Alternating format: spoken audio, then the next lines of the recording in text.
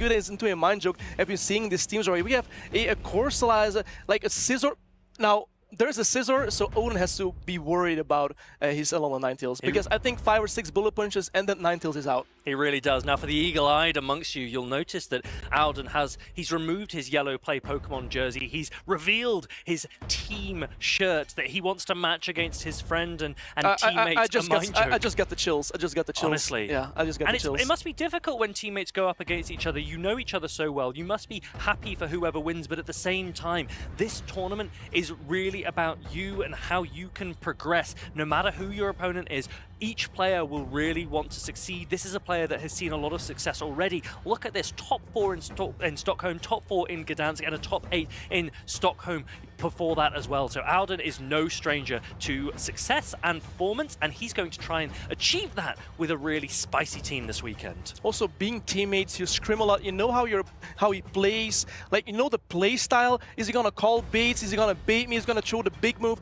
Like, you know, after a while, after scrimming your teammates, you know like how they play. So it may be easier, but then they can actually like, oh, he knows how I play. I gotta play differently and surprise my opponents. Yeah, now we did see Alden earlier today start to throw weather balls constantly into a Lapras that wasn't shielding them, and that wasn't what he was going for, but we don't see a Lapras here. Instead, we do see a few targets for that Alolan Ninetales. Altaria, Univan Stunfisk, Florges, and Furret are all Pokemon that Alolan Ninetales has reasonably good matchups against, as well as a neutral matchup into that Galarian Corsola. But you do absolutely, as you say, have to avoid the Shadow Scizor. Again, we see that core of Altaria Scizor, which was unbreakable. I see a Mind Joke's top 4 here in Gdansk, in Malmo. He gets a lot of top 4s and top 8s, Liverpool and Dortmund as well. A Mind Joke is no joke at all. He is one of the best players I know, one of the best Italian players as well. He's a veteran of the game, and I'm glad to see, like, oh, he's also using a shiny Florges, by the way, so the shiny does look cooler. There are so many Florges forms as well, and there are three. Are there? What are the different types? Well, no, there's no different types. They're just different shiny. Oh, really? Yeah, from different regions. Interesting. So yeah. what do we get here in Europe?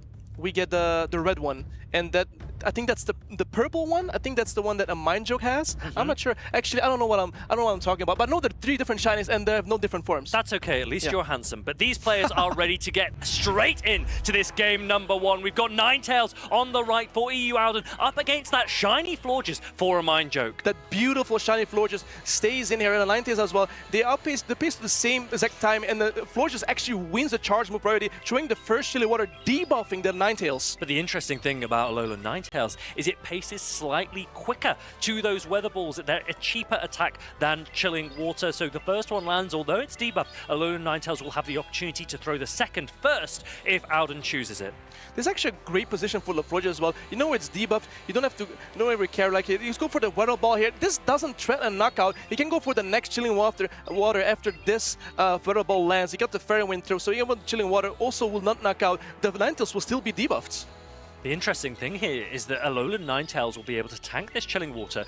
Will it be able to farm down the Florges before Florges reaches another attack? That's what we will be wondering. And Mind Joke doesn't want to give that opportunity a possibility. He goes straight into the Furret, and after a couple of seconds, Alden comes and matches it with his Thievul. This is a dark-type Pokemon, not one we see often on the Pokemon GO broadcast, but it resists Sucker Punch and has same type attack bonus for its own Sucker Punches as well as Night Slash. Yay! Here's a Thievul. I love to see Thievul getting some action right here, knowing that he can survive the 2 Swift and the Sucker Punches. The Thievul has a great matchup here. Doesn't get a boost from that Night Slash, and the Furret does go for a Swift. It doesn't threaten the knockout here, so I don't know, actually can let this go comfortably.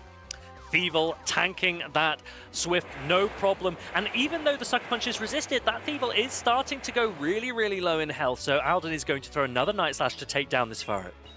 And the Night Slash is getting on the Furret. The Furret, let's say go. The Furret is knocked out right here. There's a Thievul with the boost. They got the boost. Another boost for a Thievul here, but it doesn't mean much because he swaps out the Stunfisk, and now we have Stunfisk into the Stunfisk mirror match. And look at this. Alden aggressively going in with his own Univan Stunfisk first means he gets energy advantage. He will always reach the attack before a Mind Joke is able to match in that mirror.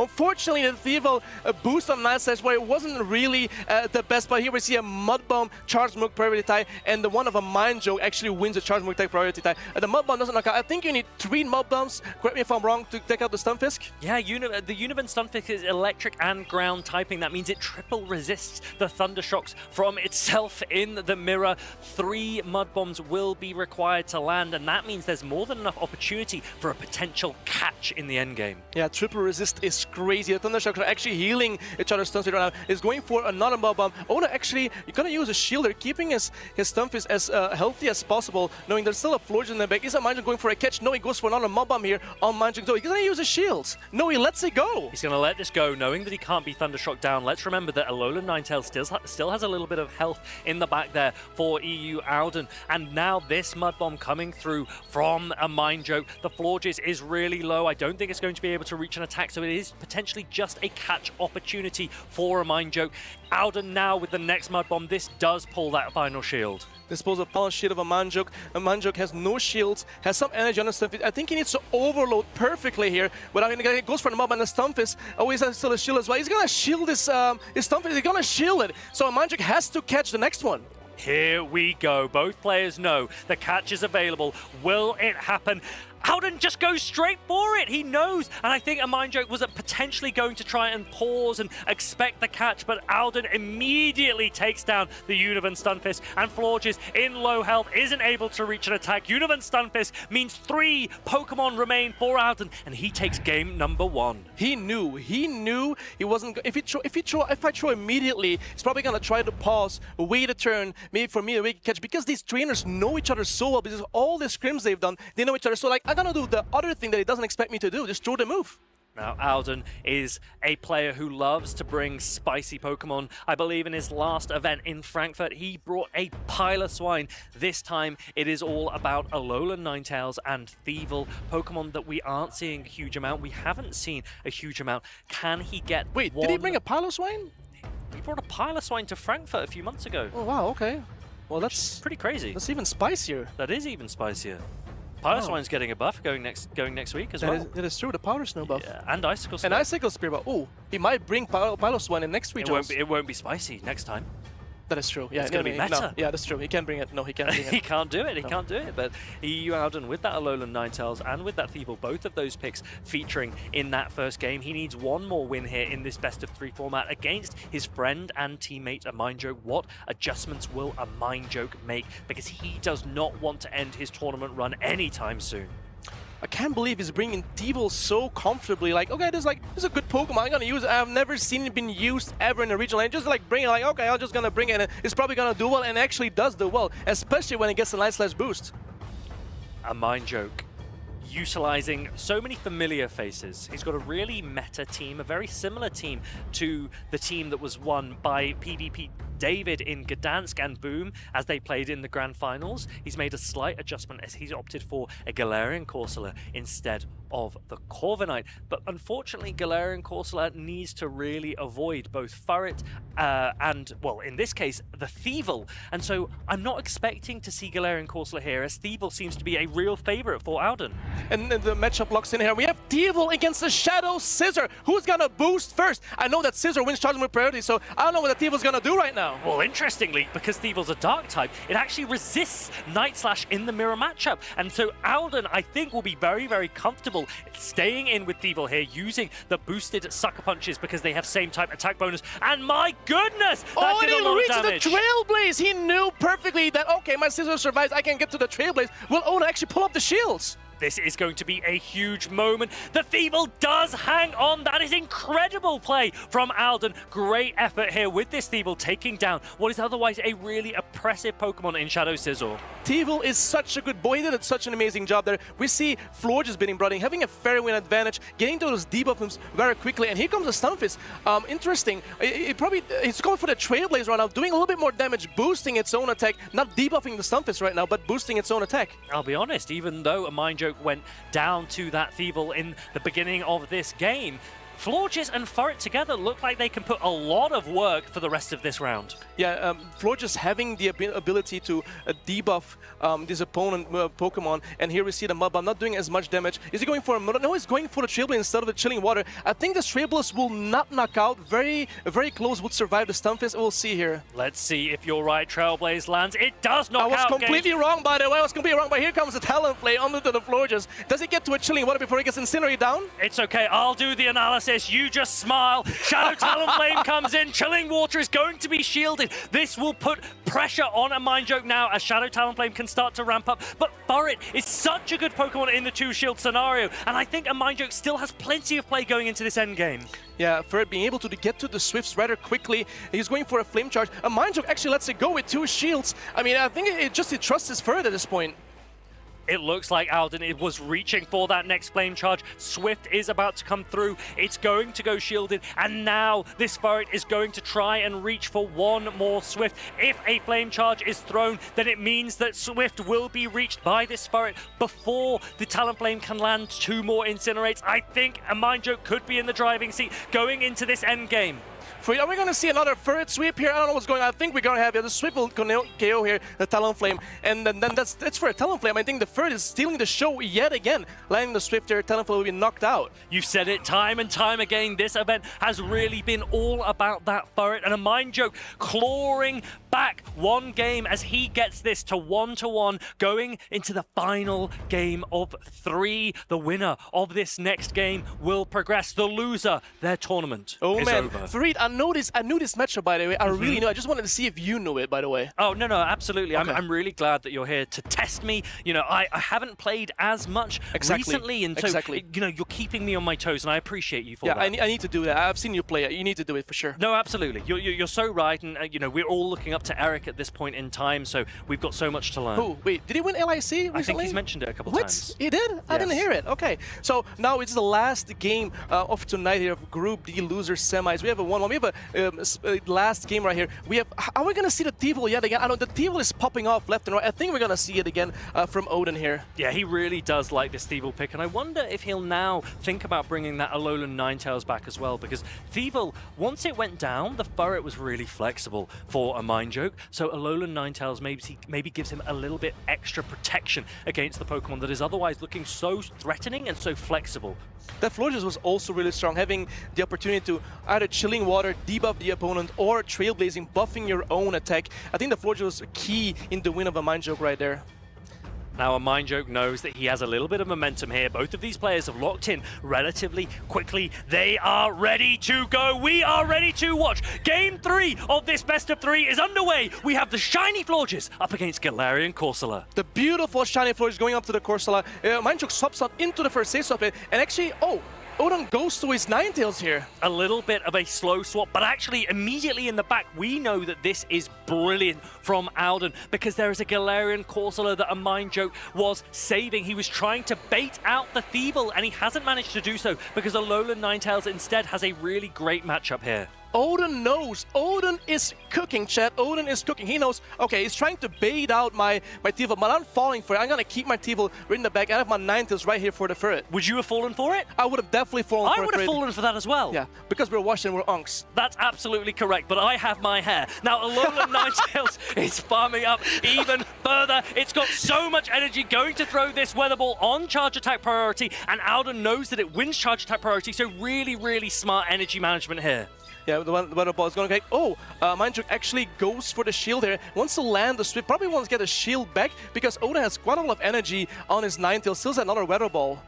Alden is going to shield up his Alolan Ninetales. He knows that there's a beneficial matchup available because Florges, if Thievul can avoid the Florges, then Alden's in a great position. But a Mind Joke is going to try and go for a full Sucker Punch down. Is Furret actually going to pull this off?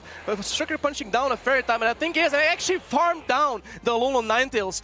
What's Odin going to do right now? I mean, brings in the Thievul, gets to our Swift, doesn't get to the Trailblaze, just get for the Swift here for a little bit of chip damage on the Thievul. And the interesting thing here is Alden was a little bit slow to counter-swap Alolan Ninetales into the fire. I wonder if that makes all of the difference. And now Audun's going to come in with his own Galarian Corsola up a shield. And a Mind Joke really needs to think, how can he plan out this endgame? Because Galarian Corsola needs to avoid Thievul, but with no shields available to him, Audun actually looks like he's got some advantage. Audun actually got some advantage, but a Mind Joke doesn't look too bad either. He can avoid the Corsola on the Thievul for him, and now it's a mirror match, Corsola into Corsola. Corsola having a little bit of energy advantage on the Audun side, but here he still has a shield protection. I don't know if he's going to use the shield, probably going to use it. He's going to overload energy, probably get as much energy as possible he can get so he can throw a Nightshade on the Florges. And let's remember that Thievul also has access to play rough. Will the Galarian Corsola be able to full farm down? It does! That is a huge amount of energy there for Audun, and the first Nightshade comes through. What a farm down, Chad. What a farm down. He gets to one Nightshade, but he's going to get to the second one as well. The Thievul is still going to avoid the Florges at some point. He comes for a Nightshade. He throws a Nightshade into the Florges. This looks very dire for a Mind Joke right now. Do you aggressively swap into your Thievul now? Try and go for a Night Slash to close out this game. Florges looked like it could be so good if it was aligned against the Thievul, but Thievul, it's not as squishy as you might expect, and it could be enough to close this out for Audun. Yeah, the Florges doesn't have a fairy move charge attack, so the Trailblaze doesn't do enough, and here comes a nice test, and this will definitely knock out the Florges, and Audun wins versus a Mind Joke. Incredible plays from EU Audun. Thievul swiping victory for him as he progresses here in Stuttgart. He is on the loser side of the bracket, but he is not out, and he says, I like my team, I think my team is strong, and he is showing just how brilliant it can play. Okay, forget the belly bolts. I'm going to vote now for the Thievul. My Thievul is the favorite right now. Forget the belly bolts. Your favorite? In this event, the Thievul, yeah. Okay, I like it. But both Thievul. of them are Sucker Punch users, so we know that Furret is also a Pokemon that you like, so Sucker Punch generally across the board seems to be a bit of a leaning in your favor. Yes.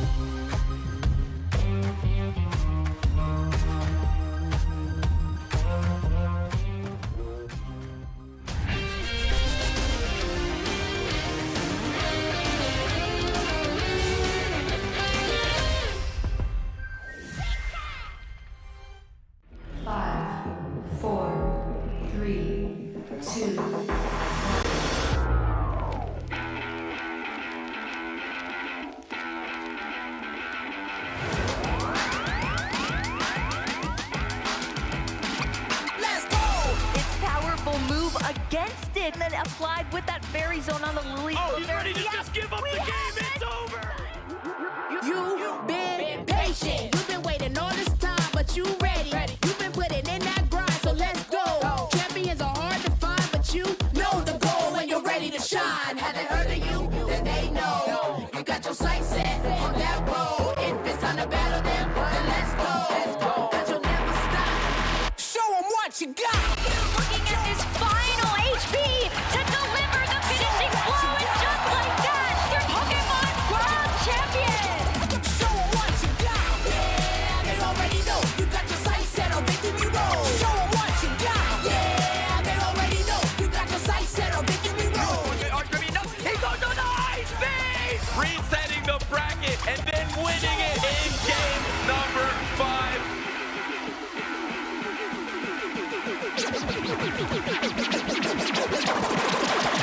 Show got. Yeah, they already know. You got your sights set on victory road. Show 'em what you got. Yeah, they already know. You got your sights set on victory road. Put your hands up. For one last time in 2025. Welcome back, trainers, to the Pokémon GO broadcast. We are here at the Stuttgart Regional Championships, and we are down to our final 12 players who will be battling it out today to try and take their regional crown. I'm Fareed, and I'm joined by my co-casters. We have Eric, Leo, and Matty. Good morning, everyone. How are we all doing? Well, feeling good. First day of casting yesterday was amazing. Had a good time, made some jokes, had some banter, saw some amazing games, saw some nice slash boost. It was awesome. And what was it like working with these guys? Yeah. Now, Eric, I know you're used to competing. You didn't get to scrim too much last night, but you have been practicing a trick that you wanted to show everyone. He's been learning how to do a flip. Go on, Eric. Incredible stuff. Whoa. There we go. But this is the end of the 2025 year. It is not the end of the season. We're actually just getting started.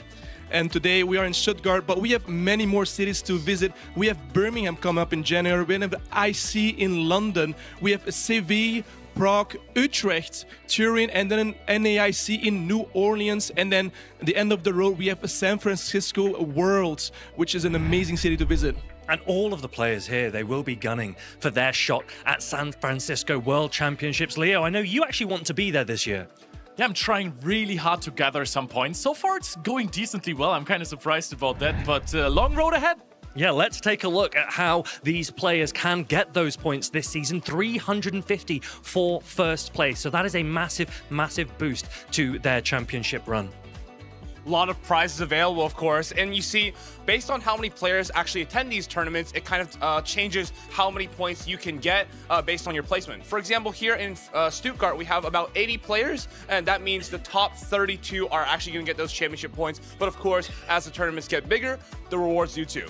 And only 65 in Europe, as we say, can qualify for the World Championships this way this year. So let's take a look at how the players are doing so far. If you can see, we have Stone Collection at first, and we also have some golden tickets that you can acquire by winning these regionals. It's really cool to see a golden ticket next to your name. Golden tickets means you have direct qualification already. That is the easy way to get in, but it's not an easy task to achieve. You obviously have to win an event or come top 4 in an international championship. And there are easier ways to get to international championships if you can achieve travel awards.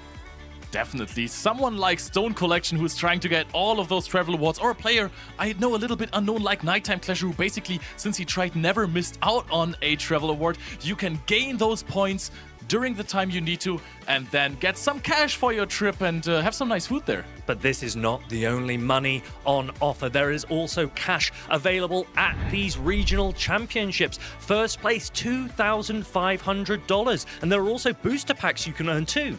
I think the set that they'll be getting this tournament is the Mega Evolution set, but of course, for future tournaments, you usually get some of the newer cards. All these trainers, though, they still do need to win one more match to get into that top 8 prizing today. Now, we've mentioned that we are at our top 12 players left.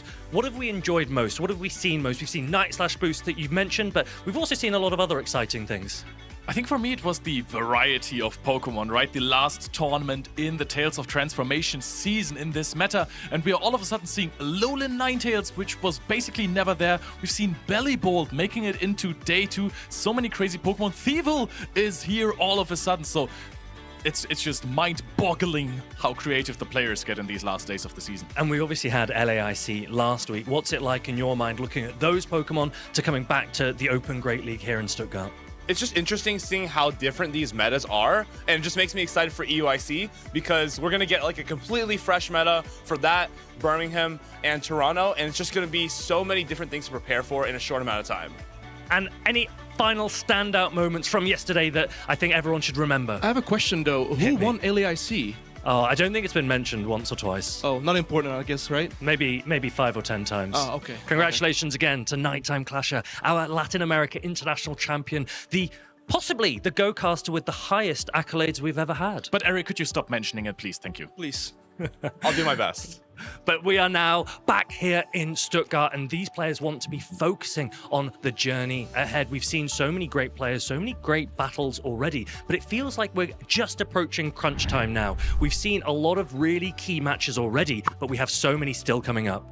With Colin versus Kokshak, 2 regional champions. Tonton Batu is an ICN regional champion versus Snorek, a player who has become more and more consistent, still waiting to get this medal, made 5th place already. And then Frika versus Boom, an OG versus one of the youngsters, but one of the best trainers in the world, Strange Top versus Inadequance, another great matchup we have in store in the winners finals. And the player who loses one of these is going to play versus either Emmy Weedle, Zephy Mastix, Stone Collection, or EU Auden regarding the group they're in. Yeah, we can see the losers finals competitors waiting to see the outcome of the winners groups finals at the top. But it's not just about the players, it's also about their partner Pokemon. And we as casters, we've come together and selected a few of our favorite players and their partner Pokemon as to who we think might do really well in this day 2.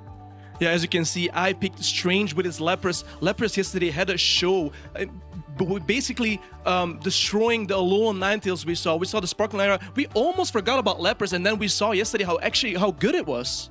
It's been so strong yesterday. I picked Frika with his best friend, Malamar.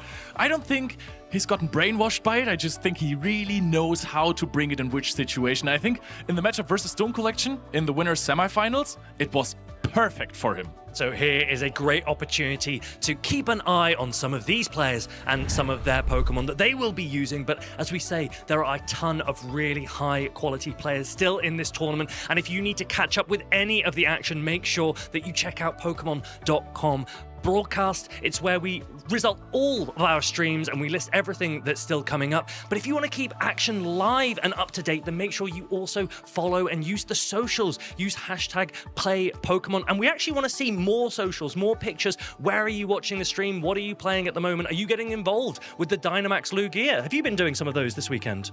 We had a great opportunity to do a couple walking over here to the venue, but of course, so many players here to do them with. It's a great opportunity to really get a lot of resources in the game, and so that you can make sure that you can also come over to these events, because we've had a lot of things that you can collect at regionals as well on these spawns and charge TMs at the stops. Don't forget the fast TMs as well, but yeah, you can stock up on your TMs to just prepare your Pokemon right for battle. So, to catch you up with everything that we've had so far, we're going to go into a regional format recap because it's best of 3 to start with, best of 5 towards the end, and here's everything you need to know. This weekend, the 2026 Regional Championships are bringing the electrifying action of the Pokémon GO matches to the global stage. Top trainers from across the world have gathered to compete for a share of over $125,000 in cash prizes, travel awards, and the all-important championship points that could secure their spot at Worlds 2026 in San Francisco, California. The competition is fierce and the strategy is key. This tournament spans 2 intense days of action, where our trainers battle it out in a double elimination bracket using the Great League format.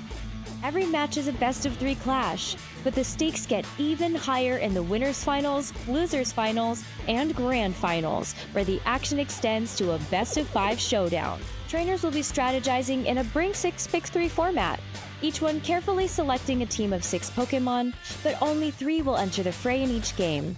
Every choice could be the difference between victory and defeat. Who will etch their name into the history books this weekend? And who will punch their ticket to Worlds 2026 in San Francisco? Don't miss a minute of the action. Stay tuned all weekend long to watch the battles unfold live. To stay up to date on future Play Pokemon events, visit championships.pokemon.com. Great, let's go right into the action. We have 8 trainers still undefeated in this tournament. They are trying to make it out of groups to achieve this top 8 spot finally. The exciting part is these trainers on the winner's side are only 2 match wins away from getting a coveted top 3 placement and a medal. That's true. Some people are hunting for those medals. fact. Snorek, for example, I said it earlier in the intro, he has made 5th place already. He has had great finishes, but is just not quite there at this medal yet. Now, 2 wins away from finally getting one, and then a couple of more wins away from actually becoming the Stuttgart Regional Champion, just immortalizing your own name. But of course, Titan's standard path. We're going to start off the day here, of course, with Colin 6 versus Kokshak 2400. Yeah, 2 champions already. Warsaw for Kokshak and a bunch of other regionals for Colin 6. Actually, including Stuttgart. Yeah, he won 2 years Stuttgart, ago. he won Bologna, and he won Lille, I think. Those are the 3 that he won, and he is looking for another title from the top 8 trainers that we're having right... Oh, they're not top 8 yet, but from the 8 undefeated trainers that we're still having right now, we have the 2nd place of Gdansk in Boom 20, and of course Colin 6, who was 3rd place just right after them. Those 3 trainers basically rediscovered Altaria in the last meta. How good is Altaria in this tournament, Eric? Altaria is one of the best Pokemon in the current meta, as you're going to see. It just has such great coverage against Pokemon like the Unova Stunfisk, Furret, and even Shadow Scissor. Having counterplay into every matchup, no matter good or bad, just shows how dominant Altaria can be. 39% usage today. How does it go from not being used at all season to just top 3 Pokemon? Also, Cradley, it has been so dominant this entire season, then dropping from something like 60-70% on day 2 usage or day 1 usage to 38% on day 1. And we'll see how the conversion rate is, how good it is going to be in day 2 as well. Other than that, we have Corsola, which is also on the downfall. Let's see. What are the rates? Oh, that is some new stuff. I like it. Stunfisk #1. I can't be too surprised about that, considering Stunfisk doesn't really have any negative matchups other than Gastrodon. Cradily is definitely not fantastic for it, but with those resisted acids and in some endgame scenarios, it can be very difficult for the Cradily to actually knock out that Unovan Stunfisk. And you're pacing so fast that the Cradily is forced to throw relatively early, then leave with a decent amount of HP. But if you have a good answer to the Cradily in the back, you can just handle it very well. Maybe if you have another Pokemon that really loses hard to Cradily, Stunfisk is a great way to bait it out, then clear it off with something like a Shadow Scissor or Empoleon, and then win the game from that point on. We've seen so many trainers utilize strategies like Furret in the lead and Unovan Stunfisk in the back. Of course, Furret can play out those zero shield scenarios with the Cradily, landing 2 Trailblazers and pretty much neutralizing it, saving that Unovan Stunfisk for the back, maybe farming down that Cradily at a couple HP with that Shadow Scissor, one of the most common pairings with these Pokemon. In fact, I feel like you could run these top 6 Pokemon just as a team alone. The cool thing with Furret in this matchup versus Cradily is that most of the time you can predict when your opponent is going to throw a Rock Tomb, and that is as early as just humanly possible. So it's a good catch opportunity. If you catch a Rock Tomb on your Stunfisk, you barely take no damage, you set up your Furret to sweep. However, that comes with a price, and that price is your Stunfisk that already doesn't do a lot of damage. It just deals even less. We've seen trainers like Snorek yesterday. They were able to make those catches on Pokemon like the Shadow Steelix, Rock Tomb on the Shadow Steelix. That one really, really hurts. As we know, that is double resisted by the ground and steel typing, and allowed him to win so many games just off the back of a couple great swaps. But that's what also makes those debuffing attacks so great. Even if your opponent gets a catch and you barely deal no damage, you have some advantages by swapping in Pokemon on your opponent's Pokemon, but if it's debuffed, you can even capitalize more on that. You can go for insanely advantageous plays and maybe catch back onto the energy that your opponent has ahead of you.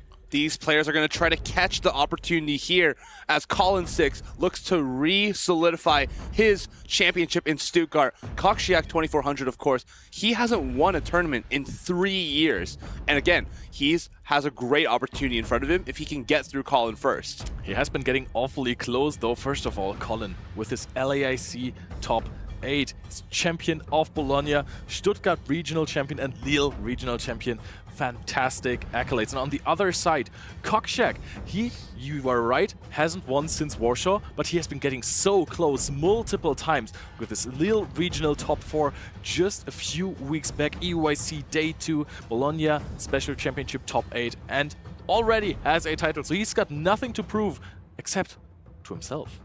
It's just incredible, right? When you look at these trainers, you see their accolades from 2022 all the way up to 2026. That is 4 years of consistency in the Play Pokemon series. Just so incredible. And you see all the different Pokemon that these trainers utilize as well. Zweilous here, Shadow Dusknoir. You don't get as consistent in this series as you can, unless you are innovating constantly. Shadow Dustner is also a Pokemon that has dropped down a little bit more. It's only 2 times in the top 12 teams, actually even in the top 16 teams, or the top 16, yeah, let's say top 16 teams. But Colin is bringing that Spidops. It's a Pokemon.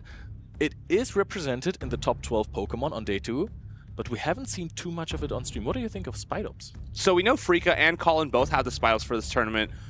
It's quite good into a lot of teams just because debuffs are always going to be net good. It allows you to play in and out of the games, as these trainers are going to be trying to do that now. Wow. Starting off, though, it is the best possible scenario for Colin 6. Very strong scissor into Cradley, expecting a pivot here. A hard answer is being swapped in the Empoleon. Now Colin, he barely takes any fast attack damage, has the opportunity to just throw a Night Slash, possibly swap into another better matchup.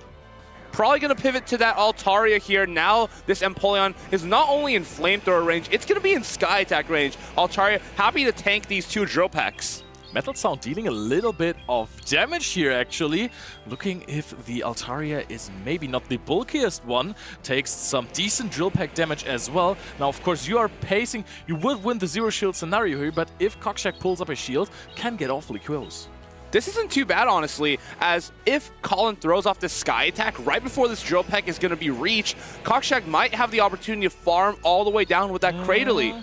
Yeah, with the Cradley, that's true. But if you're farming down here now as a shield is being put up, I don't think that's going to be a lot of farm for that Cradley. Can this Empoleon farm down the Altaria? No, it cannot. Now Colin can decide, does he want to keep the switch advantage? And I think he does.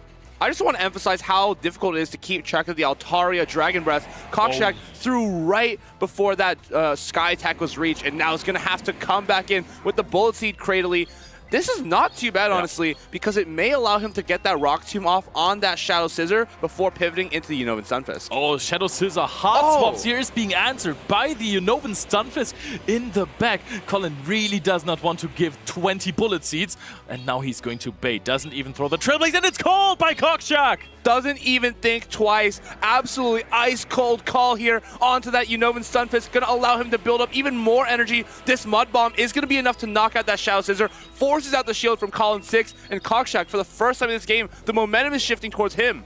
Yeah, he can't just throw another Mud Bomb to knock out, and he has to throw immediately because then Colin won't reach a Trailblaze. Cockshack has counted perfectly, calls another Night Slash. I wonder if this gets undercharged, right? But you also can't. Oh, the Scissor Boost! You absolutely cannot undercharge this. This is an incredibly critical situation. We need to knock this out and swap into that Cradley immediately. Yes, start applying those debuffs on this Furret.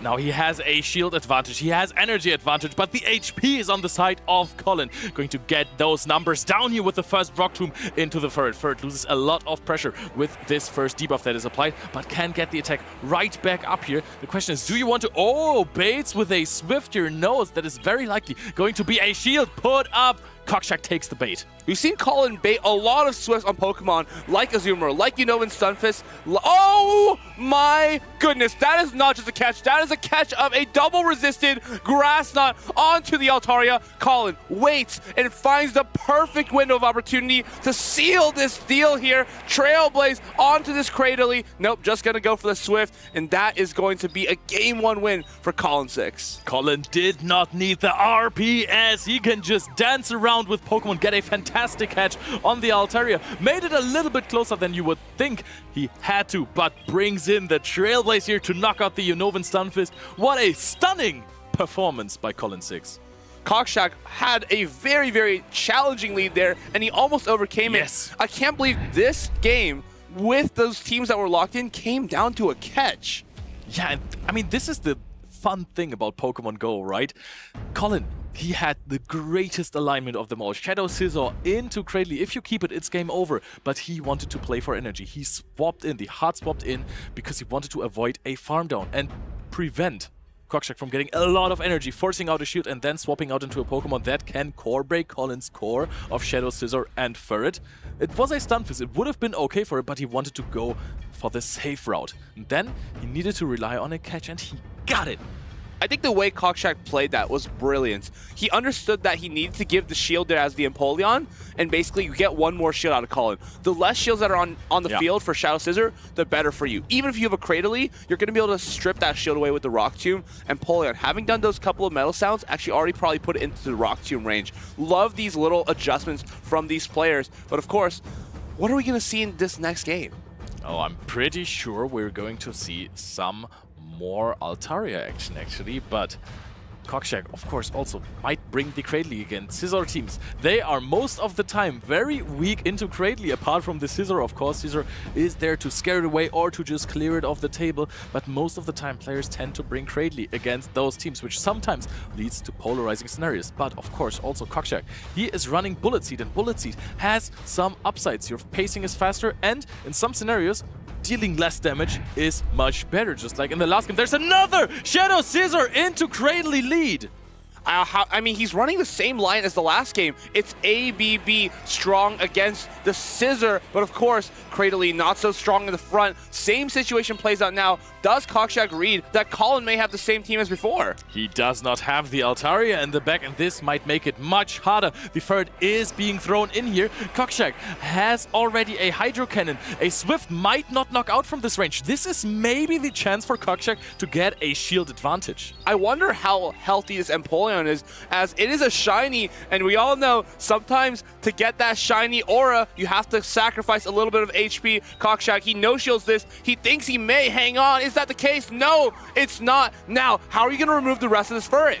Ferret back on top, #1 in the meta after day 1 usage, showing why knocking out that Empoleon with the resisted charge attack Swift, and now even gets off a Trailblaze. But Cockshack, he is aware, doesn't matter how much damage I take from this Ferret, I need a lot of energy to beat that Caesar, and there's the big disadvantage of Bullet Seed.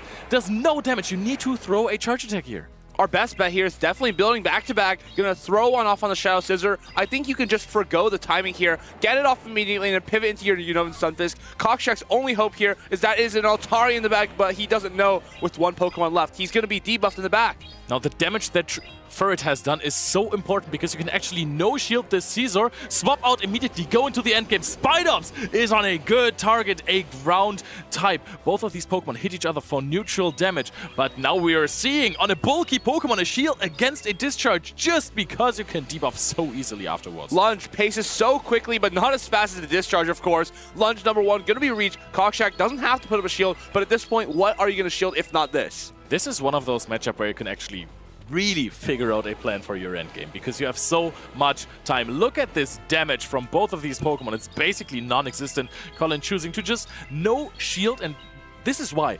He knows that Cockshack can later on spare some energy on the Stunfisk and then swap out into the Cradily to reset the debuffs. So Colin debuffs shields once when it's undebuffed and keeps the other shield for a potential swap in and out. If you're Colin, I wonder if you just get back-to-back lunges before throwing this next one. If you go immediately, you might just see your opponent swap out. Yes, you saw him trying to go for the back-to-back lunge. He would have one to throw at this Cradily and one to throw at that Stunfisk. Of course, we'll be able to farm down this Scissor here. This Night Slash, not enough to knock out, but at the end of the day, these discharges may be too much for that Spidops to handle. Some extra energy on that Stunfisk now for Cockshack. Won't get knocked out by a lunge. Has double Mud Bomb. Is Colin already at a lunge? A discharge is being thrown first here, but this is Spidops actually winning charge attack priority, so knocking out that Stunfisk. Cockshack puts down the headphones and goes on into the loser's bracket. Well, never mind, but we shield this 1 HP and a dream. No dream though.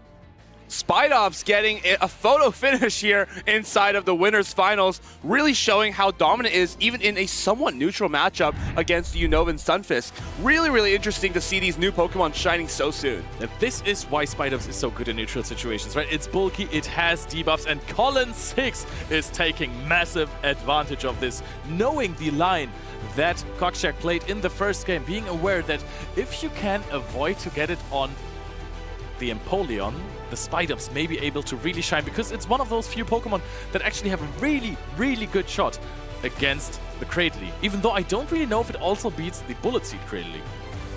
Bullet Seed Cradily is definitely an interesting choice, and it gives you a little bit more agency into Cradily matchup, and gets Acid Cradily, as we mentioned, and Ferd as well, just being able to throw a little bit quicker. But of course, you're sacrificing things like Altaria. You're going to be sacrificing Spidops, of course, is going to be significantly more negative because you just don't do as much with those fast attacks. And over time, Spidops just puts on the pressure with Lunge, and you always have to be worried.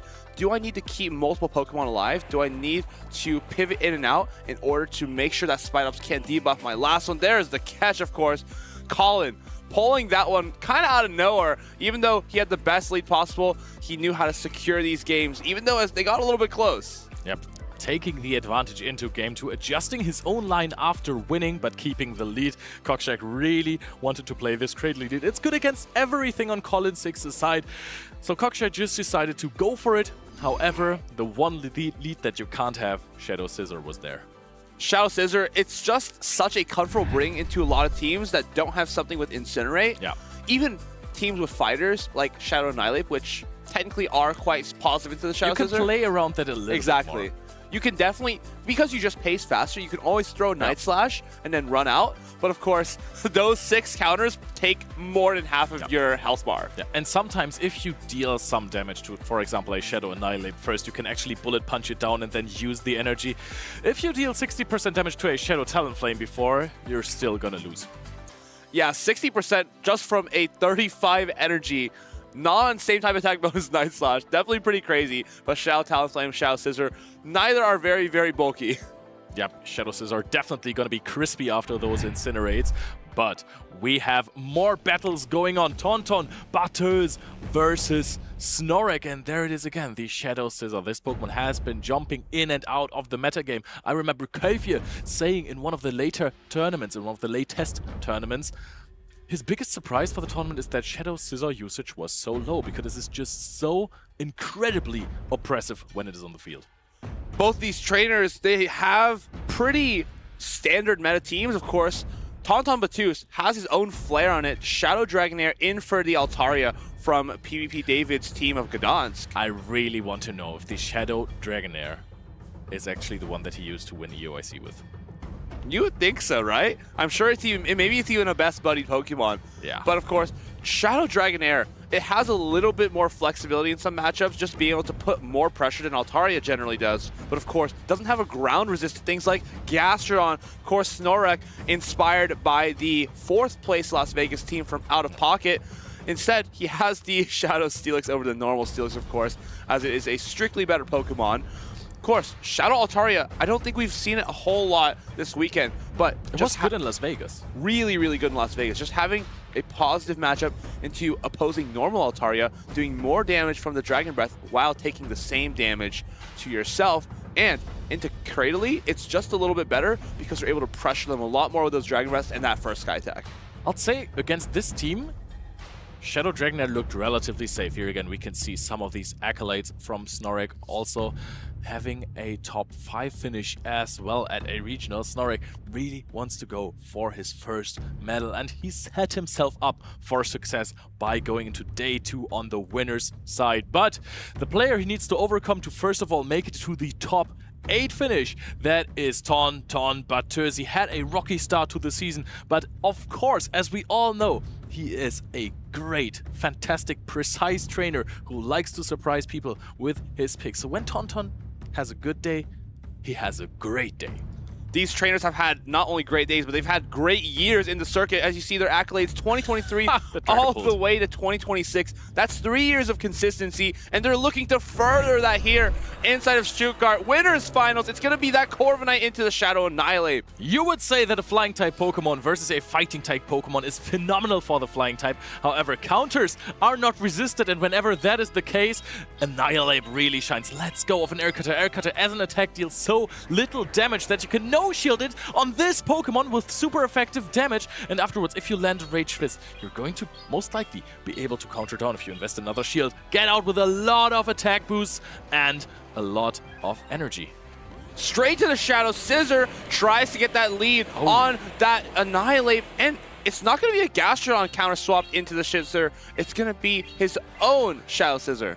And there is a chance that Snorek is doing a different read of what's behind in the back there. Because Shadow Scissor is quite decent versus this Dragonair, even though it gets outpaced rather hard. Now, Tonton Bateus is ahead in energy, but he has taken a little bit too much damage from those counters, which makes the situation in this mirror match a little bit advantageous for Snorek. If he shields this, he might be able to farm this down. I think he can. He just needs a bullet punch down in 5, of course. This can be counteracted with a boost from Tonton Bateus. Does he get it? No, he doesn't. Switch lock. Scissor is going to be taken all the way down by those bullet punches. I think you have to come in Corviknight here, tank this Night Slash.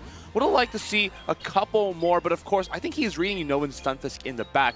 I like bringing that Shadow Scissor there because you know your Gastrodon in the back has pretty much neutral matchups across the board. Everything has play, including this Shadow Dragonair, but of course with that shield advantage, maybe it can get the upper hand here. Dragonair is pacing so fast because of the Dragon Breath rework. Tonton Bateus again, his favorite Pokemon, his best buddy by his side with a shield advantage, has been unstoppable in the past. So little energy for Snorek, so little HP for Snorek. Tonton Bateus is going to be outpacing this Gastrodon here. He can throw an Aqua Tail, take little damage, throws after 4 Dragon Breaths, so he does not take another Mudslap worth of damage. Can he farm down the other Pokemon? Annihilate can come in here. It's probably Snorek's last chance. Can it get to that Rage Fist? No, I don't think it can outpace. Yeah, just cannot get to that Rage Fist. And this Aqua Tail going to be loaded, ready for that Shadow Scissor. An amazing start to game 1. Shadow Dragonair Masterclass. Tonton Bateus brings this Pokemon back as it was out of the meta for quite some time. And now he's standing there saying, I am the master of dragons. I run a gym in Johto, the 8th gym exactly, and I can win games just with my Shadow Dragonair, taking out 3 Pokemon with just 1 shield advantage. I wonder if a game like that is pretty much begging Snorek to bring in the Wigglytuff. Yeah, that is what I was thinking earlier when I saw the teams, because all of those Pokemon annihilate. Dragonair has a win condition if you get an advantage. Shadow Scissor, even that you can win with a little bit of an advantage. Shadow Steelix is a good matchup. I think you have decent play versus the Shadow Altaria. Gastrodon is also fine because you outpace so hard. It is so free in the back if there is not a Wigglytuff from Snorek. So I think he might be baited to bring it in because there's only one hard answer for Wigglytuff. Even the Corviknight, it is a Steel type, but it is not the worst matchup for Wigglytuff. It can come out, I mean, it won't come out with anything, but it is going to debuff the opponent quite heavily, and then it is in perfect farm down range. At the same time, Shadow Steelix might be an interesting pick. We saw Corviknight and Shadow Scissor be used by Tonton Bateus, and I believe he actually led that Corviknight with the Shadow Scissor in the back right into the Steelix. That is an ABA line. Of course, he got that call right. Snorek didn't bring that Shadow Steelix, but I feel like after that first game, it's kind of begging for a Steelix and a Wigglytuff to be brought here. I mean, the Steelix is looking interesting in Tonton's team, right? There is a Stunfisk as well, and Florges also has quite some play in this matchup. But we're going to see the lead of Game 1. It is Shadow Dragonair versus the Shadow Altaria, so we're going to see how that unfolds. Wrap is neutral damage, is relatively fast pacing, and is going to debuff defenses. That is a lot of damage on both sides. Wrap gonna be thrown out before this Sky attack. This puts the pressure on. If you no-shield this, you run the risk of being 1 shield farmed all the way down by this Dragonair. Let's see if this allows it to get that. Oh my goodness, I've never seen a Wrap do that much damage. That is quite huge. Did not know that Tonton Bateus was a rapper, but here he's standing tall. Now the Shadow Dragonair is being let go. Tonton Bateus wants to get a farm down on that Shadow Scissor. Takes 2 bullet punches to knock out this Shadow Altaria. Very little damage is being done, and now the Gastrodon is being swapped in there. It counter swap into the Corviknight. It's answered by the Shadow Scissor. You notice that Snorek was trying to make an instant swap, maybe trying to catch a Florges or a Furret in the back, but instead he swapped his Shadow Scissor into the Corviknight. However, with those Mud Slaps already being landed, I wonder if this is actually in 2 Night Slash range. Might be the case. There's still quite a little bit of damage already in the yellow on the side of Corviknight, even though bullet punches are resisted. First air cutter is being let go. Are we going to see a boost here? No. So few air cutter boosts in this tournament. Another air cutter is being thrown. This could be shielded. You want to shield this if you want to preserve this Scissor, because you need to throw energy against Corviknight with your Gastrodon. Is Tonton Bateus going to react with a shield for himself? Can he farm down? This is getting a little awkward, actually, because Snorek's going to be looking to pivot back into that Gastrodon here. I think, oh, actually just stays in, is going to be trying to get this. Yes, here we go. Scissor onto the Gastrodon, throws the Body Slam on in proper charge move timing, and it's going to give this Scissor a free bullet punch through. Maybe this changes the outcome. Are we going to see a bait on the side of Tonton Batus? And is it going to change the game as well? Threatens to knock out with a Trailblaze. Snorek has to make a read here. He makes no call. He says this might be a Trailblaze. Shields up the Night Slash. How is the pacing going now? Reaches the Body Slam before. This is resisted, but I don't think Shadow Scissor can hang on. Understanding that the risk there was just shielding, no shielding a Trailblaze, Snorek knows that Tonton Batus cannot get to another charge attack. However, it's going to be 2 air cutters reached here from the side of...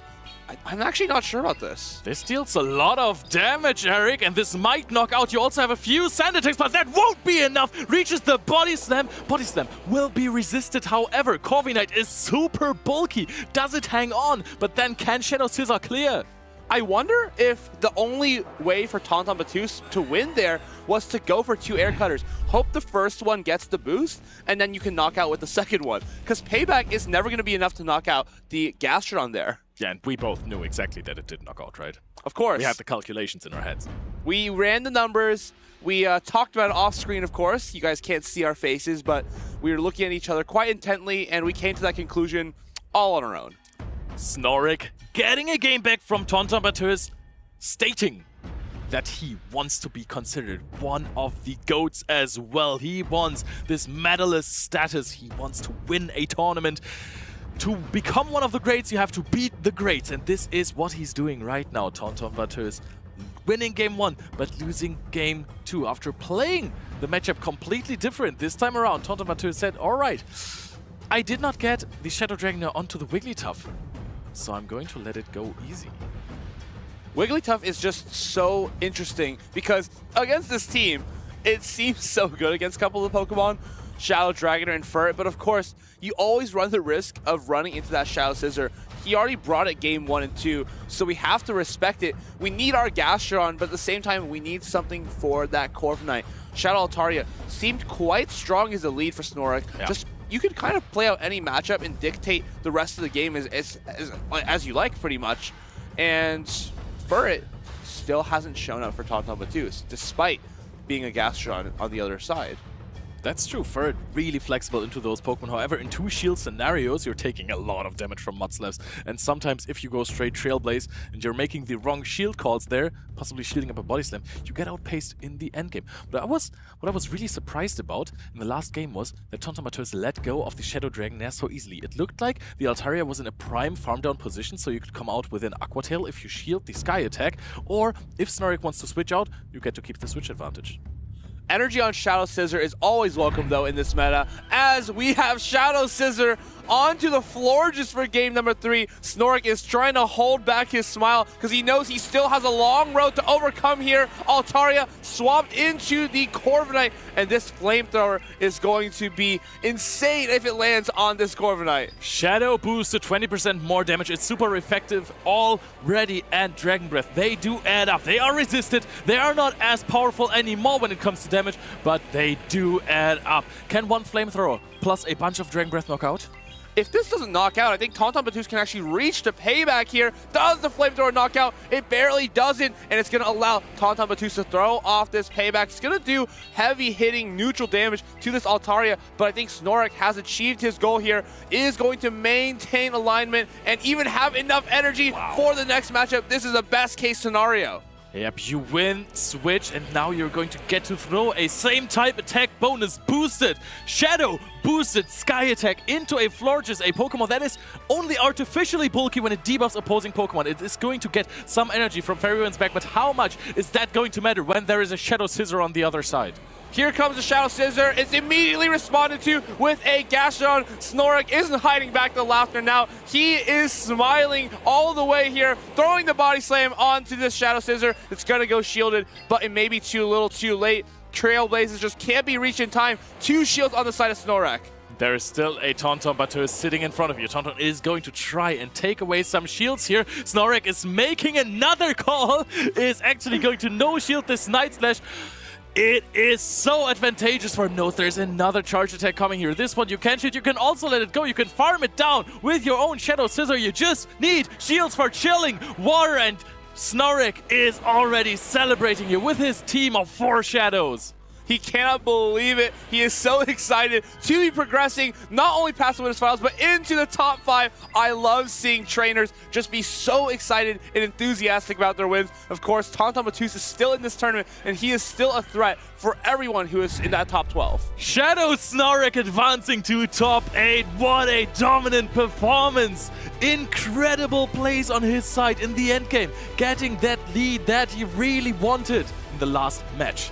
I love the adjustment, right? Game 1, he didn't bring his Shadow Altaria, and it didn't really work out. Even though it was so neutral into his opponent's team, maybe he was a little bit afraid of that Shadow Scissor, but as soon as he started bringing it, Game 2, Game 3, Shadow Altaria was just able to take over the game into that Corviknight, completely took it out, and landed a Sky Attack onto the floor. Just so much value being created by just one Pokemon. That is such a dominant matchup, being able to take Payback and an Air Cutter there if the Air Cutter doesn't boost first, landing a Flamethrower and then farming down this Pokemon because Corviknight with Sand Attack deals no damage. And now Snorrick, he is on the winner's side in top 8, and that means one more win to guarantee at least a 3rd place finish, if not a win. One of the really interesting things about this Shadow Altaria is when you consider a Shadow Pokemon, you always want to see if you're taking more damage from fast attacks from certain Pokemon, like Corviknight here. It only does 1 damage per Sand Attack to a regular Altaria, and also 1 damage per Sand Attack to a Shadow. So there's no benefit actually of being a normal in that matchup. So you would say that you would always run a Shadow Altaria over regular Altaria? I am firmly on that side. I think Shadow Altaria just gives you so much more neutral play, just being slightly better into Unova and Stunfisk, when before, it just seems like your Flamethrowers aren't doing a whole lot, and you can often struggle if Unova and Stunfisk comes in to tank your energy. But of course, it's that Corviknight that can't tank this Body Slam, giving Snorrick the first breath of life in this set, and he's able to close it out here with that Trailblaze into this Florges. What an incredible set to watch. You saw how game 1, it was quite challenging for him. He seemed quite stressed, and as the set went on, he got more and more excited, and it's finally going to be our next player to advance into that top 5. And I love how excited he got after beating the Titan that is Tauntaun Battus, because this is esports, right? This is gaming, and I love the emotions when players are finally overcoming these big opponents, when they are surpassing their own heights, going to top 8 on the winner's side. I love to see the celebrations. I'm always getting a little emotional with the players. We see a lot of existing regional champions. When they win a game, they are super calm, super collected. They know that this is just another day as usual. But when you're a player who wants to make a name for themselves, wants to win their first tournament, there's going to be so many emotions that come with it. You may even hear their life story, but overall, they are just going to be super pumped, super excited, and we love to see it as well. Yeah, and those trainers, they have been using most of, or basically all of their Pokemon to their full potential. We have seen a bunch of Shadow, Scissor, Mirror matches in that last game. Let's take a look at Scissor, because this Pokemon is just so oppressive. Trying to keep out Wigglytuff out of the meta, which does not always work. Bullet Punch, Night Slash, and Trailblaze. I think something that I haven't seen this weekend yet is in a Scissor Mirror matchup, you can consistently guarantee that you win the 2 shield scenarios by going for the Trailblaze instantly. Your opponent, as another Scissor, can't really no-shield that if it's a Night Slash. True. And if they shield that Trailblaze, you can actually 2 shields Bullet Punch all the way down and come out with a move. But what if your opponent Trailblazes too? Then we're going to Bullet Punch each other down at the exact same time. But you're kind of hinging on not throwing that first charge attack, waiting for your opponent to throw their Night Slash. As soon as they throw that Night Slash, you understand you have a clear win condition in this game to win that lead advantage, win that switch advantage, and just Bullet Punch that Scissor all the way down. You're going to have to give away a couple more shields, but you're obviously going to get them back when you're throwing that boosted Trailblaze, boosted Night Slash into the Pokemon that comes in next to your Scissor. That can sometimes be really important to keep the switch advantage. Most of the time it is to get Scissor on the right Pokemon. I think those plays are fantastic if you're playing against a team that doesn't have something like the Talonflame you see on the bottom right there. Because if you're going down shieldly, win the tournament if you're on the winner's side. I know it sounds stupid when I say it like this. I'm very well aware of this. But you have to play basically half the games. If you drop down to the loser's bracket on day 1 in your first round, you have to play most of the time 7 matches. You have to win 7 games in a row to make it to day 2. If you are staying on the winner's side, if you're seeding as well, you win 3 games, you're in. I think the math is approximately correct, because if you win a tournament, you generally need to win 8 to 9 matches in a row.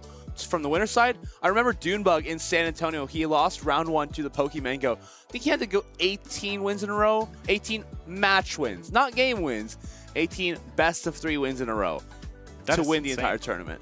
That is insane. That is so much. And that is such a dominance if you can actually pull this off to beat all of those opponents. Just showing, hey, I know I had a little slip up in my first round, but that's not happening. It won't be anymore. a problem anymore. Yeah, I'm focused now. I'm locked in. And honestly, when a player has gone on a run of maybe already 10, 12, 14, 16 match wins, how are you going to stop them at the final hour? At the 11th hour, can you stop them from getting that 17th, 18th, and the regional title? I mean, it has to be possible somehow, right? But maybe then you need a really, really good matchup. We've seen plenty also in Europe of those cool losers runs. What always comes to my mind was at EUYC, Gaifye. Gaifye had a fantastic losers run on day 2 of EUYC with his Shadow Primeape. That was such a cool Pokemon to bring there, and you could just see it in his face. He was dedicated. He was locked in. He knew, hey, I've been winning like 6 games, 7 games in a row. He was just going for it. He was unstoppable, making it to Championship Sunday on the last EUYC. That was eventually won by Patoman, who then made 3rd place at NAIC, 2nd place at this LAIC, and 2nd place at Worlds. What an incredible trainer. In Kaifia, yeah, I remember he threw some close comments on some Annihilapes that were double resisted. That was so funny. Eric's face, you had like 60% damage, right? It was crazy. I think it was a boosted, 1x boosted Shadow Primeape. Close combat into my Shadow Annihilape. It did 60% damage. I come here with the catch. I'm like, oh man, we caught a close combat. We are good to go, chat. And no, chat was really explosive about that one. Yeah, just a little. Disappointed with you, but Shadow Pokemon, they just deal so much damage. Like, for example, a Shadow Toucanon that we have seen Zweiles use earlier. And actually, if you like this Pokemon, we have a Community Day coming right up today. It's the Picky Pack Community Day. And this Pokemon evolves into the famous Toucanon that gets Beak Blast. Beak Blast, I think that's about similar damage to the Charge Attack Acrobatics, the legacy move of Jumpluff. And it's going to be pretty hard-hitting move, but of course, Toucanon takes a while to get to it. What's your favorite bird? Ooh, flying-type Pokemon or bird Pokemon? Just bird. Just bird. Is Galarian Moltres a bird? I would say so, yeah. Yeah. I was trying to go they're for called an actual animal, though. Oh, an actual animal. I like Noctowl, honestly, a lot. I use Noctowl a lot. Oh, an actual animal. Yes. Yeah, Noctowl, my favorite animal. Use it a lot in the early days when I started this game. It was a really easy chance for you to just say Toucan. I love owls, by the way, so I agree with you on the Noctowl. But that is enough of us. We want to talk to the winner of the last round, so let's give it over to Free. Thanks, Leo and Eric. I'm joined by the winner of that last match. This is Pavel, also known as Snorrick. You've taken down Tonton Batus. What a player he is. How are you feeling? I'm feeling great. Yeah, I match right now my best result in a regional, so one step more and I have the medal. Yeah, this time last year in Stuttgart 2025 season, you also reached the top 6, but you had to go down into the losers bracket and you had a long run to get there. This time you're on the winner's side. That must feel pretty good. Yeah, it feels great. I can basically lose one time and still manage to get to the top 4, so yeah, I'm getting the medal this weekend. Last time you went down to Inadequance. We know he's still in the tournament. Are you eyeing up a redemption match? I am. Actually, if he wins now, we play in the next match. And are you looking forward to that? Yeah. And you've got a Shadow Altaria. Not many players have brought that. Not many of us have seen that. What's the reason behind that pick? I honestly don't know. I just stole Tocket's Vegas team. Have you enjoyed using it? Of course. I'm to 6. It looks really, really good. Do you have any shout-outs that you want to give? Yeah. For the Polish Gym Breakers team, for sure. Yeah, for my parents and brothers, they are watching. Yeah. Yeah, I'm really excited to see if you can get this medal. We'll be rooting for you. This has been Snorrick. He's won his group, and he'll be looking to progress here in Stuttgart. Casters, back to you. Yet another group winner. We're gonna find out more about group winners in the upcoming matches because we still haven't settled yet on who is going to make it to this precious top 8 or top 6 actually if you go from the winner side. existing regional champion Boom 20, and I think EUIC runner-up Frika on your left-hand side. He has had a lot of success in the competitive scene, and again, one of those trainers who's been just playing for such a long time, and it's awesome to see them continuing. And again, innovation is the key to victory in long-term success. You see, his team is basically all spicy Pokemon. That is true. I mean, if you consider Azumarill spicy, right? Azumarill has been in and out of the meta recently. It has been the most dominant Pokemon in Pokemon GO for quite a while. Then people stopped playing it, and now people are, I think, really rediscovering it, especially with the rise of Altaria. Azumarill is just such a good check. Boom, looking to get his second regional title on the board after that second place in Gdansk. A little bit more of a newcomer to the scene, taking on an old Titan here. It's going to be Shadow Scissor leading into this Malamar. What a positive matchup for Boom. This seems like a really strong matchup for Boom. I wonder, because a Pokemon like Malamar, you can never predict what it's doing next. If there are some hidden win conditions for the Malamar, Boom is going to put a shield onto the Shadow Scissor immediately. Look at the damage. It's only resisted on the Scissor, but still doing like 20%. But the Malamar's already at half. Honestly, I like what's happening here, right? Because if this Trailblaze gets shielded up, you can happily come into your Shadow Scissor after, Shadow Charizard after landing this foul play. And then this might be quite a good situation. You have the Cradily for a Furret and the Altaria in the back. And now, can Boom actually get a farm down before the next charge attack? Or are we going to see some potential swaps? Ooh, this is not going to reach. What a big farm down on the Shadow Scissor for Boom.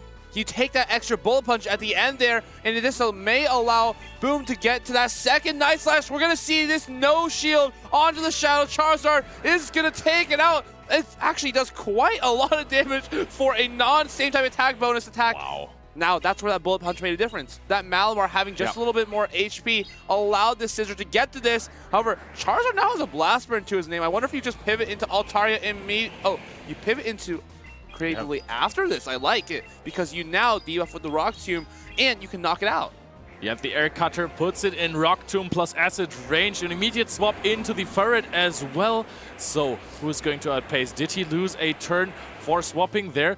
Furret is going to win charge attack priority, so no. As long as Furret can land 2 Trailblaze onto this Cradily, I think Boom is in a good position. Because that Altaria can Dragon Breath the rest of it all the way down. Rock Tomb #1 coming down. It's going to be neutral damage, and it's going to hit hard, but Furret is boosted, so now this negates that boost. Of course, Furret, all it has to do is land this Trailblaze, and this Cradily will be neutralized. Yep, Cradily wins this matchup typically, but if it is onto 1 HP, that doesn't help it quite a lot. You need to overfarm a lot of energy in this matchup to be able to defeat this Altaria. Frika, he is looking into the face of Boom 20, a trainer who has come up, and he's not stopping to win. He's been a regional champion before, always makes top 8 when he's playing. If you're Frika, I think you have to take some risks here. You need to try a strategy such as that Malamar in the front, Cradily in the back, and just kind of hope that you don't see the Scissor in the front and you're able to catch it in the back. This is a matchup where Boom, I've talked to him a little bit, and he says all of his Pokemon look good in this matchup. I absolutely agree. He has Furret, Shadow Scissor, which basically have no checks to either of them. Shadow Scissor, I think the only negative matchup is that Charizard. But of course, Furret being so neutral allows you to dictate that switch and get those advantages whenever you feel like you need it. The only semi-answer for Furret is that Malamar. If you can land a superpower and then perhaps swap out, you're basically neutralizing that Furret if you want to not play for switch but for energy. Malamar, how good is it actually looking? It's quite decent against most Pokemon. Shadow Scissor was the worst lead for it, and now this is a reoccurring theme in this tournament. People are leading weak into Shadow Scissor. I think if you're Frika, you can just try to run it back. This is now your game to win. You took a risk in the first game, it didn't pay off. You have to double down, try to get it done again against Boom, because if you can squeeze out this first win, then you only have to do it one more time. You're almost at the finish line, but if you're Boom, you just want to play this safely, rely on your Furret, and just neutrally outplay your opponent. You're crazy good at math. If you win one, you just need to win another one. We're going into day 2 now. Another weak lead into Shadow Scissor, but it's not there, entirely not there. Cradily is going to throw some acid into this Altaria. Decent matchup. This is honestly a pretty strong matchup for Cradley, but if you're Boom, look at this backline. This is the absolute best case for you, as his entire line is a bit soft to that Cradley. Of course, you kind of can hinge on your opponent not shielding that first Sky Attack. Freaka obviously doesn't have that knowledge that there is 2 more Pokemon weak to Cradley in the back. He probably thinks there's a Shadow Scissor, has answers loaded up there, Spidops and Unova and Stunfisk to boot. Sky Attacks comes down here, and he's definitely thinking, okay, there's no way he doesn't have Scissor in the back. We can just no-shield this and then forget about our Cradley. If he can get to almost 2 charge attacks here, no, doesn't opt for that. Cradley so low now. Ferd is about to be on a rampage. Altaria is so strong, and you can see why Boom did not bring the Shadow Scissor, because now Freaka wants to answer it harder, has the Stunfisk in the back, and Stunfisk has no place to go against Florges and Ferd. Big Fairy Wind farm down. What do you even bring in here? There's nothing you can throw at it. Spidops is probably your best option. Of course, Rock Tomb going to be neutral. Oh, here comes in the Furt. This might be the window of opportunity that Freaka needs. He's able to now debuff this Furt and then come to Unova Stunfisk. You know, the great thing about Furt is it gets the debuff negated with the first Trailblaze, gets some energy here. Lunge, it is same type attack bonus boosted, but it is also so bulky, so it doesn't deal a lot of damage. You throw the super effective Trailblaze. You're not going to debuff the Furt in any further because you are in your Stunfisk now. Stunfisk, it has no place to go. Everything hits you for grass type damage. But honestly, 2 Mud Bombs here can knock out this Furret. Is it going to pace the same to this next Trailblaze though? If so, Freaka might have to give up a shield. Mud Bomb number 1 going to land on this Furret. This is going to be so hard to take it out though, because you cannot Thundershock down and you also can't Shadow Claw down. Oh, Freaka gives this shield, or keeps the shield, takes the Trailblaze here, is at decent HP, but I think at this point you're going to get farmed down before you reach the next attack. Boom identifies that exactly, puts up a shield. He wants to keep the Furret around because you know he cannot farm down with a Shadow Claw on the Spiders. Look at the damage ramping up here. Boom still has a shield to hide behind. He can do so much damage with Sucker Punches. Shields up the Swift. I think you have to shield something at this point. Swift is debuffed, but it probably still does more damage than a Chilling Water. We have to get this Furret out the field. It's doing so much with the Sucker Punches. Has to throw the Lunge on a 3 HP Furret. It feels like you had no other choice there. The Swift is buffed now. We got debuffed once, but then we had 2 Trailblazes to get our attack back up 1 stage. Now we're at even attack again after this second Lunge that this Furret is taking. Giving up another shield, throwing another Swift. You take 2 shields with a 55 damage charge attack combo plays into this Florges, throwing a Chilling Water, keeping the Furret in the back. I wonder if we can Rock Tomb and go into our Stunfisk and maybe get that last charge attack off, but no. Florges has 1 Fairy Wind to its name, meaning that the Stunfisk cannot outpace, even though it's on the 4th cycle here. Stunfisk, do we try to see a pivot? No. I think it's just going to be farmed down, and boom, takes the comfortable 2-0 set win with the Furret and Florges core. It was so miraculous for him in Gdansk, and it's going to continue to do wonders for him in the final tournament of Tales of Transformation here in Stuttgart. This core is so incredibly strong, especially with the Altaria in the back, giving the thumbs up here. Boom, another time makes it to top 6, advancing into the top 8 cut. Boom has, I think the statistic is Boom has played more games on stream than he's played off stream in his career. By far. And he's also never missed day 2, never missed top 8s. This is just incredible. He said also yesterday that he has spammed 1 celebration every time he wins a game, and today he's going to try to switch it up. We saw the thumbs up being deployed from him after the game, just trying to keep his opponents off guard, get a little silly here and there, but of course, big congratulations to him. I think if he continues playing this way, he'll have the opportunity to show off a lot more different celebrations. Definitely. I mean, he's always playing on stream, basically. I don't even know if he knows what the actual Go area in those venues looks like, but that's a different story. Boom. He is on his way to become one of the most consistent trainers ever to have played the game, because he's just every time in the top cut. He hasn't played too many tournaments yet, but every time he does touch a phone, he's successful. Yeah, a lot of trainers wish they could say the same. These regional championships are so difficult to consistently place, much less place literally every tournament you've ever been to. Simply incredible. It's so interesting as well to see that Boom always switches up strategies in every single game. You've seen this so many times, even in his Lille regional win that he has had once. He just won with all of his Pokemon in all of the games, right? He used every single Pokemon in a different role. Everything he has can be a closer. There's that thumbs up. Maybe this is his new signature move, his charge attack after winning a battle. Of course, there's going to be a lot more of that to come. But for now, we have more trainers hitting the field. I believe we have our last winners final of the day. I guess not the last winners final, the last group winners finals, because there will be one winners finals of a best of 5 later on. Exactly, best of 5. These ones are still best of 3s, and the next match is going to be Strange TOP versus Inadequate Strange TOP.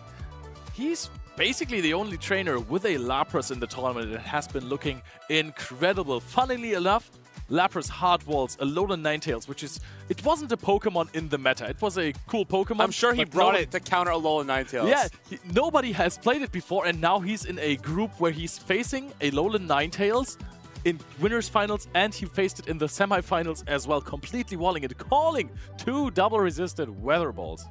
Inadequate, of course, is someone who's known for bringing some of those crazier picks. He brings them constantly to regional championships, but I'm more familiar with what he's done at the local tournaments. He's brought, I think, Sunny Castform to one of them and Abomasnow long time ago. It was a bit of a crazy core, and just shows you can have a lot of fun at these kinds of tournaments, meeting with your local people, and just go out there and see what you have in store in your own locals.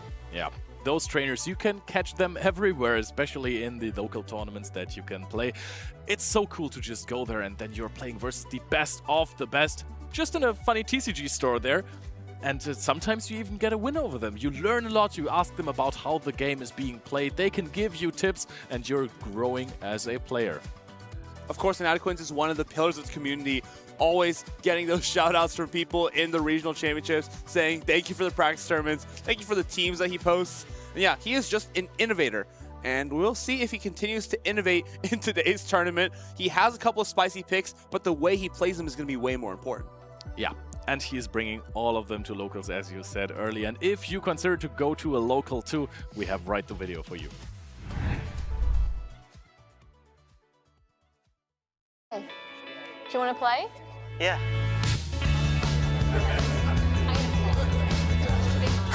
Nice. One shot? Wait, that card, yeah.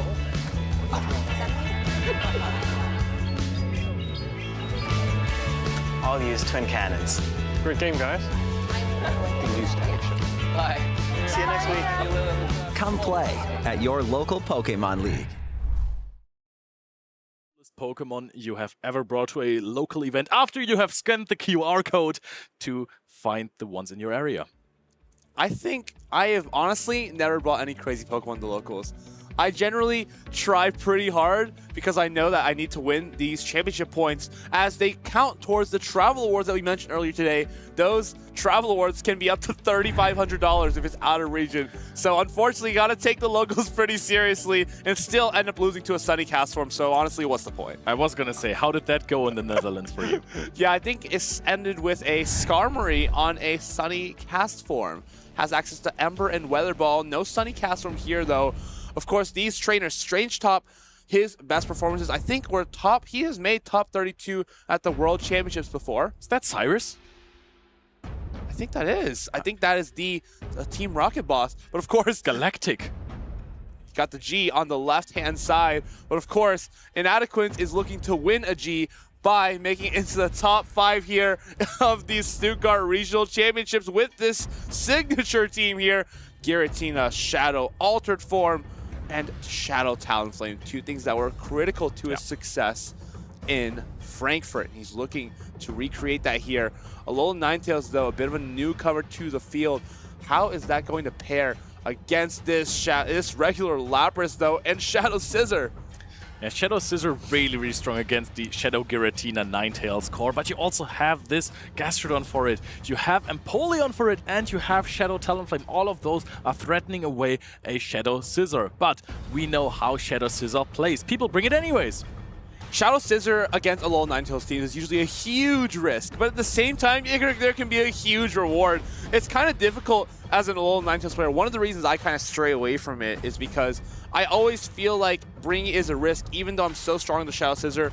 It's just hard to predict what your opponent sees or thinks when they see a Pokemon that they're not familiar with. Maybe they overcorrect, and that may lead to a quick round 1 loss. But of course, both these trainers have overcome round 1, 2, 3, and now they're in the winners finals. They have locked in their Pokemon, and they have practiced quite a bit for this game overnight. Let's see what they've cooked up for us in winners finals. The lead is Ferret versus Empoleon. A steel type versus a normal type would look good if Ferret wasn't incredibly flexible. But the zero shield scenario, Empoleon absolutely dominates because 2 Hydro Cannon knock out. However, if Ferret can land that Trailblaze, it's going to be able to farm all the way down, can start forcing that Empoleon to shield a Swift. Let's take a look if Inadequance respects this damage. He does not. And now, if you're Strange Top, you kind of have to degen all the way through here. You have to keep it alive for the Lapras and the Florges in the back. Goes to throw a Drill Peck here, maybe predicting a possible catch on something like an Altaria, but no, there's just a shield being put up. The Ferret, it's already boosted, deals so much damage with those Sucker Punches. Now, Inadequance is bringing in the Alolan Ninetales. Sucker Punch is resistant, but Swift isn't. Yeah, I think this is a big farm down. But can he even get it? This is not a Shadow Ninetales. Question 1, can he get the farm down? Question 2, where's this energy gonna go? It cannot get the farm down. Swift number 2 gonna be reached on this Alolan Ninetales. And now, gotta put it on the back of this Shadow Talonflame. I think if you're Strange Top, you're gonna come into your Florges first. Knowing that there's a Talonflame in the back, you may be able to get a head start. No, Lapras, also a pretty good choice here. Gonna be able to get a head start with those Psy Waves. Dazzling Gleam gonna be thrown out here by Inadequance, and an immediate pivot to the Talonflame afterwards. Such a powerful attack, still not enough to knock it out into Dazzling Gleams, but you have so much damage with Incinerate. This is Inadequance's win condition. Does not swap into the Florges to maybe get the attack down, but now Inadequance, he might be able to throw a Flame Charge here. Possible catch for Strange Top. Immediately goes into the floor, so I love this, because as soon as you get that 0-turn swap from throwing a charge attack, you're able to sneak through on this Fairy Wind. Flame Charge comes through on the Florges, and you can now throw on 4 instead of 5, getting this Chilling Water off before this Shadow Incinerate lands. But is this going to give Inadequance more farm than you want? And I'm also curious if it is going to knock out into more Incinerates because the damage hasn't registered yet. I think you're going to be able to fully farm this down, and you are already at 2 fly. Your attack is not debuffed. Inadequance is only standing against 1 shield with Shadow boosted flies and is looking to close it out with the Shadow Talonflame. Fly number 1 comes down, and there's no shields remaining for Strange Top. Sparkling Aria not going to be reached. I wonder if he could have come into that Florges first and got a head start on that Alolan Ninetales. At the same time, it was so difficult because Shadow Talonflame, when you're up shields, is so oppressive in that back line. And it's just, with 2 shields, you just incinerate, incinerate, incinerate. Get to that Flame Charge on 3, and the math works so beautifully. You can get to the next 2 flies in only 4 incinerates. Strange TOP really wanted to keep Switch with that Ferret, wanted to possibly get a shield back with the boosted Swifts, didn't want to lose alignment, maybe get the Lapras onto that Ninetales, because the Ninetales, if Lapras is gone, looks decently strong into the team of Strange Top if he does not bring the Shadow Scissor. But that didn't work out, did it? Because the Shadow Talonflame was in the back there. Alolan Ninetales basically did not do a lot of damage. It just chipped the Lapras with a Dazzling Gleam, and then Shadow Talonflame with 1 shield up was able to sweep. Look at these accomplishments, though, from Inadequance. 2 regional championships and a Worlds finalist. Something to note, every time he's won a regional championship, I think Farid was casting. Farid, of course, is casting today. We'll see if the trend continues, but so far it's not a bad start for Inadequance. Had that Empoleon was so strong against those 3 from Strange Top. I wonder if an adjustment needs to happen here, if that Unova Stunfisk needs to come into play, because Inadequance was a little bit soft to that Unova Stunfisk, having Empoleon in the front and Talonflame in the back.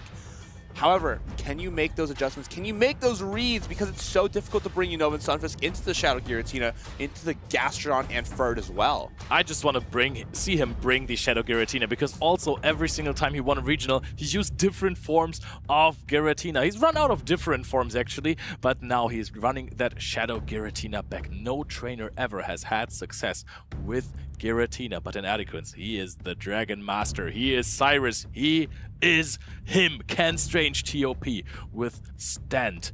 Oh, the gaze of Inadequance. the aura farming on the right-hand side. Looks into his opponent's eyes, hopes to read his soul, and it's going to be the same lead for into the Empoleon. Let's run it back. Strange TOP also has the same backline, and Adequance has the same backline too. I wonder if we're actually this time around not going to see a shield from the Ferret. I don't think you shield the Ferret. You pivot immediately into the Lapras after that Empoleon has been taking out the Ferret. It will only have a little bit of HP left, and oh my goodness. I know I did not just see that. Yeah, but that was not with his sneak. That was really important. I think he waited a turn there and then swapped into the Talonflame. That would have been so much free damage and energy. So basically, he just wants to put it all on his Empoleon now. Knows that the Something really important just happened. Strange Top threw on 13 instead of 14 sideways, meaning that this third charge attack is going to be on charge attack priority, and this third fly will knock out the Lapras. Lapras needs to be incredibly precise in this matchup. You win with 1 turn advantage in your pacing, and that is not going to exist anymore. Right now, you're still outpacing, but maybe he now needs to give up that Lapras. Doesn't need to shield it. But, I mean, if you're looking at his sweater, he loves Lapras. However, if this fly comes through, is there a way that you can play the 2-shield scenario here and come out with that Ferret getting a Sucker Punch down? Oh, that is quite possible, because this Talonflame is already deep in the red, but now both trainers are pacing at the same time to that charge attack. We're going to take care of that Lapras, but do we even want to? This looks like peak farm down range. Maybe this is a good thing. Can you farm that with the Florges even? Come in with the Ferret though. Gonna get 2 Sucker Punches off, and if you're the Empoleon, can you make it to this next Hydro Cannon before? No, it's going to be the Ninetales. The alignment is massive for Inadequates now. He has the Empoleon with a lot of energy onto this Florges later on. Has the Alolan Ninetales to counter this Ferret. Getting the alignment here is going to put Inadequates so far ahead. Hydro Cannon coming down onto this Florges is just neutral damage, but it's not going to look so neutral as it knocks it out almost. Florges gets to that Trailblaze, but it's not going to make a difference here. Metal Sound will be applied as soon as this Trailblaze lands. Can he get it down before the next Trailblaze is reached, though? I think that is very well possible. Exactly with 5 Metal Sounds. Precise farm down. Goes out with a Hydro Cannon, and Inadequates once again wins. Gets into the top 6 with a Hydro Cannon. Plays the same matchup differently and advances even further in the tournament. What a critical catch onto that Talonflame from the Trailblaze. We saw when the momentum shifted, when Strange Top through that first Sparkling Aria just 1 side wave early. This just shows how important it is to be critical on your timing with 1 turn fast attacks, as that made all the difference there. But also, if he actually threw on the best timing possible, and he would have won with the Lapras, that would have given Inadequates at least 1 turn advantage, because you want to swap out of the Lapras. So either you give up switch again, or you get fully farmed down, and then the Empoleon completely clears the backline. I wonder if that's honestly okay, though, because if he comes back into that Lapras with Empoleon, at least you're able to put the Ferret on the Empoleon rather than the Florges. But the Ferret was so low already, and it was at no energy. It was absolutely dry. Empoleon would have already been at 3 Metal Sounds of an advantage, take a little bit of damage because it hadn't taken a charge attack, and then you just play Empoleon versus Florges. Empoleon just so strong into the lines of Strange Top both games. As long as he could catch or neutralize the energy from the Ferret, the Empoleon was pretty much free and good to go. Of course, Lapras may have been better suited into the Empoleon. As we know, Lapras actually can win the 0 shielding scenario against Empoleon. Psywaves may be resisted, but they don't look that way. They actually do 2 HP each, and for a resisted 1-turn charge fast attack, that's a huge deal, just like this catch here. Trailblaze onto the Talonflame, Inadequates trailblazing his way into the top 5 here of Stuttgart. Empoleon so strong into this team. No Unovan Stunfisk adaptation, and Strange Top goes down into the lower side. The European Emperor Inadequates closing out with Empoleon is something just poetic. He's really him, and I wonder how he did this, the 2-0 versus Strange TOP, because honestly, he's been crying all morning about how bad the matchup is. Lapras, of course, was quite a threat for Martine's team, but as we know, Shadow Talonflame doesn't have many problems with it. As long as one Sidewave is missed, you're able to get the job done. Of course, you can't swap Lapras into a Talonflame either, especially not a Shadow Talonflame. You may have been able to do it to a normal one, as you can easily tank a fly, but this is definitely quite the awkward matchup despite being a water type. Shadow Talonflame really changes the way how Talonflame is played, just because of this little bit of an extra oomph to those Incinerates, boosting up your attack. You get to farm down so many more Pokemon. Just like regular Talonflame versus Kanto Marowak always opened up some possibilities to land a Rock Slide. Not anymore. If you're having this Shadow boost with those flame charges, doesn't matter what the Marowak does, you're always going to win that matchup if you have shields to your name. The playstyle of Shadow Talonflame is so unique. You stay into so many matchups and just flame charge over and over again. But of course, we saw in the previous tournament in Gdansk, PvP David danced in and out with all of his Pokemon and tried to swap as much as he could with the Furret, Stunfisk, and Altaria. It was such a sight to see. And let's, if you missed that, we'll take a look. But do you get Thundershock down? Do you get Thundershock down? Do you get to the charge? Oh, he gets the Thundershock down! PvP David, looking PvP David is your 2026 Gdansk Regional Champion! So my name is PvP David. Feels quite unreal to win my second title here in Gdansk, and I'm just really happy. I feel like a key moment in this tournament was when I faced Polasha and I made a nice Rock Tomb catch that won me the game, and that kept me in the winner's side. I think there was a lot of surprises that caught me off guard, but I just had my goal and just pushing through. Like, I took one game at a time. Going into this tournament prep-wise, I did a lot of practice with my good friend Boom20. We both came up with the same team and we did pretty well, I would say, for this tournament. I feel like the key strategy for this team was playing Altaria.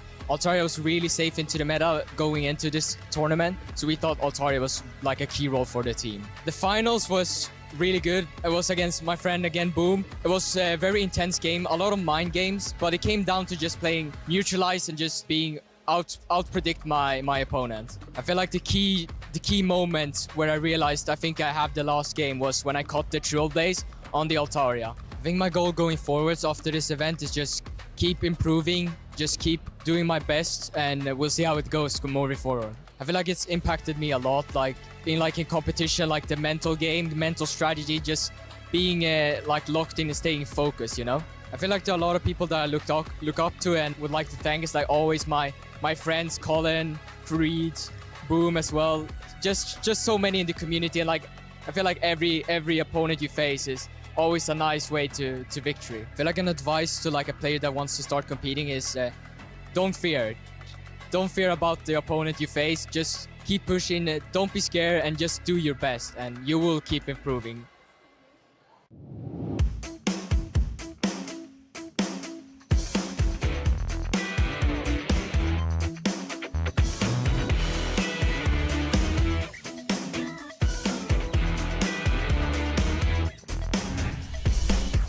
Welcome back, trainers. We're here at the Stuttgart Regional Championships. We've just played every winner's finals from each of the groups, and now those players that are lost will drop down into the loser's side of the bracket. I'm Fareed, I'm joined by Matty, and we're excited to take you through the next few games. We've seen some amazing games so far. We've seen also Ineloquence cosplaying as... I'm not sure. I think it was Bill and Ben. I think it was James from Team Rocket, is this true? I think that's probably sounds about right. James from Team Rocket, yeah. We saw some amazing gameplay. We saw the Empoleon, we saw the Talonflame, we saw the Lapras, some Strange. We had some amazing games earlier. And I think one thing that was really interesting, that Lapras that looked like it had so much play into Martine's team. Martine calculated yesterday what his strategies were, and that's what these players can do as they come into day two. They've got all of yesterday night to really plan, not just for their winner's side of the bracket, but also for their loser's side of the bracket. So here we see Cockshack. He's going to be up against M.E. Weedle. Cockshack's already lost a match this morning against Colin 6, and he now needs to try and redeem himself on the loser side of the bracket.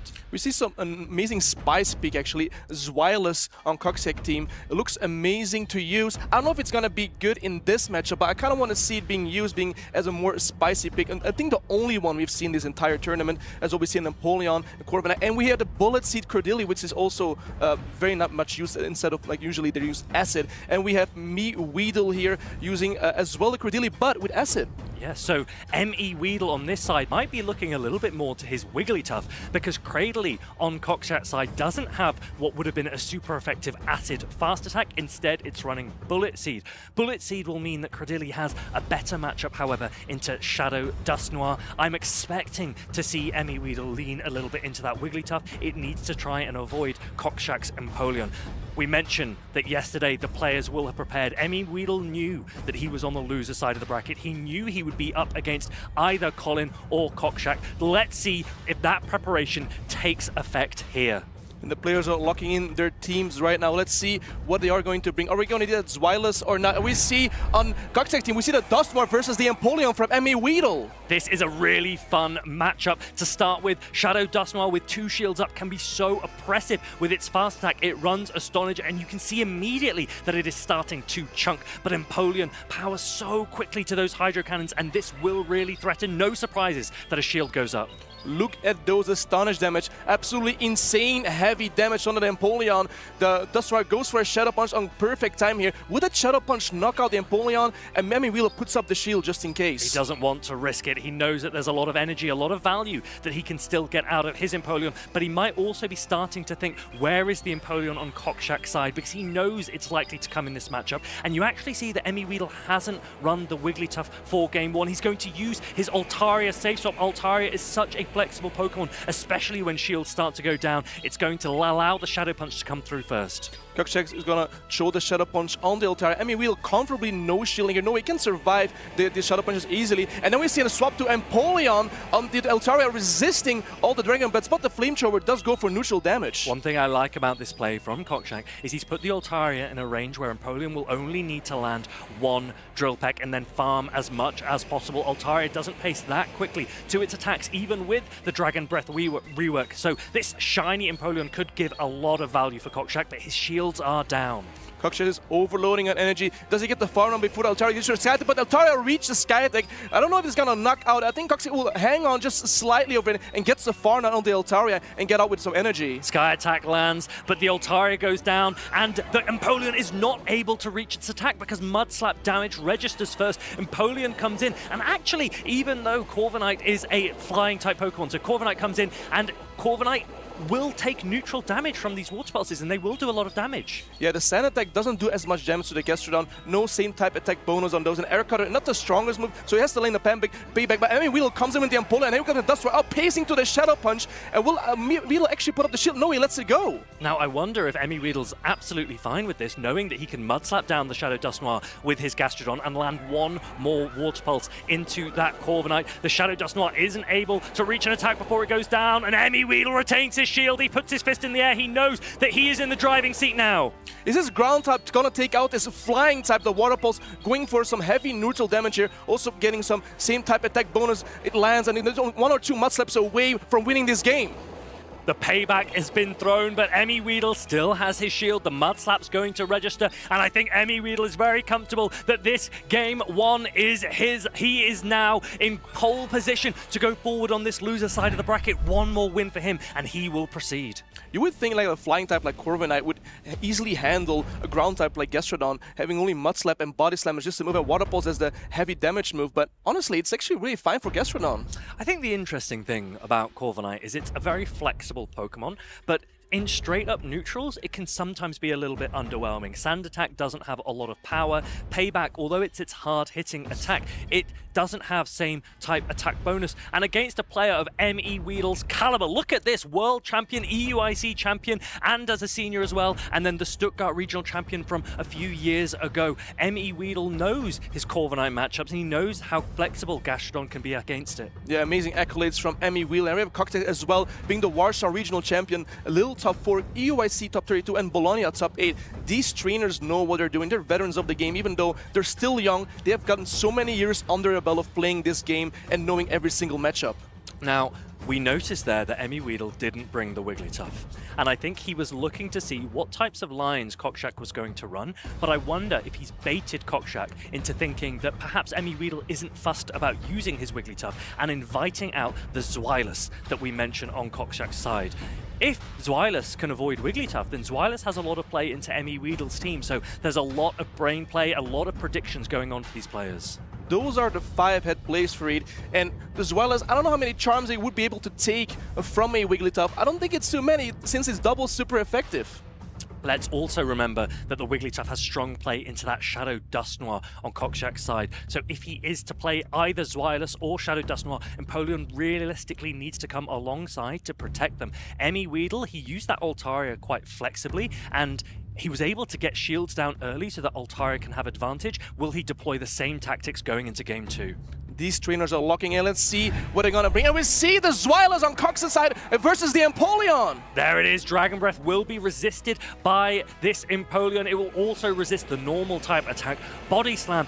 But Zweilous does have access to a hard-hitting Dark Pulse that it paces to really, really quickly. It looks like Weedle's not quite getting the energy generation that he's expecting to by this stage of the early game. Empoleon now throwing its first Drill Peck. This is a non-stab Drill Peck, not same type attack bonus, so it doesn't do as much damage. The Dark Pulse is same type attack bonus, so it will hit for some heavy neutral damage. And let's see what Weedle is gonna let go of the Dark Pulse, and the Empoleon hangs on and is gonna swap into Altaria, trying to possibly snipe the Zweilous here, and is going to his own Empoleon, right, to soak up all the damage. And it looks like Weedle was so afraid of the Empoleon, he didn't bring Wigglytuff once more. He goes into the Altaria, and it baits out this Empoleon. If only he had Wigglytuff in the back, that would be so, so good for him. Flamethrower now going to land. This will do a decent amount of neutral damage to the Water and Steel type Pokemon.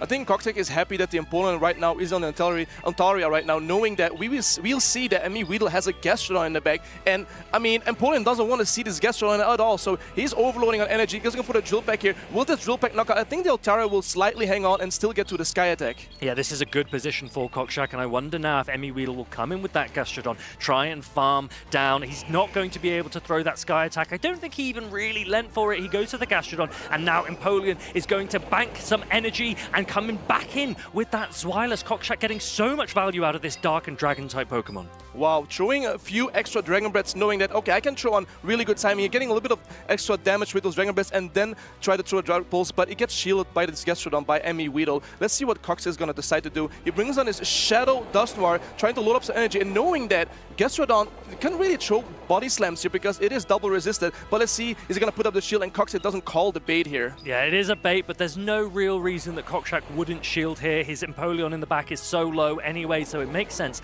to use, and he's charging up to 2 Shadow Punches, and it looks like Weedle isn't even able to reach his Water Pulse. I don't think he's particularly happy with how this game is being played. Dynamic Punch coming through. It does take out this Gastrodon. The Gastrodon has been taking it out. There is an Empoleon, a little bit of energy, but the Astonish does so much damage, and out is the Empoleon, and Coxek actually reverses a bit of 1-1 here. I think Weedle's going to have a word with the judges there. I think we saw throughout that game that his energy generation wasn't quite coming. Kokshak obviously can't see that on his side, so he accepts that it's going to go to the judges to make a decision. Yeah, let's see what the judges decide. We trust the judges on this one. But Farid, as well as, what do you think about it in this game, in Game 2 right here? I think Zweilous is a really interesting Pokemon at the moment. It obviously shares the same typing as Guzzlord, which we saw a little bit of yesterday, but it doesn't have quite the same coverage back into Fairies, where Guzzlord has the Poison-type Sludge Bomb. Zweilous instead has the pacing of Body Slam. It's a neutral attack against a lot of the meta, but it doesn't really help it against Fairy-type matchups like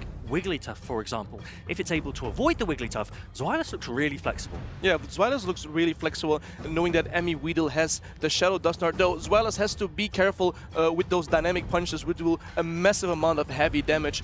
We see the Empoleon, even though the Empoleon does resist the Dragon Breath, the Dark Pulse still really hits hard at the Gastrodon, and then the Altaria, I think, is a matchup that goes a little bit both ways, knowing that there's Body Slams getting reached faster than those Sky Attacks from Altaria, and then the Cordili we haven't seen yet from Weedle. But let's see what these trainers are going to cook for game number 3, or possibly a rematch here. Yeah, Cradley on Kokshak's side, Wiggly tough on Weedle's side are yet to feature. Maybe they'll come out when these players progress in this match. Now, Matty, I know you're a big fan of Shadow Sizzle, and we've spoken a lot yesterday about Shadow Sizzle pairing well with Dragon-type Pokemon. Is there a particular Dragon that you like, that you would maybe lean into when pairing it with a Shadow Sizzle? I think with Shadow Scissor, it can't really play with Guzzlord or with Zweilous, because of, even though fighting types are neutral into Scissor, it still does a lot of damage, and the Zweilous and potentially a Guzzlord does take super effective some fighting type Pokemon. So the Altaria actually makes the most sense. So I think I would also lean onto the Altaria. Interesting. And if you were to change your steel type and go for Empoleon like both of these players, you actually see that the dragon type options, Cockshack has gone for another dragon that also is weak to fighting.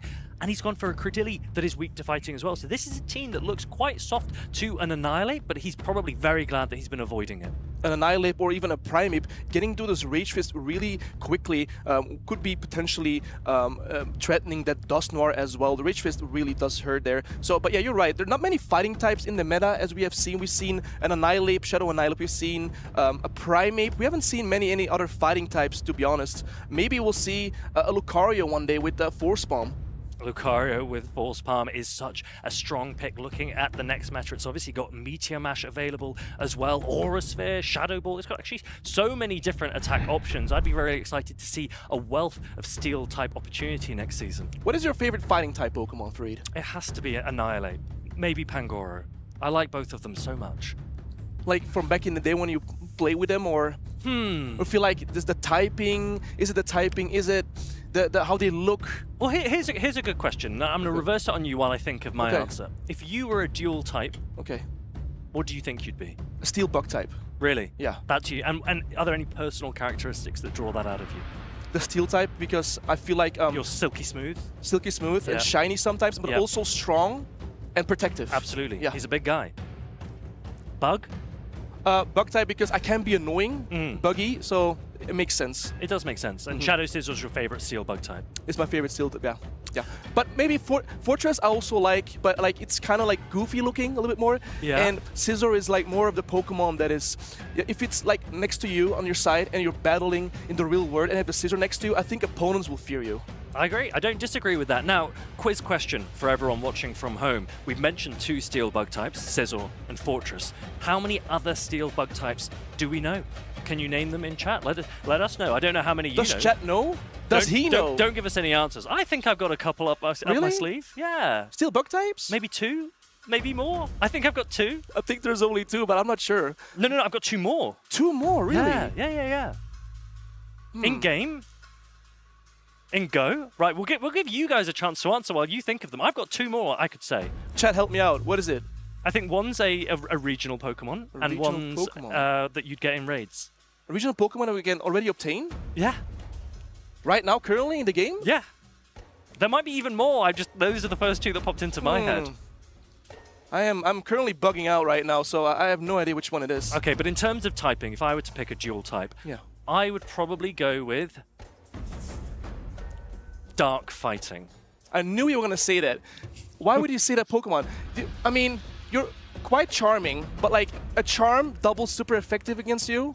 Do you fall for it? I like to be charming, but I like to be charmed. You know, so you like to be charmed. Just come and hit me. Yeah, so it makes sense, right? Hit him up, Chad. Hit him up. Right, these players look like they want to really get back into the action. It looks like the judges have awarded a rematch for that second game. So the scores are 1 to Emmy Weedle, 0 to Cockshack, and the players will have an opportunity to reconsider their strategies going into game 2 in this match. We're still at the best of 3 stage, but we are on the loser's side of the bracket. That means whoever wins will stay in the tournament, but whoever loses, their run's over. I wonder if we're going to see the Zweilous again from Coxiac, knowing that like against Napoleon it was pretty fine, but the entire game it was actually fine as long as it avoids that Wigglytuff. The trainers are trying to lock in, thinking like the strategies, what Pokemon should they use.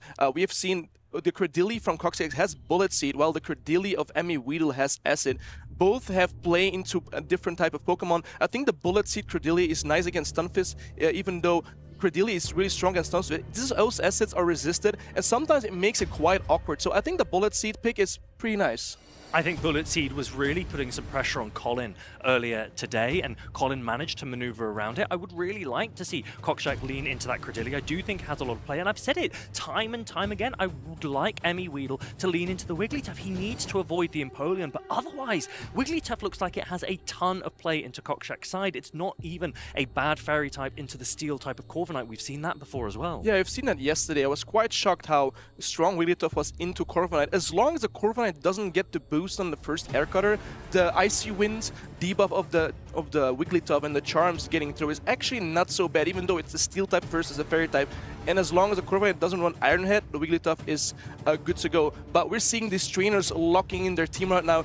They are locked in, chat. They are cooking. Let's see if we see the Zweilous again. Well, we see an Empoleon from Coxack into the Empoleon of Emmy Weedle. Eyes back on the screen, team. We are ready to go. It's an Empoleon Mirror Shiny for Coxack, a regular Empoleon for Emmy Weedle, but he'll be pleased because this is where he wants to see it. That Wigglytuff and the Altaria both protected from the Empoleon in the back. Let's see who wins the charge move priority, and Coxack actually wins the charge attack priority right here, landing to first Hydro Cannon. Emmy Weedle can easily no-shield this. The Shiny does look cooler though than the regular Empoleon, and here comes the Hydro Cannon from the Emmy Weedle. Shiny plus the charge attack priority win is a great position for Coxack. Emmy Weedle will need to think about that and adjust because the metal sounds are doing little to no damage, double resisted on either side. This Hydro Cannon will threaten a knockout, but it might be very, very close. It's going to hold on. He's deep in the red, and now Emmy Weedle will be able to put significant damage on an Empoleon and maybe clear the path for Wigglytuff.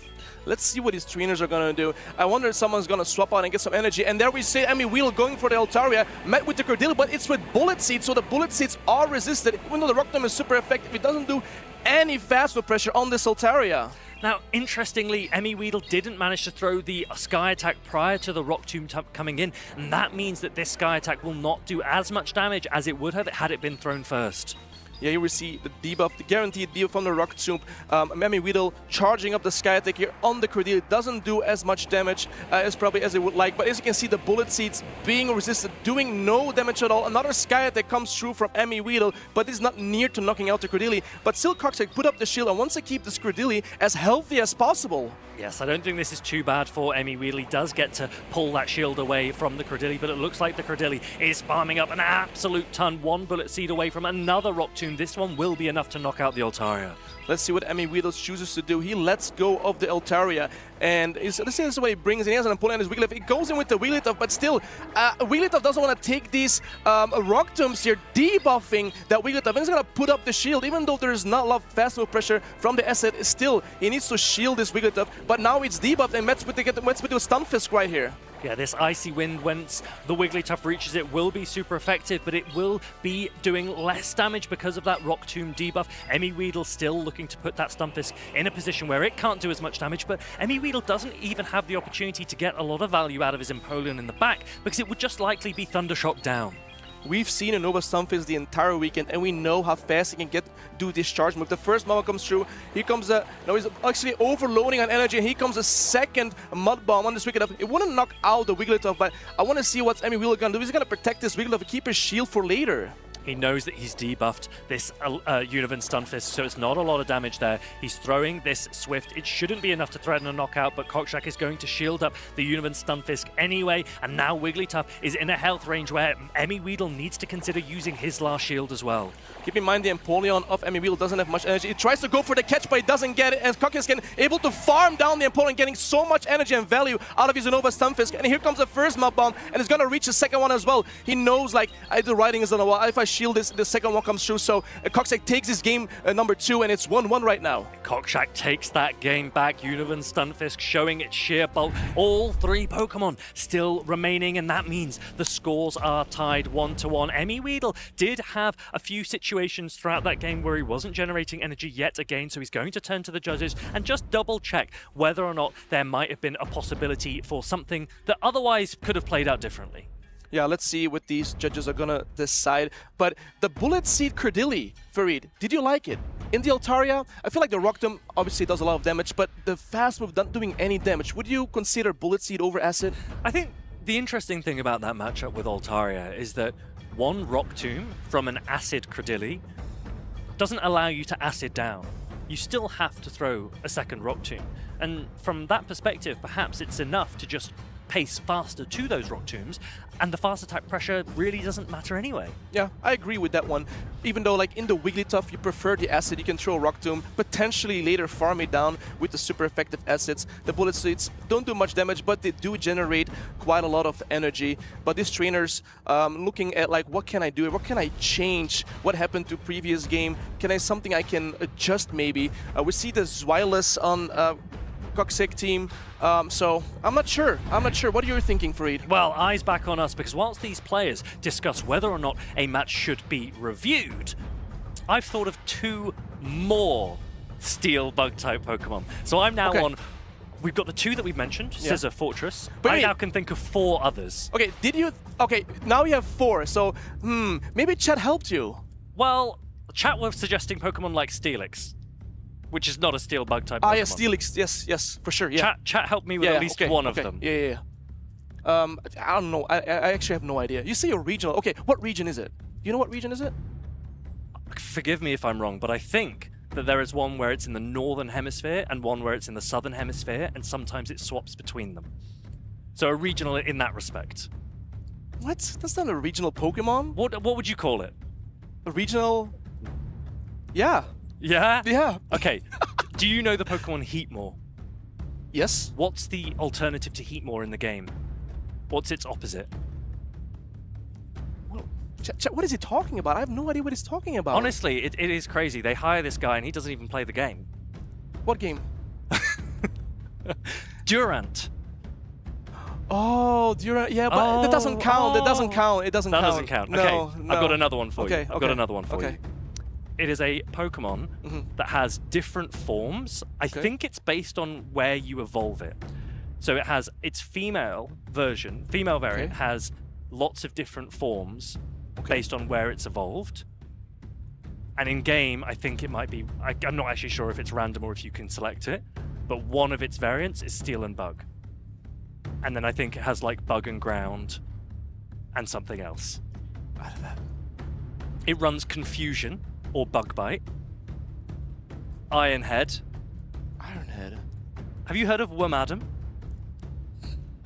It is true. This is true. This Pokemon exists. Yeah, it's true. We could do an educational segment. We should do actually an educational segment. Yeah. There's but so the much thing opportunity. is, the thing is, those honestly, those Pokemon are so like boring. Let's say Durant. When you see a Durant and you step on it, like I mean, it's so small you don't even see it, right? And when you're as big as you, that's the same with every Pokemon, though, right? But I mean, Scizor is like the one that stands out. You know, he's like the daddy of all the Bug and Steel type Pokemon. Okay, well, let's go into some of the cooler Steel Bugs that we haven't mentioned. Okay. Right? There are more? There are 2 more. Okay, but I'm sure chat is helping. There's no way this guy knows, but No, okay. I'll go with it. This is oh, real. you know, 2 more? What? That's crazy. Okay. Cooler one. Okay. This one runs Counter, X-Scissor, and Drill Run. Has some other attacks as well. Okay. But those are some of its attacks. I think it might run Bug Bite now over Counter. Okay. What gen is it? Maybe 5. He doesn't know, chat. He doesn't know. He I don't doesn't know. Have we ever used it in the game? Like, is it good in formats like the Go Battle League? In this format, the Show 6? Right now, I don't think it's a Pokemon that you're likely to see, but I think previously it's a Pokemon that you would have used definitely in limited metas.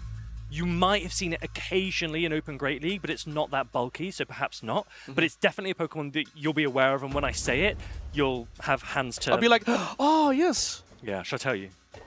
Can you get another tip?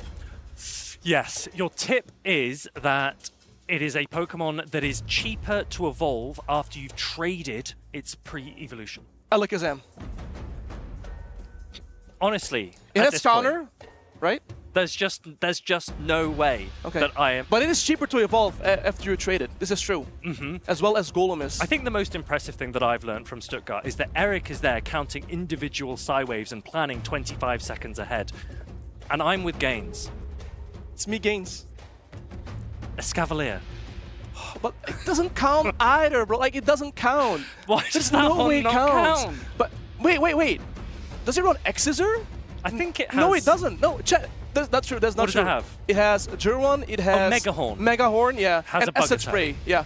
So he was wrong. So factually, you were wrong because was you were wrong. leading me That one's on to me. another Pokemon. If you said Gerwan and Megahorn, I would have instantly known. Oh, I see. I got thrown off. Yeah. Oh, I see. Okay, I got what thrown about the off. last one? The last one. Okay, tell me about it. I think it's a mythical Pokemon. You think it might be okay, a legendary, but I again, think you're it's throwing me mythical. off. It's a mythical. Oh, I know. It's Genesect. There we go. Hey, I knew it, man. I knew it. Genesect's a cool Pokemon. It's cool, yeah. I like think it's Genesect. cool. Yeah, it's a different type of Genesect forms. has X-Scissor. It does, yeah. Oh, it does. maybe yeah, that's- it does. It has what I Metal was Claw, Fury Cutter, X-Scissor, Magnet Bomb, and yeah, that's about it. We pretty know much. so much. We know so much. Oh yeah, is it like the drive move? You know, there's the fire, the electric, the water. Yeah, exactly. Technoblast. Technoblast, yeah. What did well, I say? It actually looks like Emmy Weedle is going to have to play at 1-1. He did ask the judges whether or not a rematch would be available, but the judges have felt that anything that was experienced in game didn't impact the outcome of that game. So the scores are 1-1, everything to play for in this best-of-3 match. The winner of this next game will proceed from the losers finals in Group A into the final stages of this tournament here in Stuttgart. Yeah, very important game right here, 1-1. Let's see if they make any adjustments. Are we gonna see the Zweilers again? It looks like Emmy Weedle has already locked in. He is cooking. Let's see what he's gonna do. And then we have Coxiac with his Bullet Seed Cordilli and his Zweilers. Potentially we're gonna see a Corviknight. Who knows? And we saw the Gastrodon taking out that Corviknight earlier, the flying type into the ground type. No issue for that Gastrodon at all.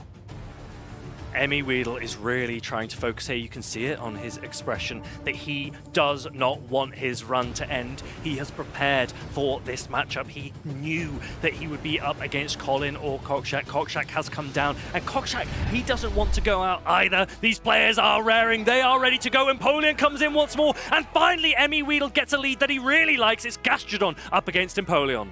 Great lead for Emmy Wheeler here. He saves up the Dustwar into and met with the Wigglytuff. The Astonish is doing resisted damage, no heavy damage at all, but Cox is up to go for the dynamic punch right away. Yeah, double resisted damage Ghost into the normal typing, and immediately when we look at the backlines of these players, we know that if Emmy Weedle can retain alignment, he will be in a great position in this game. Wigglytuff is going through, throwing a Swift just before that Shadow Dust Noir reaches another dynamic punch. Will this Swift knockout, it being double resistant, and it does, and the Dustmar goes down. Let's see what Cox is gonna do. He's gonna bring in the Empoleon, most likely gonna farm down this Wigglytuff, get as much energy and value out of this situation right here, and later on be able to threaten that Gastrodon with some Hydro Cannons. I think the nice thing here for Coxiac is that being able to farm down this Wigglytuff gives him an energy advantage, but now Gastrodon comes in.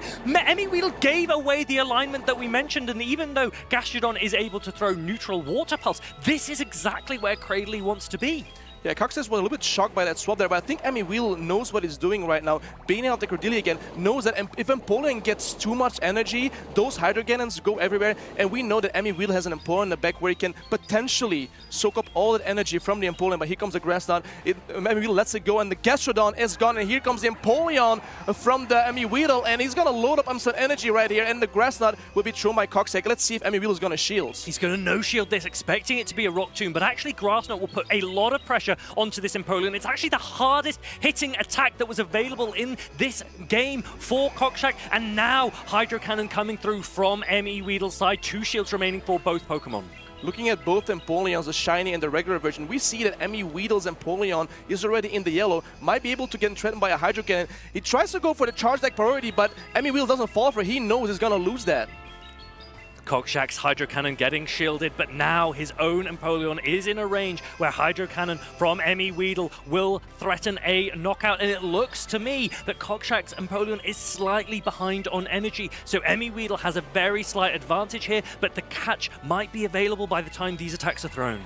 Coxiac also puts up a shield. Even though Hydro Cannon will not be able to knock out, he might get Metal Sound farmed down later, so he doesn't want to let that happen. We have both catch opportunities on both trainers here. Let's see if they're going to go for it. Emmy Weedle waits the turn, and he throws a Hydro Cannon, and Coxiac is like, oh no! That is crazy! Emmy Weedle paused so long that Coxiac actually had the opportunity to throw his own, and now the Wigglytuff comes in. It charms down the Cordilli, and Coxiac doesn't have enough health on his Empoleon to take down both Pokemon remaining, and Emmy Weedle progresses through on this loser's side of the bracket. No, that shiny Empoleon did everything that it could, but it couldn't stand the force of Emmy Weedle. Emmy Weedle, strong showcasing right here of his use of the Wigglytuff and his Empoleon. Emmy Weedle goes to celebrate with his opponent, but Coxiac's actually going to speak to the judges about something first, so Emmy Weedle gives us a little dance, a little thumbs up. He is very, very pleased with the outcome of that match, and that was really, really quite close. Emmy Weedle definitely risked it for the biscuit, because that endgame, if Coxiac had thrown, we know that Coxiac wins charge attack priority with his Empoleon. Yeah, they were both thinking what they were going to do there, but let's see what is this judge is going to decide here. But Empoleon on Empoleon action, it was kind of crazy, right? Scissor on Scissor yesterday, Empoleon on Empoleon today. These What's your steel favorite? types are going wild, man. What's crazy. going on? I mean, steel is probably one of the coolest types there is. It's literally the coolest type. There's nothing cooler than steel types. It's defensive, really strong.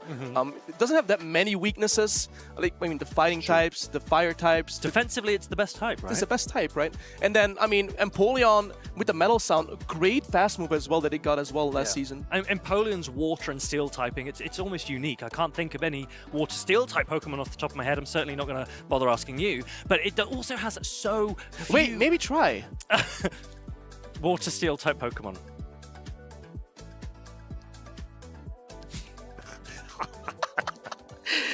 I can't think on the top of my head. It's like too many Pokemons. I know like 700-800 Pokemon outside of my head, but that typing, the steel, the water type, it's just too hard. I think one of the interesting Pokemon that Empoleon does need to watch out for is where it's neutral fast attack pressure. We saw it in one of those earlier games when the Dusknoir, the Shadow Dusknoir with Astonish, was starting to really chunk through. And Shadow Dusknoir has been a really interesting Pokemon, particularly at this stage of the Pokemon Go meta. We've seen Dusclops previously. Do you prefer Dusknoir to Dusclops? I prefer Dusknoir, actually. The reason why I prefer Dusknoir is because his charge move doesn't get walled by any Pokemon in this game yet. I think there is one Pokemon later on that we might get that shares a typing where they resist the Dynamic Punch and the Shadow Punch, but for now, the Dynamic Punch and Shadow Punch is not resisted by any type of Pokemon. Even though in Dark type Pokemon, as in the Moltres we see right here, it still has Dynamic Punch. It does slight good amount of damage, obviously, but I mean, even its most typings and matchups, it can still throw Dynamic Punches, get some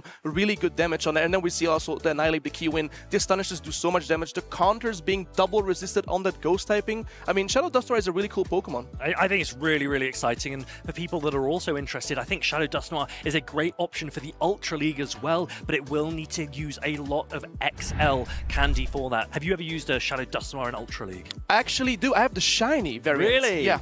Do you know what the shiny looks like? It's like a grayish. Got a bit of brown, blue, gray. You're just totally saying wrong. colours. It's literally completely wrong. It's like a blue, grayish with some yellow in there. Oh, okay, because it's the Maroons, the Dusclops, isn't it? Yeah, that's the reason. That's the reason. That's the reason, yeah. But XL Dusknoir in Ultra League is really strong. What do you like to pair it with? For anyone that's trying to push late for veteran, expert, or legend at the moment, Maddie, what are your recommendations? I mean, I would pair it with a Scissor. I like Shadow Scissor also in Ultra League. I used it before it got buffed. Now it's really strong. But I like Shadow Scissor with a Ghost typing. It goes actually very well. Yeah. Very, very nice. And are you currently legend in game? I assume you are. Of course. Of course. I think I hit legend like 2 months ago, 2.5 months ago, like 2 weeks into the season. I hit the legend rank. First week, I think. Wait, you get to start at legend, right? Because that's just based on personality. Yeah, based on personality and the skill level I got per previous season, so you start a little bit earlier. It does make sense. And what's crazy is you were letting me know earlier that we are down to the final stages of this tournament, but you are actually the mentor for every single player in the Stuttgart Regional. I mean, we have Inedequins proceeding, we have Boom proceeding, the Belgian Prodigy, we have the Dutch Prodigy, Inedequins. They all learn from the Pokegames stream, and they always told me like, thank you for helping me out using these Pokemon, knowing how to learn these matchups. It's amazing to hear. See, if you want to get involved, come to this guy and then make sure that you register to these events. You can play, you can spectate, and there's so much that's available to do at these regionals as well, in game and live. I think we saw a cup this morning. I don't know if you have ever played in any of the cups at these regionals, but it's a great opportunity to get championship points and meet players here as well. Are there any people that say like, Farid, you're my mentor? Besides me, obviously. I don't think so. No? No. Chat, we have to help him out. We have to really help him out. Like, he needs these trainers. Like, say like, Farid, you're my mentor. It's getting strong, Chat. It's getting strong. I mean, just inspiration exuding everywhere from you. And, it's crazy because even yesterday, Maddie was watching everything I ate, and he was just keeping an eye on me. And what was really interesting is that I am maybe your protege at this point. I want to be more like you, and I was admiring how you had, I think, was it on the first night 6 desserts? But I wasn't allowed any. It was 5. It was 5. Yeah, there was 5, not 6. And the festive market. Yeah, the festive market was really fun actually. I mean, like the churros were really nice. We had some nice food as well, and I made sure we got our steps in as well. I got 17,000 steps yesterday. Pokemon Go is all about the go, walking, playing the game, making sure you get the steps and catch the Pokemon. Pokemon Go, 17,000, Farid.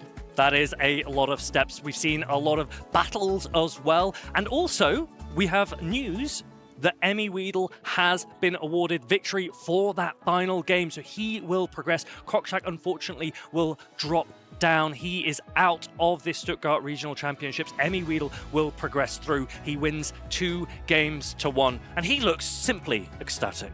He looks ecstatic. He did, Farid. But I was really happy to see that we get some Zweilous action from Kroczak on this tournament, the only one we've seen. We see here the Gastrodon taking down a flying type with that mud slaps and water pulls, and even though like it's a flying type to a ground type, Gastrodon taking this win, very comfortable win right in game 1. And we see here with the Stunfisk, the overloading on energy, lots of booms right here from this Stunfisk, throwing Mud Bomb after Mud Bomb. So many different Pokemon are really rising towards the end of this Tales of Transformation meta. We saw a completely different take on it at the beginning of the season, and to be honest, we've not had a lot of changes throughout this season. We've obviously seen Spidops come in towards the end. We've got a couple of players that are rocking that here in Stuttgart, but I really like Empoleon's addition towards the later stages of this meta. Do you think it's something that players should go out and build? Do you think it's going to be strong going forwards this year? Well, at these regionals, you can lots of Pokemon you can catch right here, and Piplup is actually one of the Pokemon that you can catch at these regionals and evolve into that Empoleon with that beautiful moveset of Hydro Cannon and Drill Peck. I do think Empoleon has gotten great showcasing so far this week. I haven't seen it so strong. And you can also have the Shadow variant from these Rocket Grunts. You can get the Shadow Piplup and the Shadow, eventually Shadow Empoleon. Shadow Empoleon, a little bit more fragile, but those Hydro Cannon hits really hard. They do. Do you have any thoughts as to why players are currently opting for the regular over the Shadow variant? I think honestly it's the bulk that it has. As Empoleon on its own doesn't have much bulk, and the Shadow even makes it heavy less bulk, so like a little bit having more bulk on that Empoleon does help its matchups, surviving some more fast move and potentially charge move and being able to throw more Hydro Cannons into the opponents. Yeah, it's surprising because Empoleon does have an incredible resistance profile, but that Shadow variant takes 20% more damage from attacks, and it's one of those situations where once it takes one charge attack, it's often able to be fast attacked. We're in a fast attack meta at the moment. We've seen so many Astonish users, Mud Slap users, Bullet Punch users, and so that's something that Shadow variants need to be really wary of. One player that does not care for Shadows, the weaknesses of Shadows, is Tonton Battus, because he is bringing that Shadow Dragonair, and Tonton Battus is a player that is almost a partner for this Pokemon. He brought it to the EUIC for his victory a few years ago as well. I'm really happy to see Shadow Dragonair having a little bit more shine. As you can see, Tonton Battus, like EUIC champion, Gdansk champion, World Sub-16 twice, 2025 and 2023. Tonton Battus is an amazing player, and he has been using Greninja in the past as well to great success, and now again Shadow Dragonair being used. I'm really happy to see the Shadow Dragonair paired with a Shadow Scissor. Again, a Dragon type and a Steel type covering each other's weaknesses, and with another Steel type of Corviknight. We have the Florges, the Ferret, and the Stunfisk. And interestingly here, Florges is running Disarming Voice rather than Trailblaze. That gives it quick pacing to Fairy type damage, same type attack bonus. We have seen that before. Pataman has also been a player that has chosen Disarming Voice over Trailblaze. Different Fairy on this side for Zephy Mastix. It's that Dedenne. Dedenne is a Pokemon that is so polarizing in its matchups. It's brilliant against flying types. It's really, really struggles against ground types, but perhaps this was the meta to bring it. This event in particular has enabled Dedenne to shine, and Zephy Mastix will want to continue that run here in Stuttgart.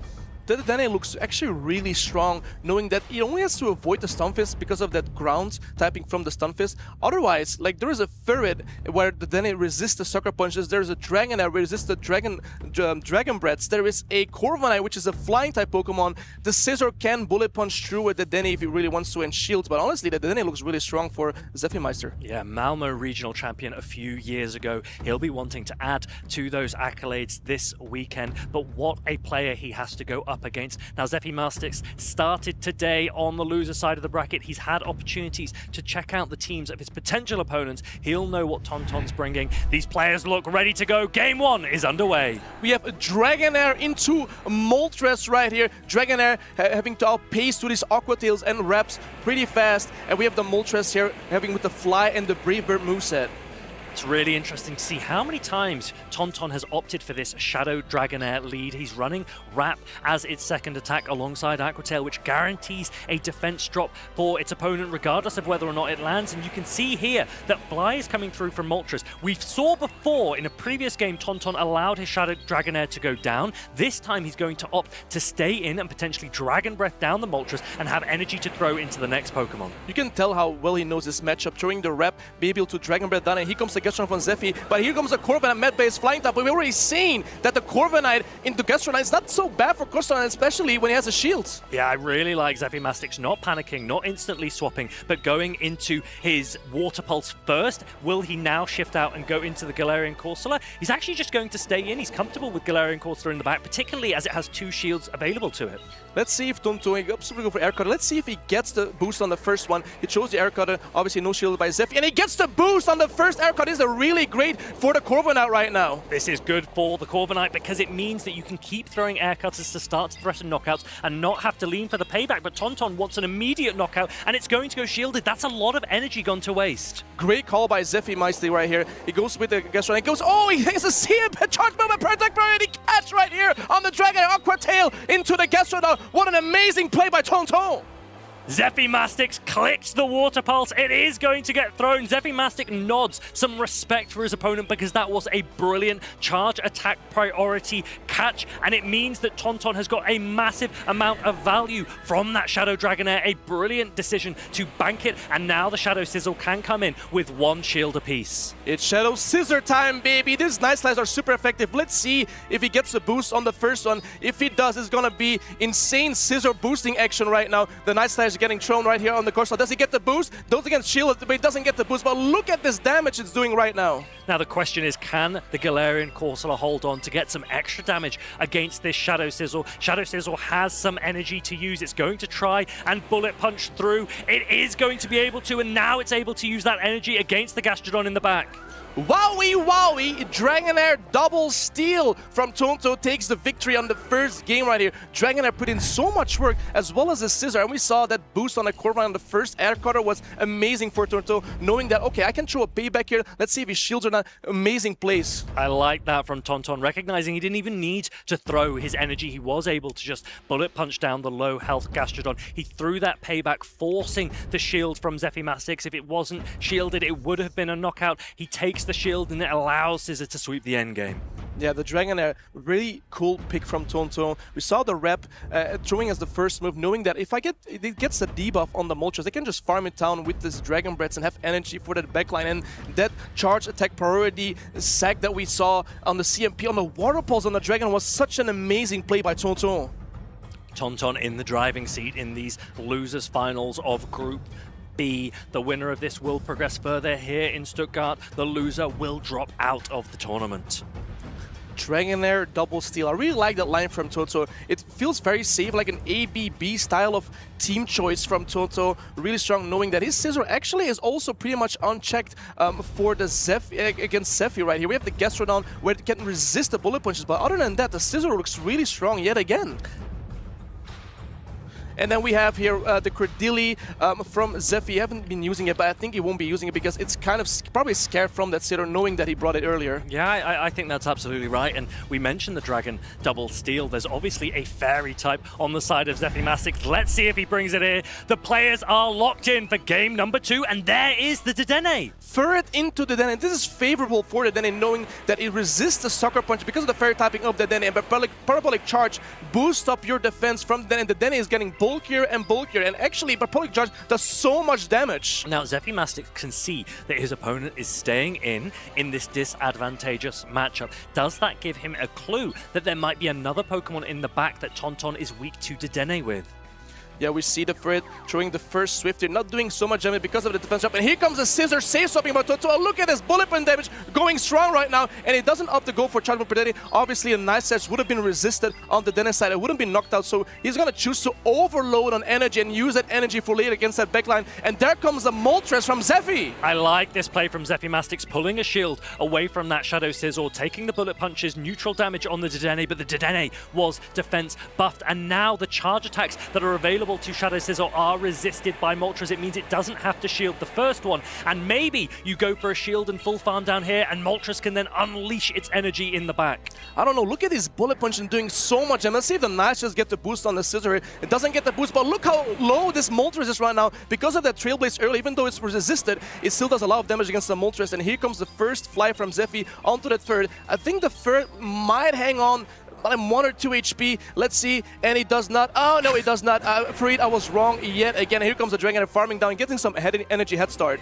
Shadow Dragonair getting a slight head start now. Because you're not running a hard-hitting attack like Dragon Pulse, you are only able to throw Aqua Tails in this matchup against Galarian Corsola. Galarian Corsola with Astonish and Nightshade to really put pressure on the health of a quite frail Pokemon in Shadow Dragonair.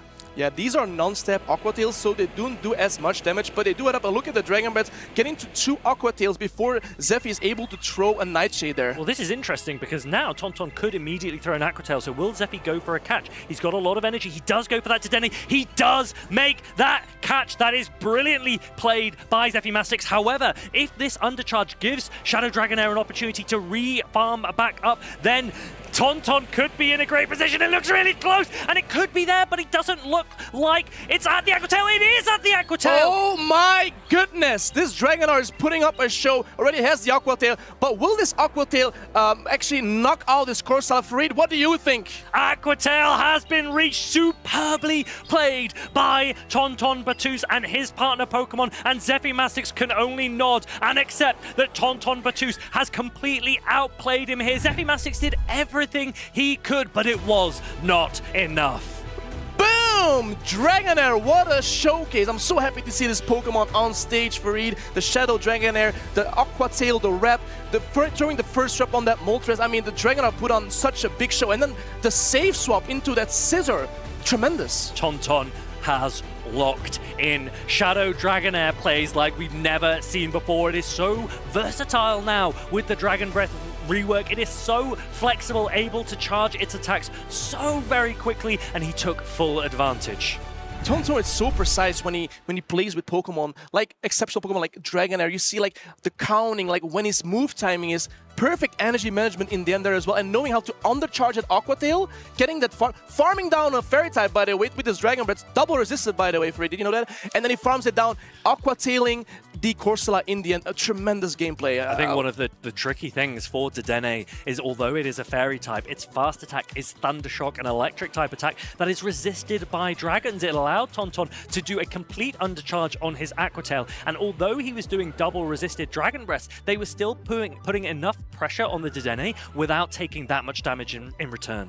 Yeah, great showcase here. And the Scissor as well against the Moltres. The Scissor even only has to be able to throw resisted charge with as the Trailblaze, like the Night Slash, but those Bullet Punches, Wonders boosted, they do so much heavy damage. And at first, not hang on, like I called, right, Freed? The first didn't hang on there. You did. I did call it. And then we see here the last Aqua Tail being reached. Enough damage to take down this Corsola, and Tonton showed you how to play Shadow Dragonair.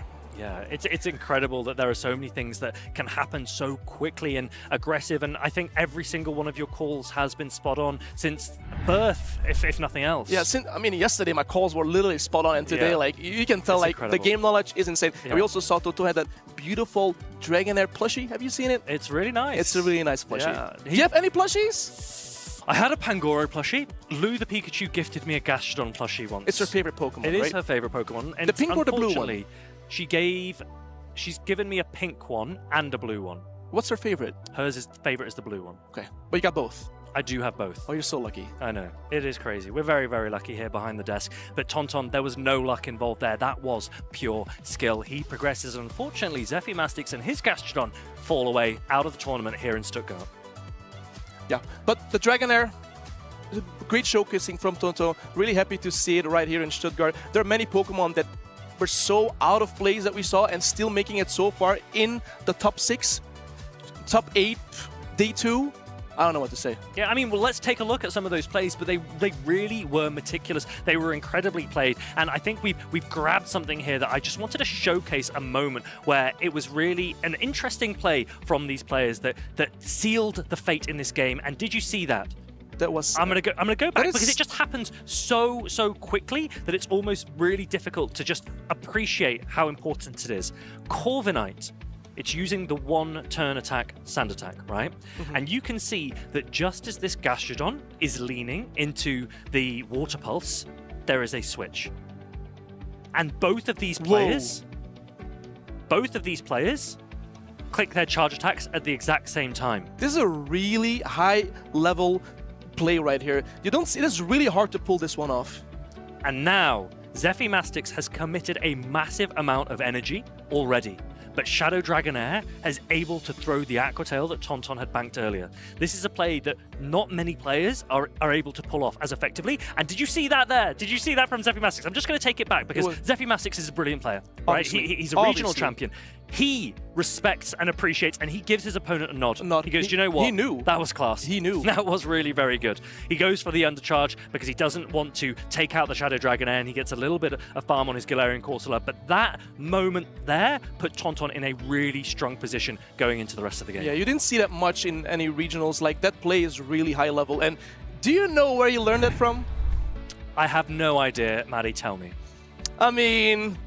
He learned it from me. I was one of his mentors. Yeah. I mean, I mentor many trainers, but Tonto learned that from me, obviously, from looking at the streams and how I play. And yeah, he knew, it completely makes sense. And I imagine both of these players have been under your tutorage for a long time as well.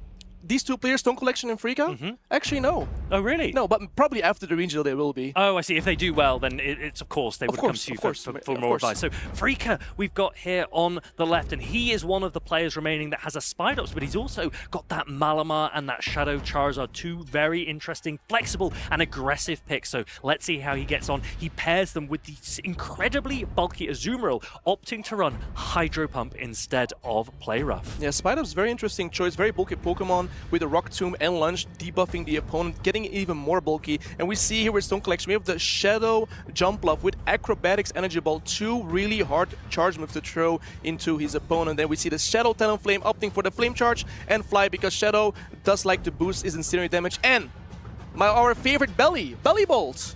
That is true. We are going to potentially get an opportunity to put our eyes on Stone's Belly, but it has to face against some really aggressive picks. The Parabolic Charge guaranteeing a defense buff could be really important for it.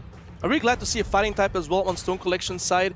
The Shadow Primeape getting to those Rage Fists in only 4 Korai Chops rather quickly, but it looks like these trainers are locked in, and let's see what they're gonna play. We see here on Freaka's side with the Charizard, the Shadow Charizard into the Shadow Talonflame, 2 fire flying type Pokemon! How does this matchup play out? Shadow Charizard has the early access to Air Cutter for neutral aggressive damage, but Shadow Talonflame's Incinerates can really ramp up. We've seen what Shadow Talonflame can do. You cannot afford to let it fly and flame charge through its matchups. Look at that Incinerate damage already being done to the Shadow Charizard, already almost in the yellow, but we see here, Charizard gets to Air Cutter in only 4 embers. It paces so quickly, and Air Cutter has a chance as well to boost your attack.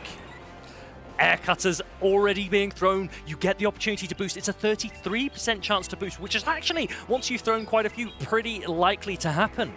And let's see, it lets the Talonflame go down. Charizard has a little bit of residual energy, and here comes the Sunfist. Let's see if it's Optic try to throw the Blasphemous, keep the energy, and actually goes for the Blasphemous. Let's see if Stone Collection gonna shield this one. Is he gonna shield? Do you think it's a bait? If it's Blasphemous lands, gonna do some menace heavy damage, but he shields on the last second. Yeah, that is a great shield for Stone Collection. Blast Burn would have done massive damage, and now Freak is able to come in with his Cradilly. It's a grass and a rock type Pokemon. It takes neutral damage from the Mud Bombs, but it resists the electric type Thunder Shocks. You would think this is a bad matchup for Stunfisk, but honestly, the assets being resisted here, it's not a Bullet Seed version that we've seen earlier, but these Mud Bombs get thrown rather quickly, outpacing really quickly on the Credillion and doing some damage, but this is actually not a great spot to be Credillion, because Credillion is getting lower and lower, and the Grass Knot will still not knock out the Stunfisk if my calculations are correct, Fareed. Speaking of calculations, just a quick correction on my part, 30% for Air Cutter, not 33%, but it doesn't look like that matters right now because Credilly is trying to take on this Univern Stunfisk, and Mud Bomb isn't going to be enough to threaten knockout, so no shield on the side of Freaka. Yeah, this Mud Bomb doesn't have shield. It's going to try to go for the Malamar, getting a little bit of energy, and here comes the Jumpluff. The Fairy Winds are super effective against Malamar, but the Psy Waves and Foul Play, great combination, does do some damage, but the Fairy Wind and Jumpluff being so bulky here, this is a great spot to be as the Jumpluff. We've seen Jump Up yesterday. We actually saw it with Aerial Ace there. Stone Collection opting for the harder hitting acrobatics, a really efficient and really threatening attack. Malamar is going to correctly shield it up. Yeah, Stone Collection doesn't have Aerial Ace, he only has big booms, acrobatics and energy ball. Malamar shields up the acrobatics, goes for another foul play here, which will not knock out, but obviously Stone Collection has to put his shield somewhere and keep the jump up a little bit healthy, get some energy, overload, maybe throw some acrobatics or energy balls into that backline of Frika. Acrobatics being reached just before foul play is able to be reached by this Malamar. This should knock out Malamar. Do you agree? It definitely will agree. Like, in a boom! Malamar is gone. What is left? There is a Charizard and a Cordillera left. There is Stunfisk with some energy. What's he going to do? He's going to come with the Cordillera, gets on him up. Oh, but the Cordillera outpaces the Stunfisk, getting to the grass that will knock out the Stunfisk. Frika now feeling confident because the jump up in the back will take super effective from the poison type acids. Jumpluff is low, Cordillera is low as well, but the Fairy Winds aren't doing much. Jumpluff reaches an attack, but it isn't bothering to throw it because it would need it for the Charizard anyway, and Cordillera reaches that Rock Tomb. Frika will take game number 1. Well played by Frika, well played by Stone Collection. That Charizard throwing the Blast. I wish it was landed on the surface, seeing how much damage it would do. It will do a heavy amount of damage. It's great to see that jump off as well. But Melamar's so strong. What do you think of Melamar? We haven't seen much Melamar. I mean, in previous seasons we have, but now like sometimes it falls off out of the meta. But Melamar is an interesting choice. What do you think, Fried, of the Melamar right here in this first game? I really like the Malamar pick. It's still a very flexible Pokemon. Malamar has so few weaknesses. Unfortunately, it also doesn't have a huge number of resistances, so you're using it for its flexibility and for its pacing, for its coverage, more than necessarily a hard counter to something. Yeah, you also have the Shadow variant of Melamar. While doing more Psywave damage, you're more frail, you're using even more shields there.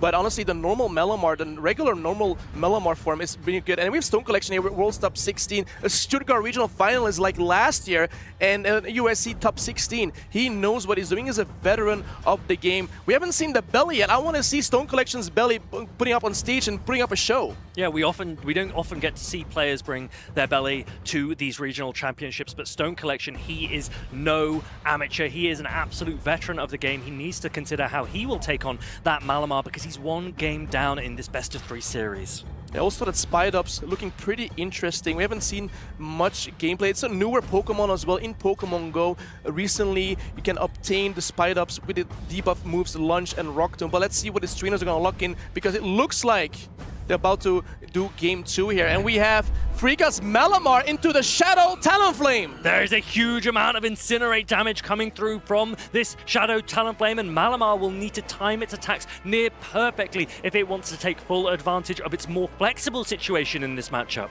I'm sure Eric would know how many Cyrus you have to do perfectly. The 12 or 13 where it doesn't CMP tie on this Talonflame. But here comes the first foul play, getting shielded by the Talonflame. And goes to go for a Flame Charge, boosting its Incinerates. It looks like a lot of players are throwing their attacks ever so slightly early to not have the risk of allowing a full Incinerate to go through. In many situations, that's preferable to do. So you can see these players really farming up, but they are throwing to try and really pressure the Shadow Talonflame, which is not anywhere near as bulky as the regular variant. This is really nice for Melamar, not being Shadow here. He can actually survive these Incinerates and doesn't get, he doesn't go for the Incinerate and for the Flame Charge here. Is Freak actually gonna shield? No, he lets it go. Melamar already, Talonflame already using both shields there. Talonflame being so heavily boosted, having a little bit of energy. Let's see what he brings in. He brings in the Charizard, which does get to an Air Cutter pretty quickly. But was he gonna, okay, he's gonna throw the Air Cutter right here and take down this Talonflame, which was a really threat being so boosted.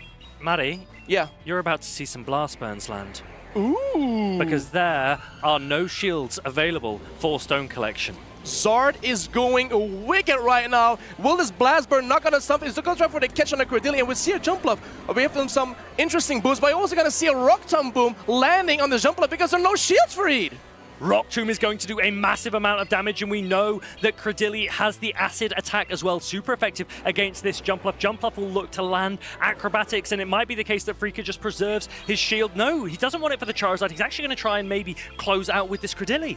Most likely opting to farm down this Jump Bluff, getting as much energy as possible, potentially throwing a Grass Knot. And we see Stone Collection top lefting, not more respected. We didn't see a Blast Burn now from the Charizard Freed. A Stone Collection did not want to hear Matty squeal his boom. He's going to back out early. He sees the writing on the wall. He's not going to waste any time. Freaka will progress on the loser side of the bracket here in Stuttgart. I wanted to see some booms, Freed. I want to see that Blast Burn land. Charizard, one of my favorite Pokemon as well, when a Blast Burn lands.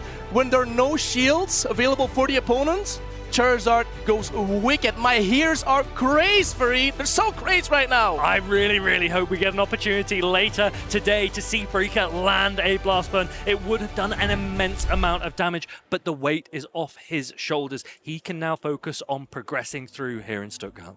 Yeah, really great showcasing of that Malamar as well. Getting both shields of that Talonflame. Talonflame having no shields and knowing there's no shields. Charizard with a shield up.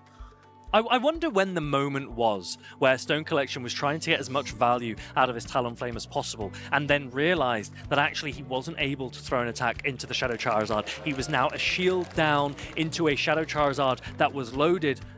And I think we all knew it was over. We just wanted to see it land. Yeah, Charizard with a really high attack set, winning lots of charge attack priorities, knowing that if you have some energy, if you have a Blast Burn, even if it's resisted, even on a water Pokemon, that Blast Burn does so much damage. It is Charizard. It is one of the strongest Pokemon in the game. Really high attack set, really cool Pokemon, very fragile. You have to use its shields for it, but if it's a shield advantage and some energy, it goes crazy. I think one of the key moments there is when, instead of doing the traditional Shadow Talonflame play of Flame Charge, Fly, Fly, Stone Collection opted for double Flame Charge, but the extra damage from the Incinerates wasn't actually enough to knock the Malamar out, so he was still forced to throw energy into the Malamar. It meant that he wasn't able to reach an attack against the Shadow Charizard before Shadow Charizard got to an Air Cutter, and at that point, I know you guys in chat just love to spam GGs, and for once, you were right.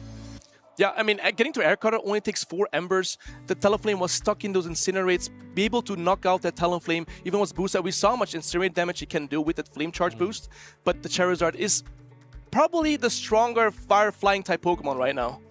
Which one? Shadow Charizard? Yeah. You think Shadow Charizard is the better choice than Shadow Talonflame? Well, yeah, I think it's just cooler. I'm here for it. Yeah, I would love to see Shadow Charizard go all the way. There are still Shadow Talonflame available in the tournament. One's been run by Inadequance, for example, so he might have something to say about that. You mean Cyrus? I do mean Cyrus, but we want to see what you have to say. We've been checking out your social posts, and we've got an opportunity to showcase a few of them here on the broadcast. Well, let's see what social posts we got. We got here Emmy Weedle with his brother and his dad. Congratulations as well to Emmy Weedle's dad. It was his birthday yesterday, if I'm not mistaken. Happy leveling up day to the person who supplied 50% of the greatness of Emmy Weedle and subs the Lego. What a great post this is. Yeah, celebrating Jillian Ember. That's Emmy Weedle's mum. She comes to so many of these events to support, and they've got the family with them as well. So this is a great opportunity to continue to push Emmy Weedle here in Stuttgart. He has previously won the Stuttgart Regional Champion. He might get it again. That's so cute, actually. The parents supporting him to the journey of becoming one of the best and strong trainers in the world. And we see here, Vampire is one of the people here running in the show in the background, about to round up the year soon, but they were going to crown a new Stuttgart Go champion. Go team, go! Good luck on day 2 for all of the remaining competitors. This is Vampirist, also known as Emil. He has been working behind the scenes and on the floor for so long. But yes, an absolutely massive shout out to all of the staff, all of our judges and friends that we have to help these events be as incredible as they are. They're having so much fun doing this. And here we have, what? That's a Shundo Necrozma? That is insane for up dancing a previous world champion. By the way, the Shundo background Necrozma. What a beautiful Pokemon. Do you have one of those, Fareed? I don't think I do. Honestly, that is such a cool... And bear in mind, Dancing Rob is a world champion, so things just may become easy to him. That's insane. How lucky do you have to be to obtain such a beautiful Pokemon Shundo and a beautiful background? This is a great Pokemon. I believe to they get for call trade. it the World Champ difference. This is the World Champ difference, exactly. I never got one of those. Maybe I need to be World Champion one day, and I get also so lucky. Do you back yourself one day? What do you mean? World Champion. Do you think I can do it? I believe in you. You do? I believe in you. Okay, I'll try. Do it. Yeah. I really hope I face you in one of those like regionals or ICs. Because? Then we can like glaze each other a little bit and like intimidate a little bit. Just like flirt across the stage. Yeah, like charming, because you know the typing and the dark fighting. I can charm you, but I like to be charmed. So I want to do that. Yeah, that sounds. I think that'd be fun. Have you ever competed in a regional event? I have. When was that? The last one I did was Lille last season. Or 2 seasons ago already. No, 3 seasons. It was last year somewhere. I got 17th, and I played some amazing. I played alone on Marowak. Back then, it was really fun to use. A lot of core breaking opportunities. I faced Clefables. With the Gligar was still in the meta. It was really fun. I only got top 17, but hey, I mean, you made a lot of friends. You made a lot of friends. I made a lot of friends, yeah. And we love speaking to friends. So why don't we speak to both of our friends that have just competed on stage for a double interview? Wow. Thanks, Farid. Indeed, community is the name of the game. So we're having some friends here. First of all, congratulations, Frika, after another 2-0 victory over Stone Collection. How are you feeling after defeating your friend? I'm feeling pretty good, because I won, but I also don't like winning against friends. It's always horrible to play against friends because, you know, one of you is getting kicked out and it's just not nice. It sure has a bittersweet taste to it, but I love kicking my friends out of tournaments if I ever won in one. Stone Collection, do you like Frika a little bit less now, or is it still the same? No, it's I like him really well still because 2 days before, I think on Friday, he kind of saved my life. So it was. I'm not mad at him at all. Can you elaborate how he did that? Yeah, on my way here to Stuttgart, I popped a tire on the highway, so I was a bit delayed. Instead of coming to the accommodation at like 9 p.m., I was there at 3 a.m. and there was nobody that could open the door. So I called him because he was staying in the same accommodation. And yeah, he opened the door at 3 a.m. So I've never lost because I played bad or because I had no chance at all. All right, that's very nice of you, of course. Did that rest that you not get hurt your tournament in any sort of form, because you're still really doing well? Not really, because I could still rest a long time, not like Stone Collection. I only had to get up at like 3 for like 15 minutes, but yeah, in general, all the tournaments I never get enough sleep, so it's always like not enough rest. Just to get back to the games a little bit, you've been using best friend Malamar a whole lot. How's it been for you this tournament? I think it's pretty good because against many teams it has lots of neutral play and also like good matchups, like against the two most common used Pokemon like Stunfisk and Ferret. It's has good matchups against them, and I think I will use it in the further matches as well. What about Spidops? That's one of the newer Pokemon in the meta. You are playing it, one of the few trainers who made it to day 2 with it. How's it looking like in the meta? In the meta here in Stuttgart, it doesn't look really well. I built it with with the old metas a bit in mind and with what could happen now. But yeah, in this meta with all the Ferrets and Altarias and many Steel types, it's not as good as I hoped for. Let's confuse the camera. How was Bellibolt for you? It was fine. It's also really neutral against a lot of the meta picks like Altaria. It's not good against Stunfisk, but it's decent against Ferret. It wrecks Scissor. But yeah, it turns out everybody has Stunfisk in their team, so it was sometimes a big risk, but it was like in some scenarios. Yeah. All right, thank you so much, trainers. Commiserations that you got knocked out of the tournament. Still another day to run regardless, and Frika, you are still in the tournament. So good luck in the further round, and we're going to kick it back to the casters. Really nice to hear from two friends, and we saw that Stone Collection said, Frika saved my life. And I know we joke around a lot, but in all seriousness, you do actually save lives in your regular day job.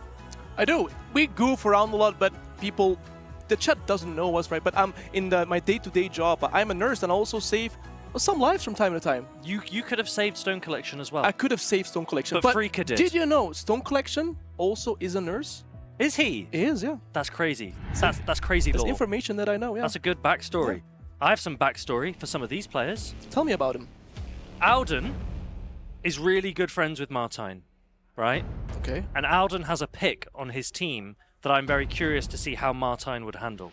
and that is that Thievul. That Thievul, that Sucker Punch Night Slash user Thievul getting to boost that Night Slashes. I want to see it on the Giratina from Enequist, but that's not important right now. What is important right now, the Strange has its Lapras. Yeah, Strange Top, he played against Martine actually earlier. He drops down to play against Alden. Alden will probably prepared to have played against both of these players, but there is that interesting pick, that Lapras for Stranger Top, and Alden has a couple of answers, but we saw yesterday what happened.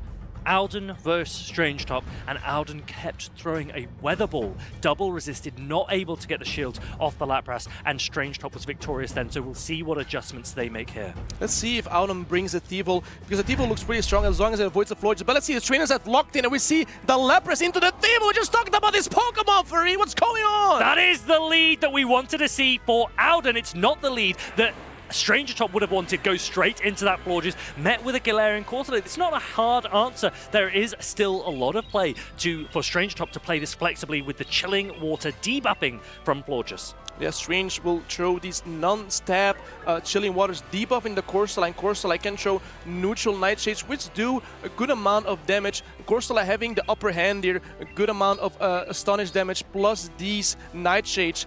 This will still not knock out, but Florges can still throw some more Chilling Waters and debuffing the Corsola. What I really, really like about the line composition from Alden here is that although the Thievul on paper could be a threat, that Shadow Talonflame in the back, which Strange Top isn't even aware of, could go crazy if Alden is able to get shield advantage or energy advantage. Fareed, I am so crazed right now. Looking at the Thievul, we see Strange with a Furret and a Lapras. Psywaves resisted on the Thievul. The Sucker Punches resisted on the Thievul. This Thievul could go ham right now, but Strange goes for the Furret. But Odin goes to the Power Gem right here, landing on this Furret. But keep in mind the Corsola was debuffed. And here we see the Talonflame coming in with boosted Shadow Incinerates. I really like that play from Alden, throwing Power Gem, which meant it wasn't a double resisted catch from that Furret. The Furret gets a tiny bit of energy and now gets to throw it into this Shadow Talonflame. Furret paces so quickly, and Alden's actually going to let this Swift go and try and get one of the first shields from Strange Top's side.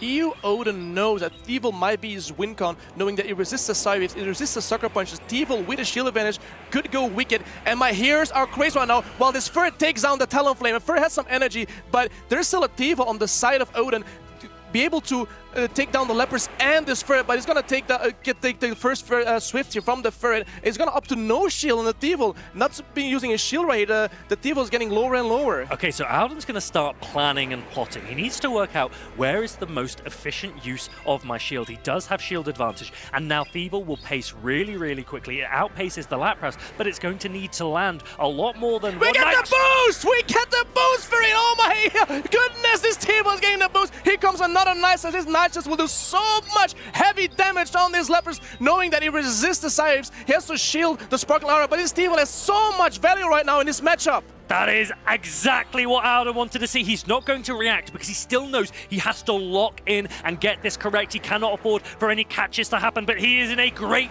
position going into this endgame now. The Lapras reaching the Sparkling Aria just before Thievul is able to get to the Night Slash. Thievul still has a shield. Odin obviously going to protect his Thievul already, knowing how much value he can get out of it, knowing in his boost that there is a Furret on the side. He goes for the Swift, he goes on Night. No, he actually goes for his Swift. No, he has no shields anymore. Is it going to take out Fareed? I think the Thievul should be able to hold on just fine. The Sucker Punch is going through against this Furret. Thievul lands. Thievul holds on, is going to get to land an attack. There's a Florges and a Lapras available, but is Thievul going to be able to take them both out? It's going to be able to farm down the Lapras! He farms it down. There is no way right now. Here Thievul comes with the boost at Night Slash on this Florges, and he takes the W from Odin. Thievul! Double resisting the Psywave. Thievul hangs on, and Alden takes game number 1. What a superb start to this series. I can't believe what I'm seeing, Fareed. I see a Thievul on the screen right now. I don't know what I'm seeing. It's boosting. It is winning. Surviving that Psywave, getting to the last farm down on the Lepers, getting to the beautiful Night Slash, which was boosted on that Florges, and winning this game. Wow, Thievul, what a Pokemon! That is crazy. Without that boost, Alden would not have won that game. That was so desperately close in the end. Thievul surviving on what looked like 1 HP. Incredible stuff. Crazy. The Thievul was able to avoid the Florges there, and it's the Dark type that resists the Psywaves of the Lepers, resists the Sucker Punches of that Furret. when it boosts at Evil, it goes so strong. It goes so strong. And also as Play Rough did some heavy damage potentially on this Altaria from Strange. I really, really like that from Alden, but he needs to win again if he wants to proceed in these group losers finals. Strange Top on the other side needs to think and adjust. He played weak to that Thievel there. He played Lapras in the lead and Ferret in the back. That's the kind of ABA risk that sometimes can cost you, but sometimes it works in your favor.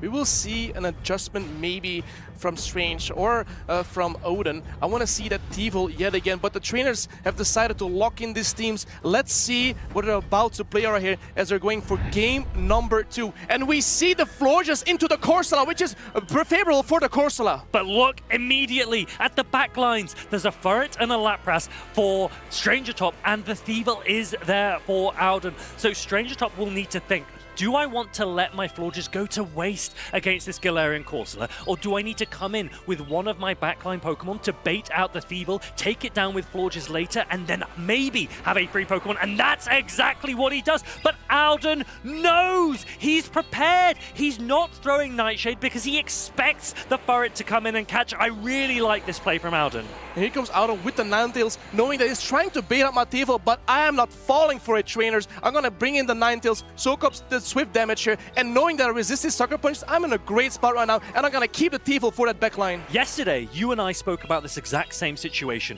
When a Pokemon comes out, a Ferret comes out to bait out the Thievel, and Alden responds with the Alolan Ninetales instead. He's done it again. He saved the Thievel in the back. Alden knows, he knows he's not gonna fall for it, and he says, I know there's tricks. I know Thievel won me the previous game. I got the nice size boost. I want to keep this Thievel in this game and potentially close it out with that beautiful fox of a Pokemon. And here comes a Lapras. He's gonna throw the Dazzling Gleamer. Is Strange gonna shield this Dazzling Gleam, knowing that he can easily survive it, knowing how bulky Lapras is with 2 shields, but he lets it go. He's gonna do a decent amount of damage, and now Alden can go straight into the Thievel. Yes, he does, and he's gonna start going up and reaching towards that Night Slash again. It's going to be able to tank a Sparkling Aria, but Alden could be invited to use one of his 2 shields. Both remain for him. This is Thievel gaming, baby. Look at Odin shielding the Thievel, protecting as much as possible, overloading on some energy, getting it close to knocking out with a Nices, maybe getting the most energy. No, he lets actually overfarms a little bit too much, but the Strange gets to a Sparkling Arrow. Is he gonna protect shield this Thievel, knowing that, okay, I can survive, but he's gonna actually protect shield it as much as possible and keeping it as healthy as possible right now, and possibly farming down this Leopard. Does he get the farm down? He doesn't let the farm down happen, and here comes the first Night Slash on this Florges. This is a bait Night Slash. He actually allowed the Florges to be seen. He did an extra Sucker Punch to invite Strange Top to think that this could be a player of a brilliant bait there from Alden. And now Florges is going to get the opportunity to use Chilling Water and bring the attack damage down from this Thievel. Yeah, Chilling Water, that's going to do so much damage. There's no save attack bonus, but there comes the Corsola into the Florges right here, trying to get to the Nightshade before it gets to Chilling Water. Chilling Water will not guarantee a knockout here on the Corsola. There's no same type attack bonus. Corsola can get to the Nightshade from to the Astonishes with a lot of damage here, but it doesn't knock out. And here comes an attack fall, but here goes the Nightshade on the Florges. Yeah, no risk of a catch here. Alden has managed to clear the debuff that was on that Thievel, and he's now going for an undercharge into this Florges so that he can maybe try and get a little bit more energy. Ferret now comes in. It's going to get the opportunity to potentially fully farm down this Corsola. It gets a lot of energy there. Thievel has some energy remaining as well. Alolan Ninetales remains in the back. And now it looks like Alden's going to come in with the Alolan Ninetales, resisting the Sucker Punches and forcing Strange Top to throw the Swift energy into it. Let's see who's going to win this game. Is it going to be the Ferret, or is it going to be Thievel, the Fox? The Swift knocks out. Here comes the Thievel, farming down the Ferret, has a low amount of energy. There's no energy on Florges. There's some Lepers. Here comes the first Night Slash on this Florges. He's going to shield. He's going to use a Protect Shield. There's maybe a catch opportunity here. Strange Top knows that Thievel has no shield. If he reaches a Trailblaze, there is the possibility the switch timer is not up. He doesn't get the opportunity to catch. That means Thievel will land this Night Slash, and it will be able to take down the Lapras. Strange Top knows it. Alden looks up. He's curious how much energy is available. Sparkling Aria is not able to be reached! Thievel Gaming, baby! What a Pokemon! He takes a W. Odin is like, what is going on? What does the Fox say? Alden progresses here on the loser side of the bracket. Superbly played, blows a kiss to the crowd. That was immense, Thievel Gaming, and we are absolutely here for it. Aura firing by Odin there. Wow, what a tremendous showcase of Thivo. I've never seen this ever before in my life, Farid. This was amazing, amazing energy management as well on the Thivo, knowing that, okay, I'm gonna protect my Thivo. I know this can be my win con in the end, and eventually it was. The Leopards didn't get to the Sparkle area, Thivo being way too strong. Immense, immaculate, and simply perfect from Alden to take it through there. And unfortunately for Strange Top, his Stuttgart run is over. But we mentioned Thivo yesterday. We mentioned it briefly this morning. What a Pokemon, what a pick from Alden. Probably now our favorite. It has to be our favorite. We had the Lapras with the Psywave, Sparkling Aria, already a unique pick, but then we see an even more unique pick with the Thivo there, getting to the nice slashes, getting potentially boosting. Did we see in this gameplay, like 1 HP, got to move, nice slashing this Florges with Thivo, stealing the show right now. Yesterday it was Furry the entire day, but today it is just Thivo taking all these Ws.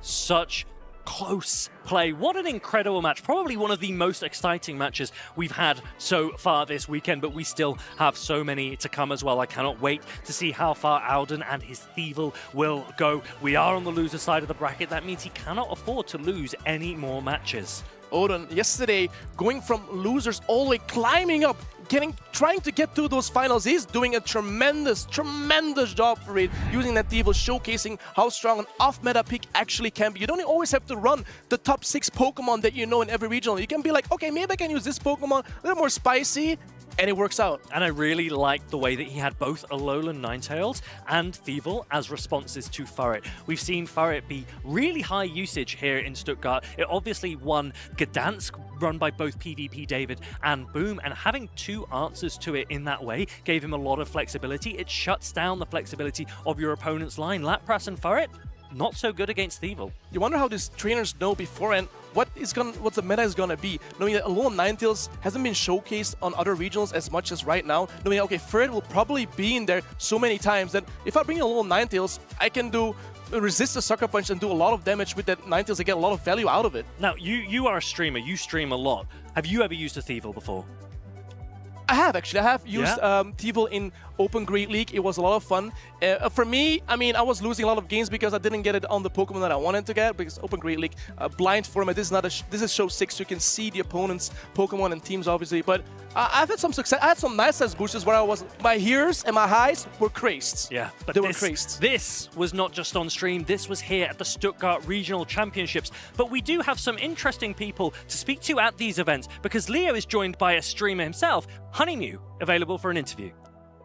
Hello and welcome everyone back to the action at Stuttgart Regional Championships 2025. I am joined by Honeymew. Now, tell us a little bit about yourself. Hello everyone, my name is Honey. I am a content creator. I do Pokemon content for nearly 3 years now. I'm a content creator for over 6 years now. I started with playing Pokemon Sun and Moon, Sword and Shield, and somehow my way came to Pokemon GO. And since a few years, I'm really stuck to Pokemon GO. I'm a Pokemon GO hardcore player. I go around, travel the world, and try to catch as many shinies and costumes. I love Pokemon with costumes, so that's what I do in Pokemon GO most of the times. What made you fall in love with the game? I really love the travel aspect. There are so many events all around the world, and that's so fun to me. You get to meet so many amazing people, content creators, and I've met so many friends along the way, and the events are always super nicely planned out, and it's so much fun. Going outside and gaming compared in one game, it's perfect, yes. You're absolutely right about that. Now, we're here at the regional where it's all about PvP. Yes. What's your favorite Pokemon to use in PvP? So I have a special one I've collected during the Shadow Mewtwo raid weekend. It's a perfect 100% Shadow Mewtwo. I love to use that one. It's so much fun.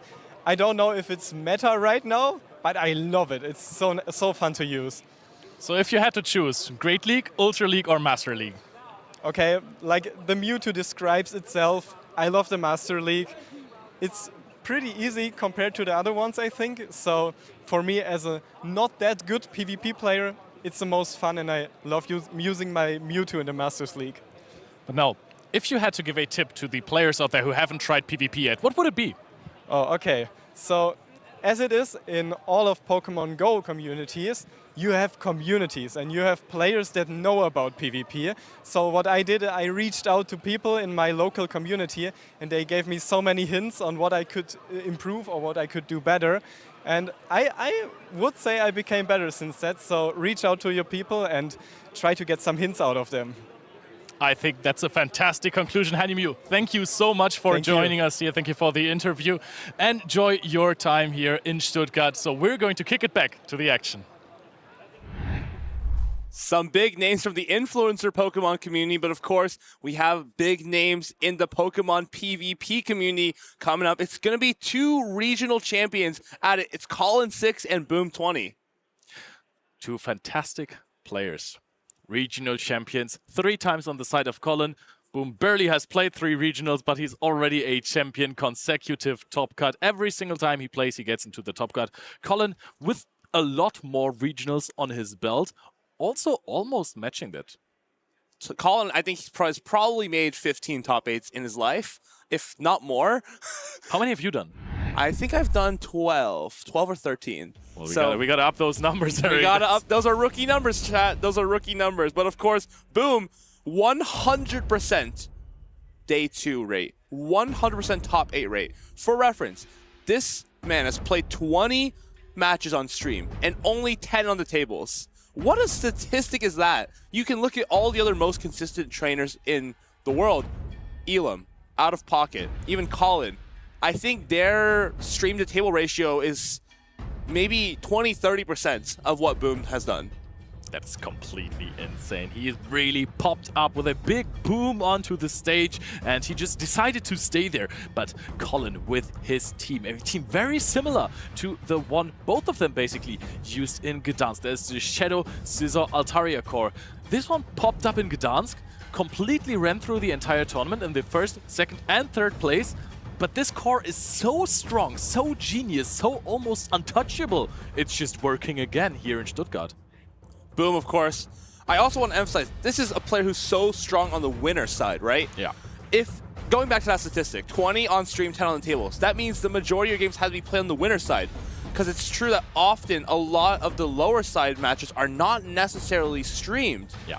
So just think about that. Not only has he top cut all of those, but he's done most of them from the winner side, and he's going to try to continue that streak here against Colin6 here in this match, trying to make it the top 3. We're seeing so many of those championship series, regional champion shirts. At this point, it feels like everyone has one here. Another neutral lead there. This is where both trainers strive, Altaria versus the Stunfisk. I love swapping Furt here because we're trying to lure out something and maybe hopefully something we can win switch against.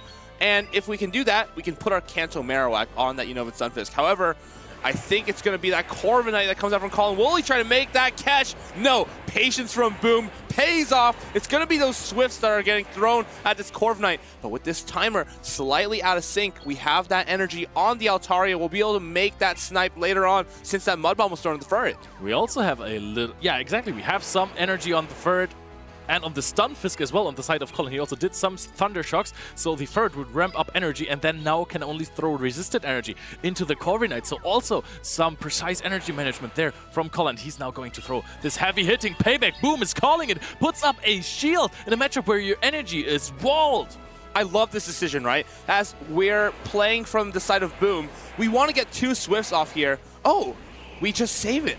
Okay, I think that's very interesting because if we had stayed in and thrown those Swifts, we could maybe just get the switch advantage, but it looks like Boom is opting to just play that neutral game, save those Swifts for something in the back, gonna bring out this Stunfisk here, and we're gonna be trying to go for Flamethrowers onto the Unova Stunfisk, but it's gonna be the discharge that's reached first. At this point, the matchup is really dominant for Stunfisk, right? You are almost at 2 discharges, which are almost in knockout range, while Boom is still charging up to this Flamethrower. Barely reaches it just before Colin makes it to the next discharge. Can now farm up a little bit more energy. There's a little bit of a slower pacing. You could even let them throw a Sky Attack, but Colin decides to not take any further damage on this Stunfisk. Leave this matchup with a bit of energy and decent HP, honestly.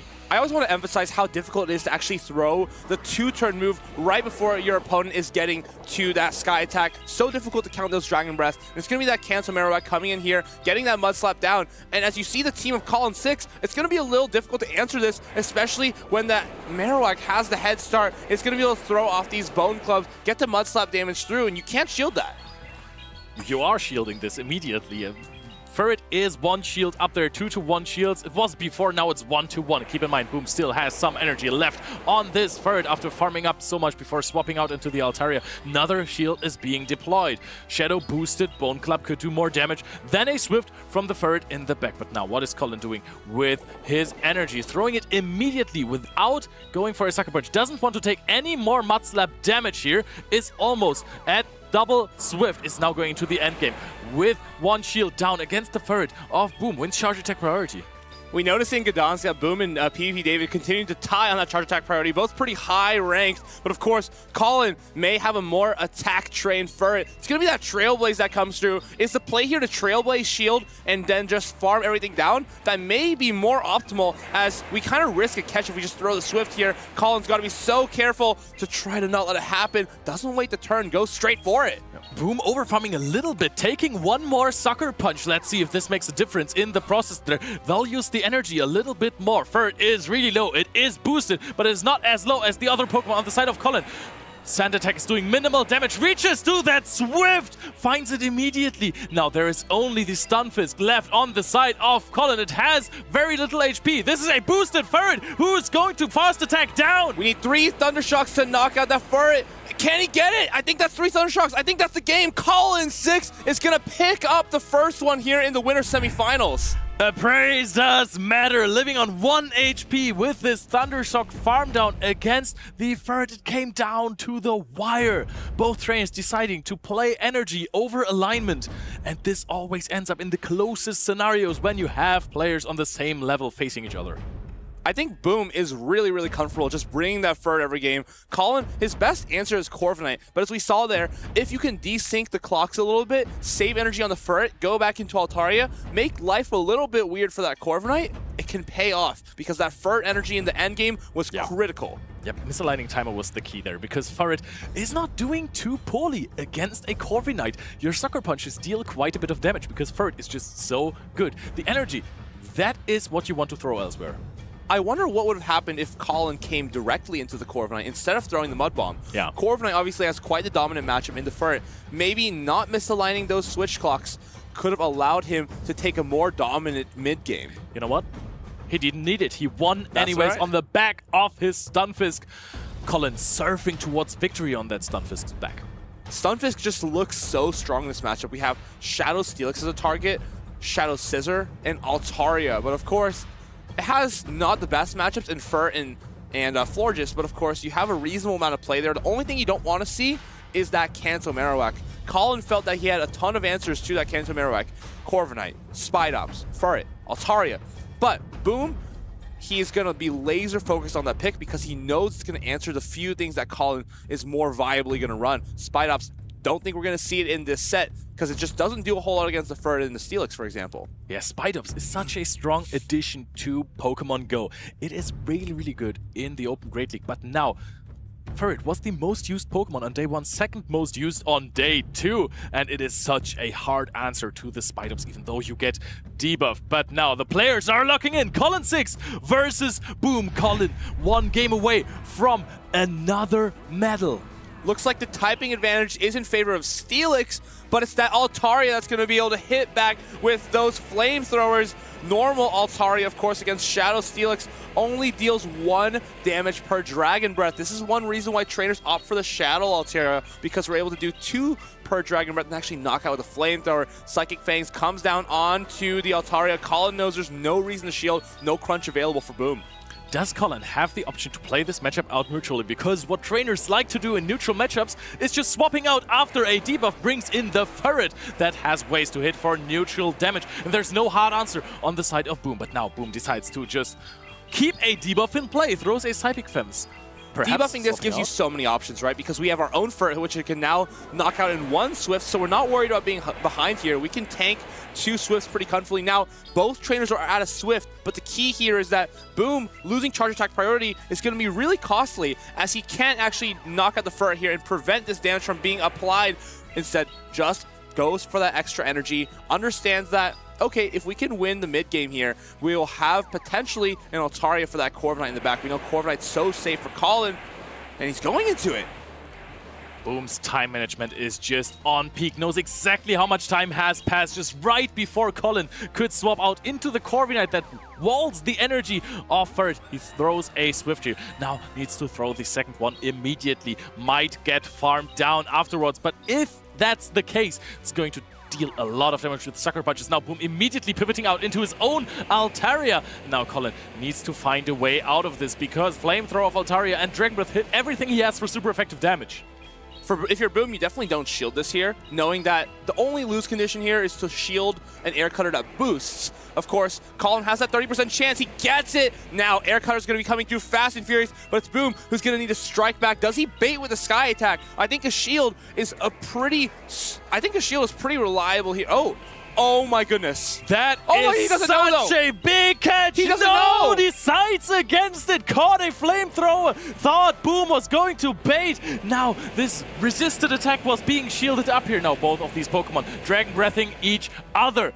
Which one is stinkier? There's going to be a Sky Attack from Boom's Altaria. Reach first. And now this one is going to be let go by Colin. So much damage. Does he make the return catch? Not really a catch, but Colin is forced to throw here. Goes for a complete undercharge, as he knows Corviknight's going to enjoy getting even 1 Sky Attack down on this Steelix. Can you farm down, though? There's a Psychic Fangs almost reached already. Yes! No! He cannot reach the Psychic Fangs. Corviknight is going to dominate here. And there is still 1 shield left, but 2 on the side of Colin 6. Here's the problem, right? You're never going to be able to sand attack down this Altaria. You're going to have to rely on Air Cutter pressure. Colin needs to reach 2 Air Cutters. Boom needs to reach 2 Sky Attacks. Who's going to get there first? Boom, of course, has that catch option available in the Furt, but it's going to be very, very difficult for Colin, because both are 1-turn fast attacks, meaning that you can catch on any time.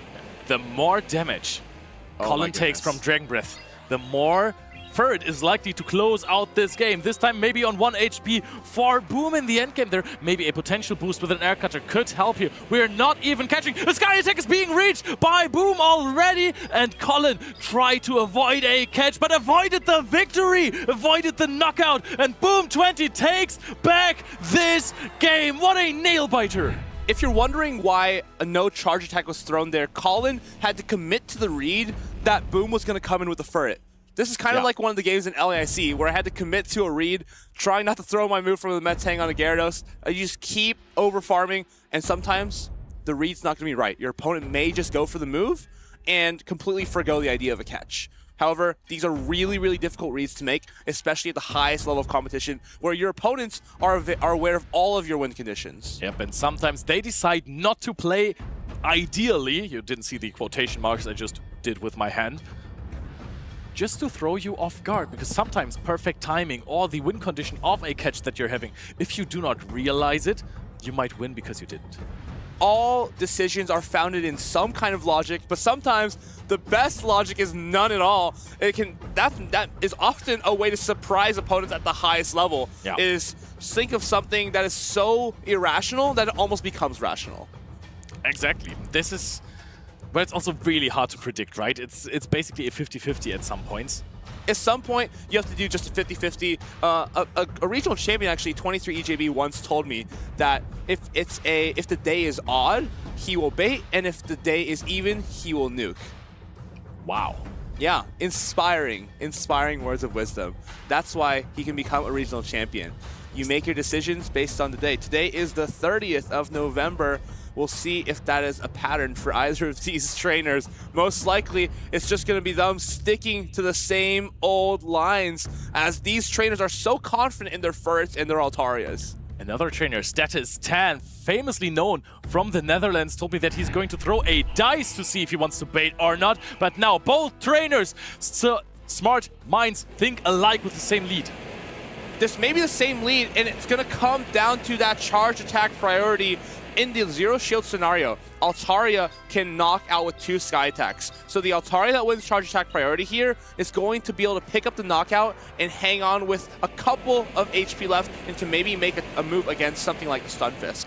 Boom does not want to reveal it yet, but those trainers have faced off in Gdansk already, so maybe they actually know which Altaria has the higher attack. I think Collins wins. Collins definitely wins. And I think Bohm knows that. He's lost charge attack priority with Altaria many times, not only this weekend, but in Gdansk. He understands that by going down there and just coming with the Furt to start the farm, this may be advantageous for him, and he actually does get the advantage, as his Furt's going to be able to get a head start on the opposing one. But he's going for double Swift instead of Trailblazing and Swift, which is sometimes the way players choose to play this matchup to get some more damage advantage here.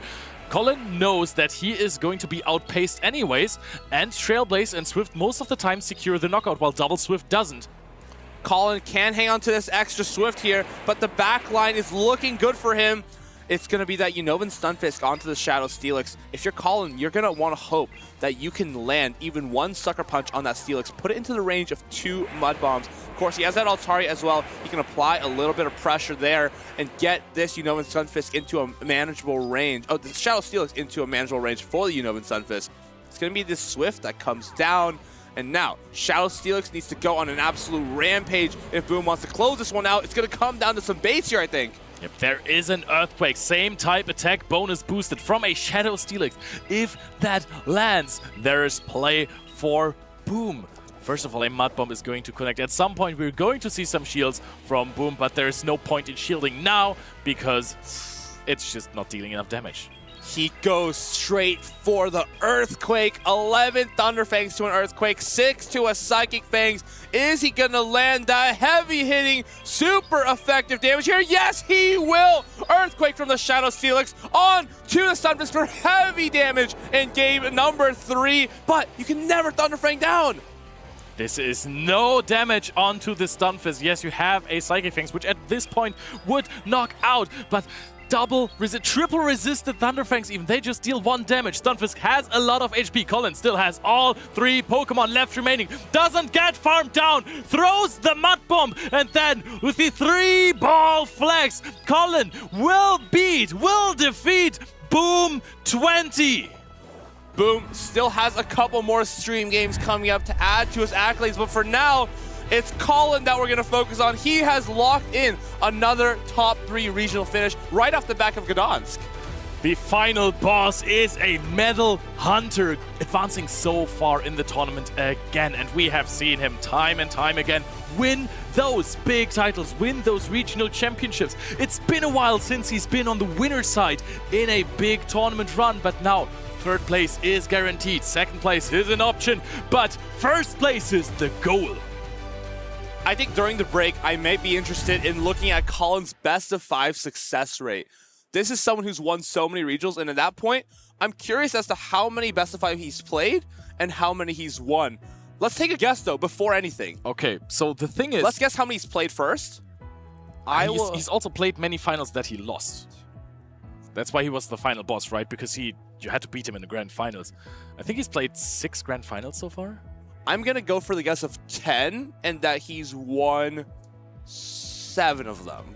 I'll say it's going to be something like 6, 7. But we're going to see the replay here of Boom throwing that Swift to knock out the Corvi Knight, but taking a little too much damage in the process. So the Stunfisk on 1 HP and a big dream knocks out the Ferret. Now, Colin here in this matchup catches the Flamethrower, and this was a crucial moment in the game because he then decided to change his idea on how to play the game, shielded up the Flamethrower that would have been resisted damage later on, taking a Sky Attack that lost him the game. But there in game 3, Stunfisk, there was no lose condition in this race in the end from those 2 ground types because Stunfisk would always live an Earthquake. Colin, I think, has played actually more than 10 best of 5s. I am still tallying them up here. But so far, after just his wins, he is 7 for 9. I think adding Dortmund, he becomes 8 for 12. 8 for 12. And we're still going. We're still going. 8 for 12 after Lil. He is 10 for 13. 10 for 13. Bologna. All right, that's Nighttime Clashers math class, everyone. So if you haven't gone to school this week, this is where it's at. Give me the counts of Gyarados to 4 Aquatail. Gyarados to 9, 9, 9, 8. You add that all up, what are you going to get? 35. Exactly. Oh, I didn't even know that was 35, but those counts are crucial. I'm bad at math. Those counts are crucial in the game of Pokemon Go. Colin, also being aware of some good counts in this game. We have something in the Telestrator coming up for you guys. We have the caster analysis corner here. The replay, yep, there we go. We've seen the first shield being put up by Boom, withstanding all of those mud bombs. Now the next question for you, Eric. Actually, can we play? I forgot that I have to do this now. All right, let's take a look. Mud bomb comes through. How many Thundershocks to 7 mud bombs? 7 mud bombs. 5, 4, 5, 4, 5, 4. So 9 times 3, 27, and then 32. How many Thunderfangs to... I mean, that's easy. How many Thunderfangs to 3 Earthquakes and 2 Psychic Fangs? That's 33 with the 33 with the Earthquakes, and then I think the last Psychic Fangs becomes 5 and then 6, so that's like 33 plus 11, 44 roughly. Dude, that is... I don't even know if that's correct, but that was mighty impressive here. You can see that Boom seeing the win con, you know, trusting his Stunfisk, knowing, hey, I can comfortably no-shield an Earthquake, even if that lands, I will reach my Mud Bomb, even though in the end it got really, really close over there, just throwing in on basically 1 HP after almost being Thunderfang down. Definitely comes down to the bulk of the Unnovan Stunfisk. There's definitely some Stunfisk that prefer for higher attack train, because then you can guarantee wins against opposing Unnovan Stunfisk, which is super valuable, as 2 Mud Bombs don't do a whole lot of damage to Unnovan Stunfisk, and you can come out of every mirror with a huge HP advantage, and that always pays off. As if you have maybe 25% HP left on a Unnovan Stunfisk, you're making a move against anything, maybe even 2. Yeah, Stunfisk is so bulky, you can take almost all of those charged attacks. Even if it is a mud-slapping Pokemon like Shadow Kanto Marek, then it's gonna get really, really close. But if you're on the right cycle of energy, if you have some residual energy even, then you're going to make those. Except for if it is in the mirror match, then you most likely won't exit the matchup with residual energy. A lot of people like to see how good their Pokemon are based on just playing a large set of games, seeing what bulk of your Stunfisk is going to do for you, and once you play like 50, 60 games, you're going to find all of it out. But the best way to start playing some games is to head over to your locals and try it with the people around you.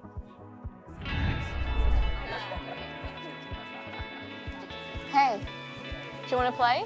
Yeah. All right, I'm gonna look again. Nice. One shot? Okay.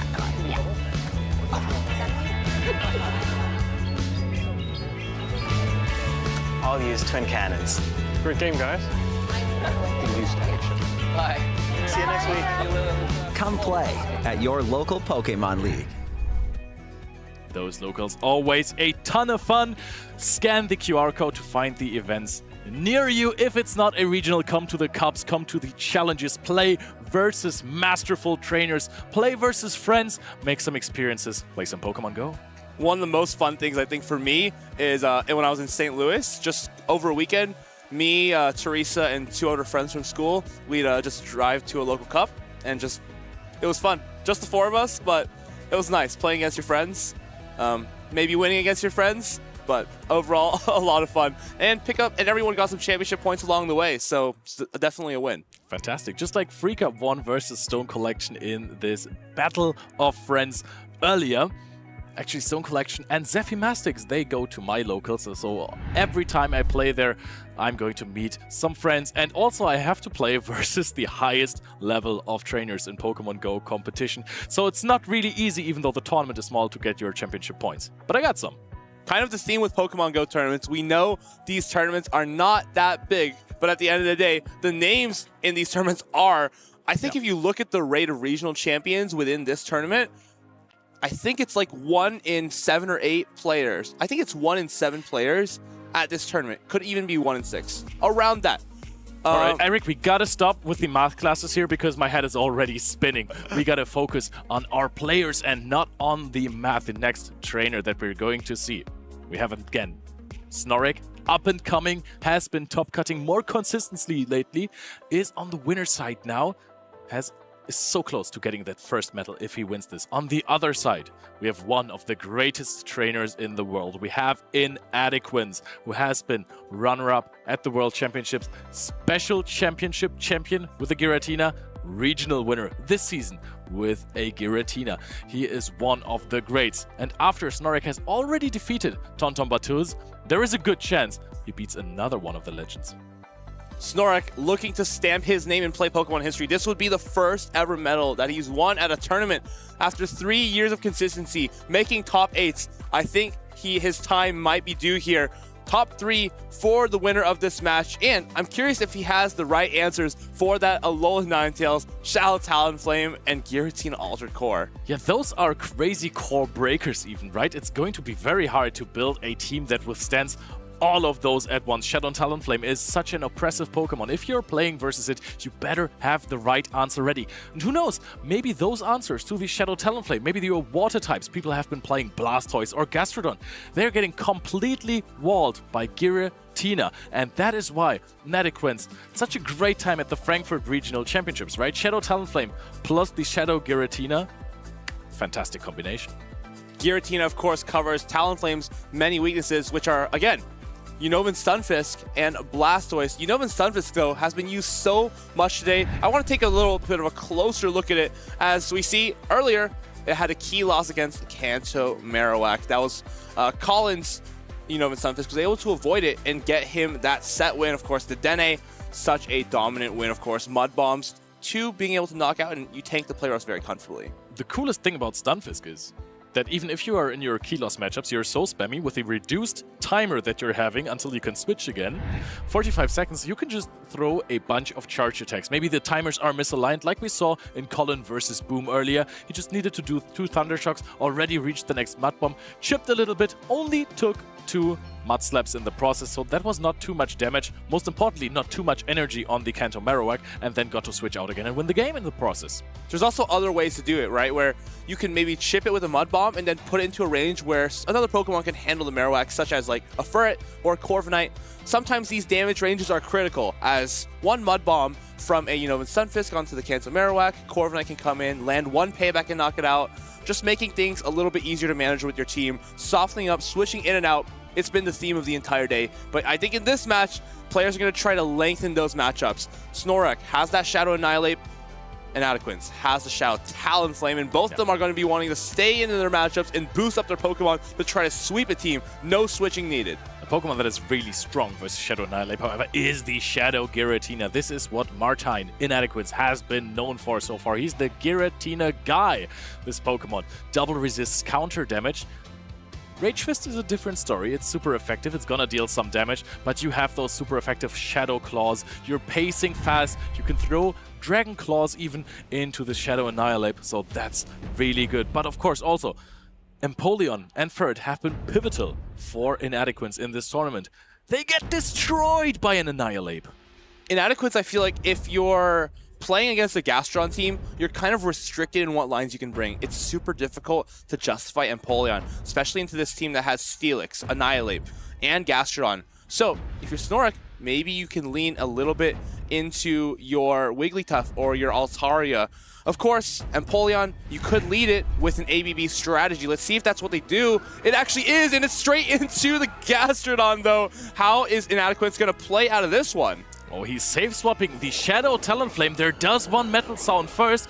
Now this Gastrodon is going to farm up a little bit more energy, is going to threaten a Water Pulse here. That is a lot of Incinerate coming through there, and Inadequence is not taking any risks, shields this up. Water Pulse comes through onto that Talonflame. I think he was making a bold read that there may be a no-shield of a Body Slam, but Shadow Altaria coming in here. What does this mean? It means that there's no answer for the Giratina Altered in the back. Shadow Altaria is fantastic versus Shadow Talonflame. Of course, look at the damage. We're also going to take some damage back, but this Pokemon is now lured out, as we call it. And the danger is sitting in the back. Cyrus with his Shadow Giratina that is waiting to just soak all the energy from a Gastrodon and not get countered down by Annihilate. committing this last shield is really interesting to me, as now your Giratina Altered may be subject to a Rage Twist from an Annihilate. We pivot out into the Empoleon. Is there a way in which Snorlax can hang on to this Shadow Altaria? Oh, the Empoleon is basically a guarantee here if you get a lot of farm in there that you can handle the Annihilate somehow. And also in the Zero Shield matchups, you're very much fine versus a Gastrodon. Now, with the read that there is no Annihilate in the back, which is I think what he did there, Martin, what is he expecting in the back for his Giratina? Giratina may be resisting these charge attacks from the Shadow. No, the Gastrodon. This Water Pulse is still going to chunk away at its HP because, of course, it is a Shadow, and Water Pulse is quite a heavy-hitting move. I think this is really good for an Adequance. He gave some damage to this Gastrodon, but he also gave it some energy. Soaks the energy with his Giratina. We come in Annihilate. Yeah, if you come in Annihilate, you take some damage, you get hit with a Dragon Claw can after super effective damage. I think you can make two Dragon Claws even. I think you can also No, throw we can make the Dragon Rage Fist. He's going to have to Ancient Power because Dragon Claw is 7/6/6. And if, yes, we pay... Oh, can't get to the Rage Fist. Has to go into the Altaria to soak this Dragon Claw. And game one is going to go to Inadequance despite having quite the lead. Taps on his Team Rocket logo. It's Team Galactic, Eric, but that's right. Cyrus is back at it again with his Shadow Giratina, clutching it out every single time he needs it to. People have been playing teams weak into Giratina thinking, hey, this is a spice pick. Maybe you brought it for some color, for some fun, but no. Inadequance is the Giratina master, and he's going to show you. Okay, well, I think Lyle Jeffs, one of his most famous quotes is, if your opponent, their spice pick, you have to just play ABA weak to it in game one. They never lead it. They never lead the spice pick. And honestly here, that was the case. We did not see that Giratina Ultra in the front, but if Snorlax hung onto that Altaria in the back, may have had a little bit more play into it in the end game. Snorlax actually did something really interesting there. He has a team that is really threatening the Giratina heavily, and his plan was to scare away the Giratina, to play those mind games with Inadequance, play slightly weak to his signature Pokemon by just showing his team sheet. But Inadequance, he is having none of that. He can see such a strategy from a mile away, baited out the Shadow Altaria, and then brought in a different Pokemon to clear it. Bring in the Shadow Giratina, actually got it on the Altaria in the endgame, but he played for energy. He took some damage from Gastrodon, completely Shadow Clawed it down with enormous fast attack pressure, great energy management, and then double Dragon Clawed his way to victory. Also, it's great for him in a team with Ferret and Empoleon to know exactly how much damage you can deal to a Shadow Annihilate with your Giratina, because if you land this Dragon Claw, you can Shadow Claw all the way down before the Rage Fist is being reached. So much damage from a neutral Dragon Claw. It's so nice to see because we don't get to see a Dragon Claw land onto Annihilate very often. Yeah. But it shows Giratina Altered may be bulky, but as a Shadow form, it can also input a lot of damage onto that playing field. Does Snorlax make the pivots that he needs? I think Wigglytuff looks really great, just considering that Empoleon is a difficult bring for Inadequance. Let's see if he can justify that pick in game number 2. We have a not really neutral lead, I would say. Shadow Talonflame versus Gastrodon. This is all about the shield calls from Inadequance, because if you shield a Water Pulse, you're good to go. If you shield a Body Slam, things might get tricky for you. We go straight for the fly. I like this. This either peels away that shield from Snorlax, or it's going to do heavy hitting damage and is going to allow Inadequance to pivot out here into something else. If he doesn't want to take this Body Slam or Water Pulse from this Gastrodon, he knows that he went for the Water Pulse the other game. This is where mind games start to come into effect, because we're able to get this Body Slam shielded up by Inadequance. We're going to be able to get to another one before that fly is reached, and this is going to be fantastic. Oh, I love this. We actually go for the Water Pulse, forcing out the shield from Inadequance. He could have thrown a Body Slam earlier, but actually thought it was not worth it. Takes another shield here, but he got farmed down. Inadequance has the switch. Altaria, that is a Pokemon that he kind of likes to see shielded here, actually, because he has the Alolan Ninetales in the back. However, the Wigglytuff is such a strong core breaker. The problem here for Inadequate is we can land this fly, but that flamethrower is going to hit for heavy damage onto that Alola Ninetales. Our Talonflame, it doesn't even feel healthy enough to be able to address this Wigglytuff in the back. And Giratina comes in, that's going to be met with the Wigglytuff. And now, with all that energy stored on the Altaria, we can still address the Alola Ninetales in the back alongside a Swift from this Wigglytuff. And Inadequate, that is not a face of someone who has given up on the game just because it's getting tricky. But Snorek knows this is where Wigglytuff is best. Do you actually even throw a charge attack? No, you take another Ancient Power. No, it's nowhere near knocking out, and you have so much energy to throw into the last Pokemon of Inadequate. Alola Ninetales has one job here. It needs to get to 5 Powder Snows. Can it get the job done? 2 is already on his side. If Snorek can pivot into his Altaria here and get to this Flamethrower, it will be able to knock it out, but the clock isn't up. He's going to have to stay in, throw this Swift. I love that. Not letting him get to 4. Now, can he outpace? Inadequate needs 2 more Powder Snows, but a catch is also in. Oh, he only needs to get to a Sky Attack, but the catch from Talonflame, the attempt is made, but can he get to the second fly? He does get to the fly! Is this going to be enough to knock out the Altaria? I don't think so, but it is shadow on shadow damage. 1 HP on the Talonflame, but the Flamethrower, if it is reached, Altaria hangs on. Flamethrower is being thrown, and it's going to knock out the Alola Ninetales. What a match! Excellent recognition from Snorek the entire game. Knowing that Altaria is just fantastic into Inadequate's team, especially once the shields are down. Grabs the shield from the Talonflame with the Gastrodon, understands that at that point, Altaria can knock out anything. Whether it be a Sky Attack on the Giratina, a Flamethrower onto the Alola Ninetales, or a Sky Attack onto the Furret, we're pretty much good to go in the back. This is such a full circle moment if you're remembering the first World Championships finals when you're thinking of Ninetales versus Altaria. Yeah, Godon Hana versus Dancing Rob. What a grand finals. I believe that came down to a game number 5. And I think this one, well, of course, is coming down to a game number 3. But these players have so much on the line. Inadequate wants to continue defending his streak of winning and top cutting with Giratina, whether that be Altered, Origin, Shadow, whatever you name it. He's got it on his team, but Snorek trying to take out of pockets Las Vegas team to new heights, get it even further than the original creator. If Giratina ever gets a Mega Evolution, I'm sure Inadequate is going to be able to bring it to one of those tournaments. I don't know how yet, but I think he has a plan.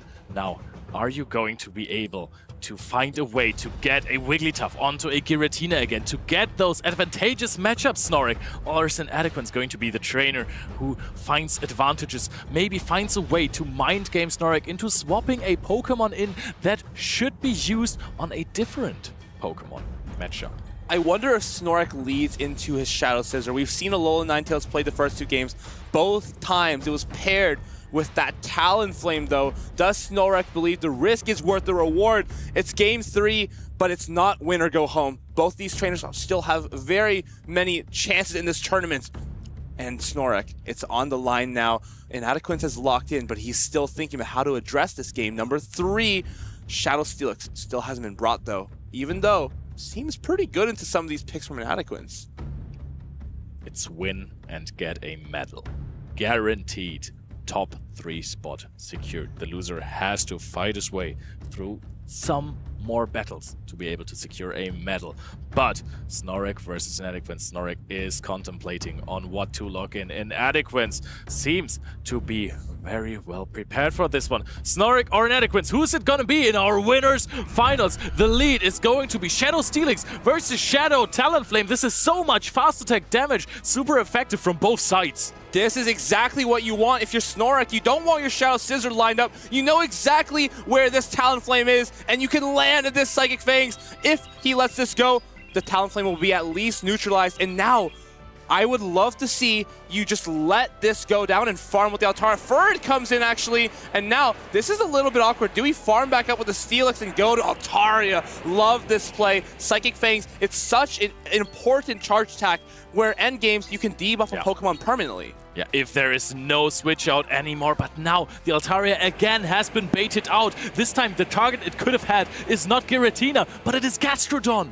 Swift comes through on this Altaria. Do we think that it's important enough to shield here? I think it is, but you don't know if it's an Alolan Ninetales in the back. If you're Snorlax, he's probably making the hard read that Alolan Ninetales is sitting in the back. We've already seen a Talonflame. We've already seen a Furret. These two Pokemon are so weak to Altaria. Surely the third one can't be a Gastrodon. Yeah, who would ever play an AAA line against something? But Furret is the best answer that Inadequance has, and he's going to be very happy to keep this matchup around. Actually shields up the Sky Attack. This is one Sucker Punch range. Does not reach the Sky Attack on the side of Snorlax. Snorlax now, he is going to get a Farm Down, but this is going to come with some damage.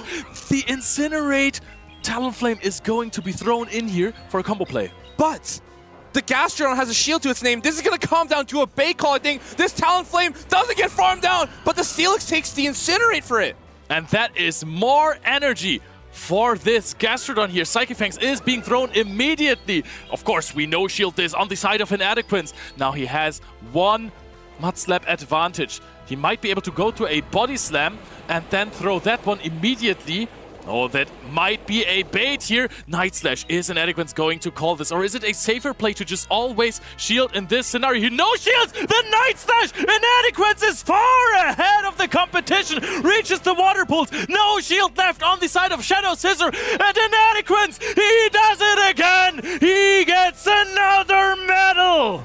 Shadow Giratina Altered picks up another medal. If you don't already know from his legendary Pokemon short video, Giratina has had so much success in the Championship Series, but when he says that, he refers to his own tournament runs, his own finishes, and Inadequance is not even close to being finished with this tournament. He wants to take it all the way with Giratina once again in Germany. Team Galactic just fantastic. He is on top once again. Look at this. This is the smile of superiority. He knows he's been in so many finals already. He can win them easy peasy. Inadequance, he is not only one of the best trainers in the world, he's one of the most confident trainers in the world.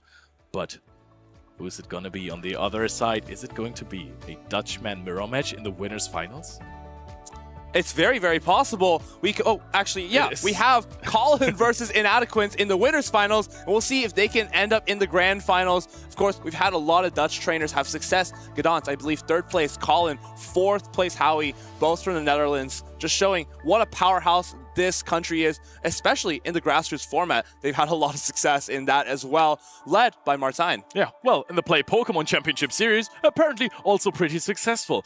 2 winners finalists, they are already qualified now. Snorlax just barely missing out on this, trying to go for this Psychic Fangs down, for the Thunder Fang down. That was a really nice play, but just gave Inadequance a little bit of an energy advantage, and he even had a half HP Furret in the back there. Game 1, you could see Dragon Claw Giratina in a disadvantageous matchup, but it still got to pull it off because the zero shield scenarios with a little bit of an advantage in terms of energy, you're good to go there. Snorlax went for an absolute hard read there in game number 3, attempted to land that Talonflame, attempted to land the Altaria on a Gastrodon, tried to put the Shadow Scissor on an Alolan Ninetales, but at the end, it was, of course, the Gastrodon that surprised Snorlax and knocks him out into the lower side of the bracket here. He's got one more match to go if he wants to secure his first medal, but Inadequance doing what he does best, staying on the winner's side and getting ready for another podium finish. And honestly, now looking back this last matchup, I don't even think that calling the Night Slash bait there was a crazy read. I think it was guaranteeing his victory. Just because if it is a Trailblaze, he still has a Furret in the back that is not going to be able to be knocked out. Has 2 Sucker Punches. Yeah. And I think even Dry, it wouldn't have been farmed down by boosted bullet punches. No way. And if you have the shield, you can guarantee that you shield this one up. At some point, a Swift even does knock out a Steel type. Honestly, Shadow Scissor does not take a Swift from a Furret very well. It feels like, well, not even feels like, I know that if Furret can land a Swift, it can Sucker Punch all the way down. So much for a type advantage matchup. Yeah, Furret, in so many matchups, it looks like it's behind in terms of typing, but it's always pulling through. Something has to be neutral in the matchups of Furret, and players like Inadequance, like Colin, they are using this Pokemon to perfection. They are going to be facing off in the winners finals. We can take a look at who they had to beat to get there. Here we go. Colin took down Boom 20 in a 2-1 game, and Snorek went down 1-2 against Inadequates. Both incredibly close sets that came down to not only line calls, but bait calls, switch calls, and ultimately shield calls. Yep, in Boom versus Colin, felt every game it was a little bit closer. They were playing hard for energy. There were no hard answers to any Pokemon. And in the end, Colin came out on top 2 times because his Stunfisk barely lived with 1 HP when getting either the charge attack off or getting a full farm down. But then on the loser side, of course, Boom and Snorek are still in the tournament. Now Emmy Weedle versus Freaka, and the next of Tauntaun Batus versus EU Auden are going to determine who's going to face our previous losers from the last winners semifinals next. Emmy Weedle and Boom 20, they continue their top 8 streaks. Emmy Weedle, I think this is his 3rd one. In Boom, it's how many ever tournaments he's played, just add 1. Of course, both of these trainers, Boom and Snorek, can now sit back for a little, recoup their thoughts, and watch their upcoming opponents actually play against each other. I don't think this is mentioned enough, but that's a huge advantage in these tournaments, where mental state is so important. It's way better to play someone right after they've lost, but at the same time, this person who just lost now has a little bit of extra intel, a little bit of extra time to think about the opponent that they're going to play. And they can watch your individual playstyle. When is my future opponent going to try and catch a charge attack? Is it right when I get to the charge attack? Is it when I overfarm 2 fast attacks? Is it 3? What are the patterns my opponent is going to use? And Emmy Weedle, I think, to be honest, versus him, that is a very heavy task because he can vary his playstyle with every single opponent. Emmy Weedle, loser side run is in motion. Of course, he has his family, his mom, his dad, and his brother all on the stream, just watching here in Stuttgart, hoping that he can take it further. Of course, Freaka, on the other hand, is a local player of Germany. As you said, played in some tournaments with Stone Collection, Zephy Mastix, so definitely quite strong trainers. He has his friends rooting for him as well, so a lot on the line for both of them, but they can both rest easy knowing that they're at least inside of a top 8 already. Yeah, huge accomplishment for those trainers, but I don't think you can start to rest before the tournament is over, before your tournament run is over, and they don't want it to finish too soon. This is probably the spiciest team that we still have in the top 8. We have a Without Malamar, question. we have Spidops. Shadow Charizard is a Pokemon that has been picking up usage in the beginning of the Tales of Transformation season. Then it dropped completely, and now it's back. It feels really challenging to bring it because of Pokemon like Altaria, but of course, that's why Freaka has that Azumarill with Ice Beam, Hydro Pump, a little bit of a nice tech there because it's way better into Pokemon like Gastrodon, Wigglytuff, as you can kind of one-shot them as opposed to a slow burn of like Ice Beam, a Play Rough. Both can go no shield. Hydro Pump puts more immediate pressure and immediate threat on the field for the opponents. We've seen multiple trainers with this Hydro Pump Azumarill, like the Reeve earlier, but now it is going to be a huge lead for Emmy Weedle. That's the world champion difference for you. Here comes the Spidops though, and Empoleon's going to answer immediately. This looks like a great start for Emmy Weedle, but at the same time, this is a fantastic bait out for Freaka. He's got that Cradily safe and tucked away in the back. And if you're Emmy Weedle, you have to wonder, why would my opponent be swapping into a Spidops? There has to be a reason here. He can't just be giving it up for free. These drill packs are going to land. I don't think 2 can knock it out. We'll just have to see. Can't pretend that I'm too familiar with this matchup. Drill pack number 1 takes that Spidops to a 2-shot range. And now you can comfortably go for that second one. No more Spidops to be on the field. He just wants to lure it out. Oh, goes for the shield, goes for the switch advantage. I wonder if Emmy Weedle just runs with this. I think that if he lands this, he can comfortably Shadow Claw down, come out with some energy, and then not only control... Oh, can you even farm this down? Oh my Emmy Weedle is giving up switch here, and now Freaka is bringing in the Cradily. Cradily, it is a grass type versus Gastrodon, but with shield advantage. Gastrodon is so fine in this. I wonder if you shield this, making it seem like you want to shield and then debuff, and then you just throw a grass knot. Of course, Freaka can make that. Yeah, I guess this is still the right decision to make. You just don't... I just don't think he's going to be able to get to another charge attack here. And this is kind of the Hail Mary. We're down all this energy. We're down all this health. At this point, you just have to try anything to win this game. Water Pulse is going to be launched from the side of Emmy Weedle. I love this call because a Body Slam would just barely not be enough. This matchup is so difficult to play for both trainers. Everyone really wants to get off those attacks, but that's a catch on the Empoleon. Out of energy, out of HP now, but the Gastron is still so incredibly healthy. Has the shield advantage now.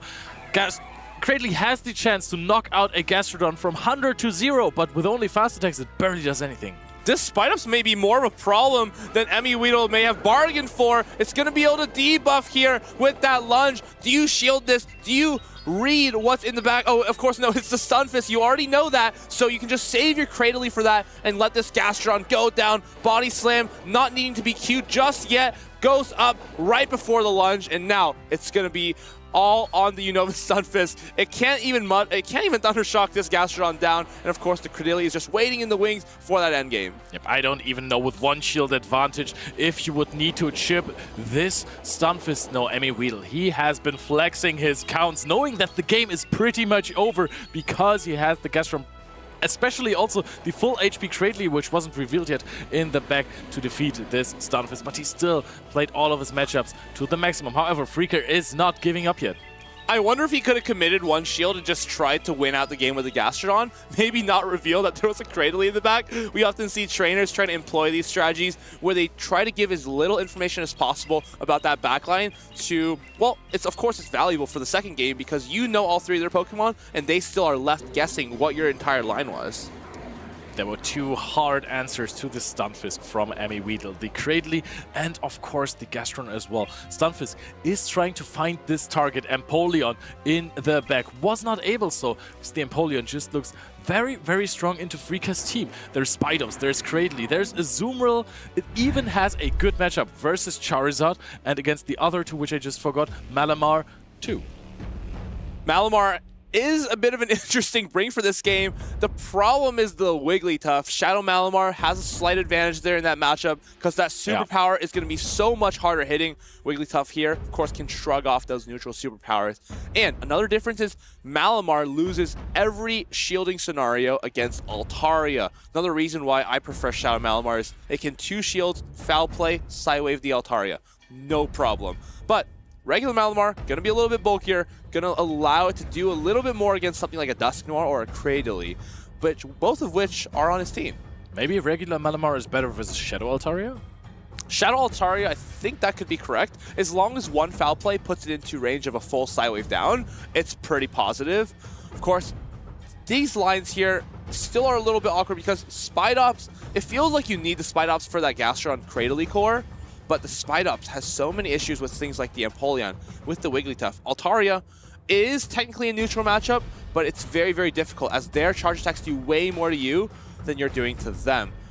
Emmy Weedle, of course, one more game to go into the top 6 of this tournament, I believe. And he's on a pretty good start here. Needs to navigate Freaka's Shadow Charizard in this next game. Can be very, very good if it gets into the right place against something like an Empoleon, even a Gastron, where you can hit from the skies. Yeah, we've seen this versus Stone Collection. Got into a negative matchup versus the Unovan Stunfisk, but he had a shield advantage, and then Blast Burn just ends Pokemon's HP bars. But now we are starting with a huge lead for Freaka. Has the Azumarill onto this Altar in this matchup. Despite all changes, it hasn't even gotten better. There's no answer to this Empoleon. We've gone triple weak to it. Charizard may be pretty neutral, so is Malamar, but there's nothing we can do if it's swapped into us. Can you bring in the Malamar at some point here? You've had chipped a lot with those bubbles already. Is there anything you can do to beat it? Is there going to be a possible shield from Emmy Weedle? No, this is going to deal a lot of damage, even though it is resisted. Does it put the Empoleon in a farm down range for something? Wow, that is a lot of damage. Now the Malamar is being swapped in aggressively. 2 charge attacks already stored for Emmy Weedle. Freaka is no-shielding the first one. Can he afford to no-shield the second one, though? Hydro Cannon gonna do a lot of neutral damage onto this Malamar. Still, he wants to hold on to that charge attack and go into the Altaria. I think if you're Freaka, you just spam out these 2 foul plays and hope that the clock is back up. Your Azumarill is, of course, quite healthy still against this Altaria. Has a lot of HP left and can hopefully get to an Ice Beam if you're Freaka. Foul play number 2 is going to land here, but it's not going to be a lot of damage. You can't bubble this Altaria down. What an awkward range of HP to be you have to address here. It's full farm down for Emmy Weedle. Bubble down could be possible, but I do not think so. You're right about this, Eric. Now, first Skytech is being thrown after 2 more Dragon Breath. Those do not deal a lot of damage, but they're adding up at some point. The question is, can Freaka absorb the energy of this Altaria and then at some point maybe Ember down? This is actually not going to knock out. And if we can land this Ice Beam, get that shield, the Charizard may be able to finish the job here. And Polion comes in to tank the Ice Beam. An absolutely heads-up call from Emmy Weedle here. But if we undercharge this, can we get the Charizard into a range? Oh, no, it doesn't even knock out. Hydro Cannon is going to be reached. And now Charizard has to go down to shield here. Cradily looking in a really good spot. 1 Ember to the side of Charizard, but 2 shields to the side of Cradily. This may come down to a couple of bays, but it's not looking too great. Yeah, the win condition for Freaka is to get all of those air cutter baits, but maybe he's even too far behind now with this 1 lacking shield. Can Emmy Weedle maybe? I hear the boost. That's the attack rise from the Charizard. Is there a way, is there a world in which the second air cutter leads to a blast burn being reached with the boost? Oh, the Altaria is going to be brought in from Emmy Weedle. And now Freaka, he is already at 2 air cutters, but he's going to have to throw both of them if a shield is going to be deployed. Other than that, that is a lot more energy for Freaka. If you're Emmy Weedle, I think it's time to make some of those tough decisions. It's time to no shield and air cutter for the win. You need to, he doesn't even need to bait there. He doesn't even need to bait. Emmy Weedle, there's no other way out here. That's the way out. No shield on the air cutter. And can this Cradily acid down this Charizard? Oh my goodness! Out base, but that is a phenomenal catch here from Freaka. Now, he is doing a lot of damage with Embers, at least maybe chipping it into air cutter range. I think at this point you never blast burn again, but there's so much acid damage. Another air cutter is being thrown. Can he hang on to another acid? Is this maybe the boost? Does Emmy Weedle need to bank on living this attack? Is this maybe going to be a tie afterwards? Another attack? What? No way! Freaka throws the air cutter. The acid comes through. Emmy Weedle is going to knock out this Charizard for a photo finish. Lights out bait calls by both sides, but it's going to be a 2-0 in favor of Emmy Weedle. Freaka possible playing for a shield KO there if the Cradily would have hung on to 1 HP, but that was not the case. Emmy Weedle reigns supreme, advances further into the tournament with this run. This Cradily completely clutching it out. Emmy Weedle, generally calm, composed, and ready to take it to the finish line, has so many emotions here. I can't imagine what he's feeling. Feeling like that entire game, you could just see on his expressions, he wasn't feeling too good about how that one was going to end. And finally, at the finish line, Freaka decides to throw off the air cutter, let the acid through, and Emmy Weedle is going to be going to the next round. What an amazing set to watch. Even though it was a 2-0, that felt so incredibly close from the start to finish. Phenomenal call on the last air cutter there, because it would have barely outpaced to another Rock Tomb there. Of course, always the catch option for Freaka, but it was so close. In both games, he made huge catches on Empoleon, which basically won him both. Sometimes he got, I feel like at the end there, Freaka got a little bit too excited for the win, maybe made it too aggressive of a call, trying to get that 1 HP shield knockout. But of course, sometimes it's difficult to make those decisions in the heat of the moment. When you throw a charge attack, I think for a split second you can't actually see the HP remaining on your opponent's Pokemon. So then you have 0.5 seconds or less to react, make that next decision. This catch was so fantastic. You could see on Emmy Weedle's face, he already doesn't think this is going to go his way. Here is where all the chaos begins. Air cutter number 1 comes through. Second one, you can see the surprise on Emmy Weedle's face. Freaka knows that that's it. HP on the Cradily. It's just not enough. 2 HP goes down to 1, and Emmy Weedle's score goes 2-0 against Freaka here in the losers round 2. Both trainers hugging it out once again, being good sports. Freaka, congratulations on your top 8 run, and Emmy Weedle is going to go further into this tournament, is now being in the top 6, so also not that far away from a medal anymore. He's just 1 game away from a top 4 minimum finish, and I think he is playing against either Boom or Snorlax. I think it's Boom, but we're going to be seeing the next set of rounds. And now it's Tauntaun Battus versus EU Uden.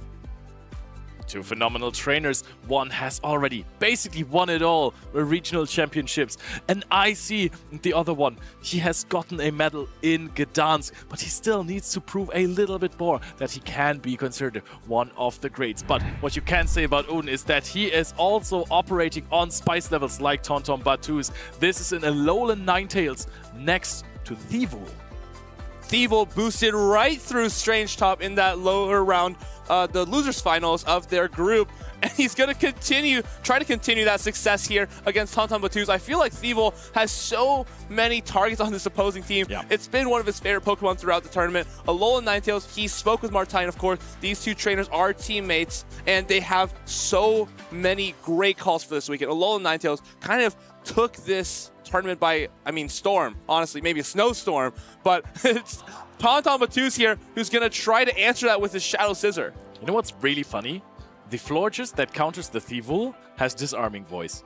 This makes the matchup a little bit worse for Florges actually, even though it is super effective, because Thievul will always lose the matchup versus Florges, but with Trailblaze, you can't come out with any advantage. Exactly. It has a lot of HP, it has some energy, but with Trailblaze, you're going to be boosted and your attacks are going to start adding up so much more. And this is not going to be the case here. With Disarming Voice, you just straight up knock out. If you're Uden, you have to lean on the Gastrodon here, understanding that Disarming Voice Florges is extremely weak against Gastrodon. You may have to bring your own Gastrodon and expect to fur it. Uden has a team that is a little bit softer for it. We've seen every single opponent, I believe, a Mind Joke earlier, Strange Top, all lead furred against him, trying to latch it onto that Corsola. But of course, that's where he's been able to punish. Often running Corsola in the lead with the Ninetales and Thievul in the back, kind of an AVB style line. We're already always getting excited when a player has one Spice Pick and then brings it, but Uden has constantly been bringing Thievul and Alolan Ninetales on the same team, basically playing a completely different game of Pokemon Go than everyone was expecting before the tournament. What a core, man. Alolan Ninetales and Thievul. Double Fox. Double Fox to the top, but it's going to be Tauntaun Battus locking in here with the Furret lead. As I said, so many people have led Furret into Uden, and he's got to expect it by now. Talonflame, this is a pretty difficult matchup, actually, considering that Furret outpaces so severely, but he has to stay in the Corsola's back. Yeah, you can give some shields. Actually, Tauntaun Battus expecting something like a catch. Doesn't want to throw first, now gives up the shield first. This actually opens the door for Uden, right? Because now maybe you can opt for a swap into your Ninetales or even a no shield on this Swift. I don't think that would be too crazy considering our Ninetales can clean up here with that Furret. Or do you just go for a full 2-shield Incinerate, lose the 2 slightly, and farm out with the Corsola? We've seen him do that as well. I could come out with a little bit of energy if Tauntaun Battus decides to keep one shield, maybe trying to shield advantage through with his Dragonair. This is actually a lot of damage, almost knocks out the Furret, but the Furret is defensive enough to withstand those Incinerate. Lets it go. Always feels a little bit bad to have to throw here. Dragonair is going to go crazy here. Farm down attempt, but it's the Corsola that comes in immediately. Aqua Tail going to be launched onto this Corsola. I believe you need to do 3 Aqua Tails. 2 with the Dragon Breath does a lot of pressure, but it's just not that much damage. Corsola so bulky as we know it. And now, will he just commit the shields to this Dragonair and play this matchup out? He tries to go for the second Aqua Tail, which I like. He threw that on poor charge attack timing, but getting this off is super important as he knows Florges can basically take down anything in the backline with that advantage. Yeah, it has advantage, but sometimes with shield advantage, Florges still loses matchup here. Actually gets to let this go through. Now there is still no catch opportunity anymore for Tauntaun Battus. So do you shield this up? No, and this is going to deal some damage here. You need to get back some of this damage advantage first. Florges comes in, Chilling Waters. We need 3 to knock it out. Disarming Voice, I don't think 2 can knock it out, but you can see it on Tauntaun Battus' face. He's not really thinking about this too much. He just wants to focus on that next game, figure out how he can navigate around this Corsola and that Alolan Ninetales. What a difficult core to go up against. If this barely knocks out, this could become difficult for Uden, but Uden does have a really defensive Ninetales, gets off this Weather Ball, and then also has another one queued. Tontombatus is very well aware of that and lets it go.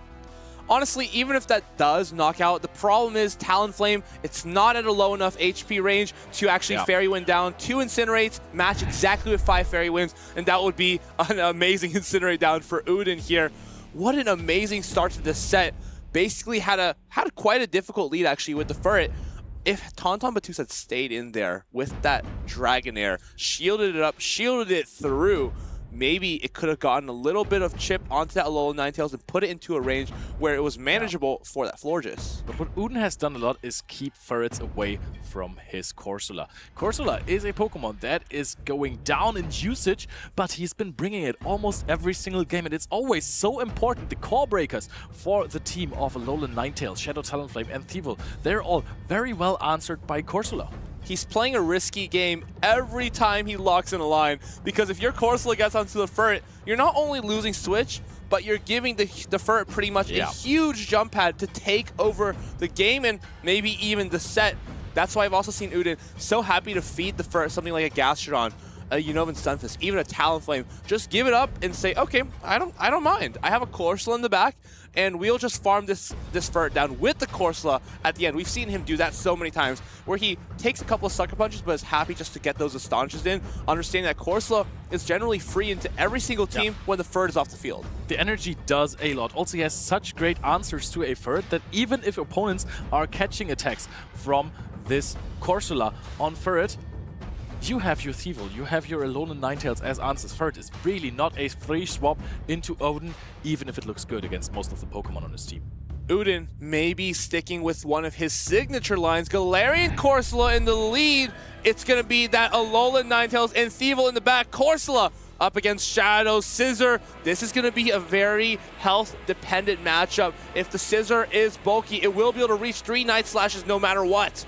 Oh, and Tontombatus again wants to put a shield up first. Basically has decided, I will have to shield something regardless, so I can just farm up more energy, maybe play more flexible. Auden is not swapping out of this matchup. Tontombatus is farming up so much more. Throw it already. Goes for the first Night Slash. This might not knock out yet. This will, I think this should knock out the Galarian Corsola. We have to put up the shield there, otherwise we're not going to be able to reach this Night Slash, and that's the boost from the Shadow Scissor. It feels like we have to shield here, otherwise this is going to start ramping up on our Thievul or our Alolan Ninetales. We can't let that happen. Tontombatus reaches the 3rd Night Slash. That is the importance of a health-weighted Scizor. Now, how do you address this? You're down a shield, you don't have switch advantage, and now you're going to have your Thievul on that Florges. And you take one huge bullet punch. Auden deciding to not throw his charge attack. No! That is so much damage. This is 20% basically on the Alolan Ninetales. And now Tontombatus can bring in. The Florges decides to go for the call! Reads it so well. That's kind of the thing, right? He's played this line so many times. Tontombatus has obviously watched those games as well, and he is aware this is always going to be the strategy against Furret. A9 and Thievul in the back. Thievul now locked up into this disarming voice. Florges, is this enough to knock out? I think it leaves it on just a couple HP.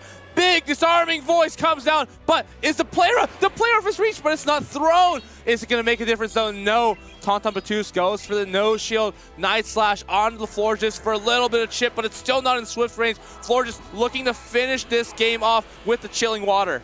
Alolan Ninetales actually has a lot of energy already, but if you chip the Ninetales and you're going to debuff it, it's going to be easily handled by your very own Furret.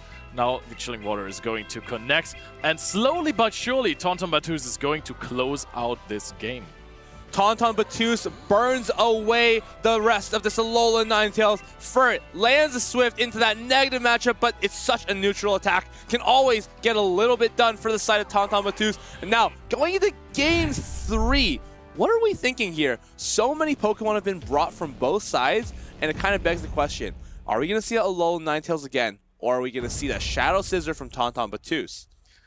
Shadow Scissor is really strong into Auden's team. He has the Stunfisk, he has the Shadow Talonflame, but those are not necessarily easy brings against Tontombatus' team, because he has this Shadow Dragonair that is such a good call breaker for Shadow Talonflame and Unova Stunfisk. Unova Stunfisk can hang on to some attacks, but Aqua Tail is pacing so fast, and it's super effective.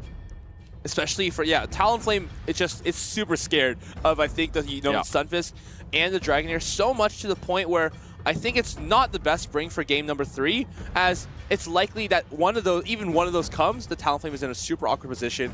Another thing is, if you lead a Talonflame and Tauntaun swaps something like a Furret, you're then swapping in a Alolan Ninetales or a Thievul 3 turns behind. Oh, 3 Sucker Punches behind. That's not always the best situation either. Of course, I think Tauntaun should try to rely on his Shadow Scissor once again, understanding that those answers may not be as prevalent in game number 3. It has been so incredibly dominant this entire tournament. Every time you see a Shadow Scissor, you know it's gonna cause trouble, gonna cause big damages. Also getting some boosts in there with a Night Slash. We've seen so many Night Slash boosts here. Did they increase the chances or something? Night Slash, for those at home, the chance is only 12.5%. Otherwise, 1 in 8 Night Slashes will boost. But 1 out of 1 times when it boosts, you usually win the game. That's true, unless we've seen this earlier with Kokshek. The boost happens when you're on 1 HP. Then sometimes it does not even matter anymore. I don't even think that this boost has really mattered. It just dealt some more bullet punch damage, but he was reaching that next Night Slash regardless, because Uden tried to farm down that Scissor. But we're going to game 3, Tauntaun Batous versus EU Auden elimination match, and that is a good lead for Auden, because Alolan Ninetales is just so bulky, and with those same type attack bonus boosted Weather Balls and Powder Snows, it's ahead in the matchup. And here's kind of the issue, right? That Talonflame from Uden is trapped in the back. Either it's going to be going up against a Furret or a Unnovan Stunfisk. And if Tauntaun Batous can secure the alignment here, he'll be putting his Furret onto a Galarian Corsola and his Unnovan Stunfisk onto the Talonflame. I think it may be able to win this situation here if we can land this Disarming Voice. Oh, opts to no shield here. Can it hang on to this Weather Ball? I think you hang on by just a little bit. No! The floor just goes down, and now what do you do? Oh no, the Talonflame comes in, and that is a very hard read for Uden, because you don't know what's in the back. You assume maybe it's something like a Scizor, so you can just hard pivot into the Talonflame, but no. Unnovan Stunfisk discharge onto the Talonflame. You're going to need to launch this Flame Charge immediately, because those Thundershocks are going to be able to knock out in 3. Now, Tauntaun Batous, does he opt for a shield here? No. Understands that his Furret is the path to victory here. Corsola in the back. It's so... I mean, how do you really overcome this as the Corsola? You have to come in, try to farm this all the way down, maybe start throwing some Power Gems, but Tauntaun Batous is going to be looking to pivot into that Furret as soon as this Mud Bomb is thrown. The question for Auden is, can he overpower the Furret with the power of the Alolan Ninetales? I think at this point you need to farm all the way down. Furret is being swapped in here. Throw a Power Gem, maybe swap out afterwards. This is going to be no shielded. Sucker Punch is resisted, but can you Powder Snow all the way down, or can you outpace 2, 3? Can you hang on to so many Sucker Punches that you get to 3? Trailblaze is going to be thrown. It costs higher energy, but it's going to wrap up the damage.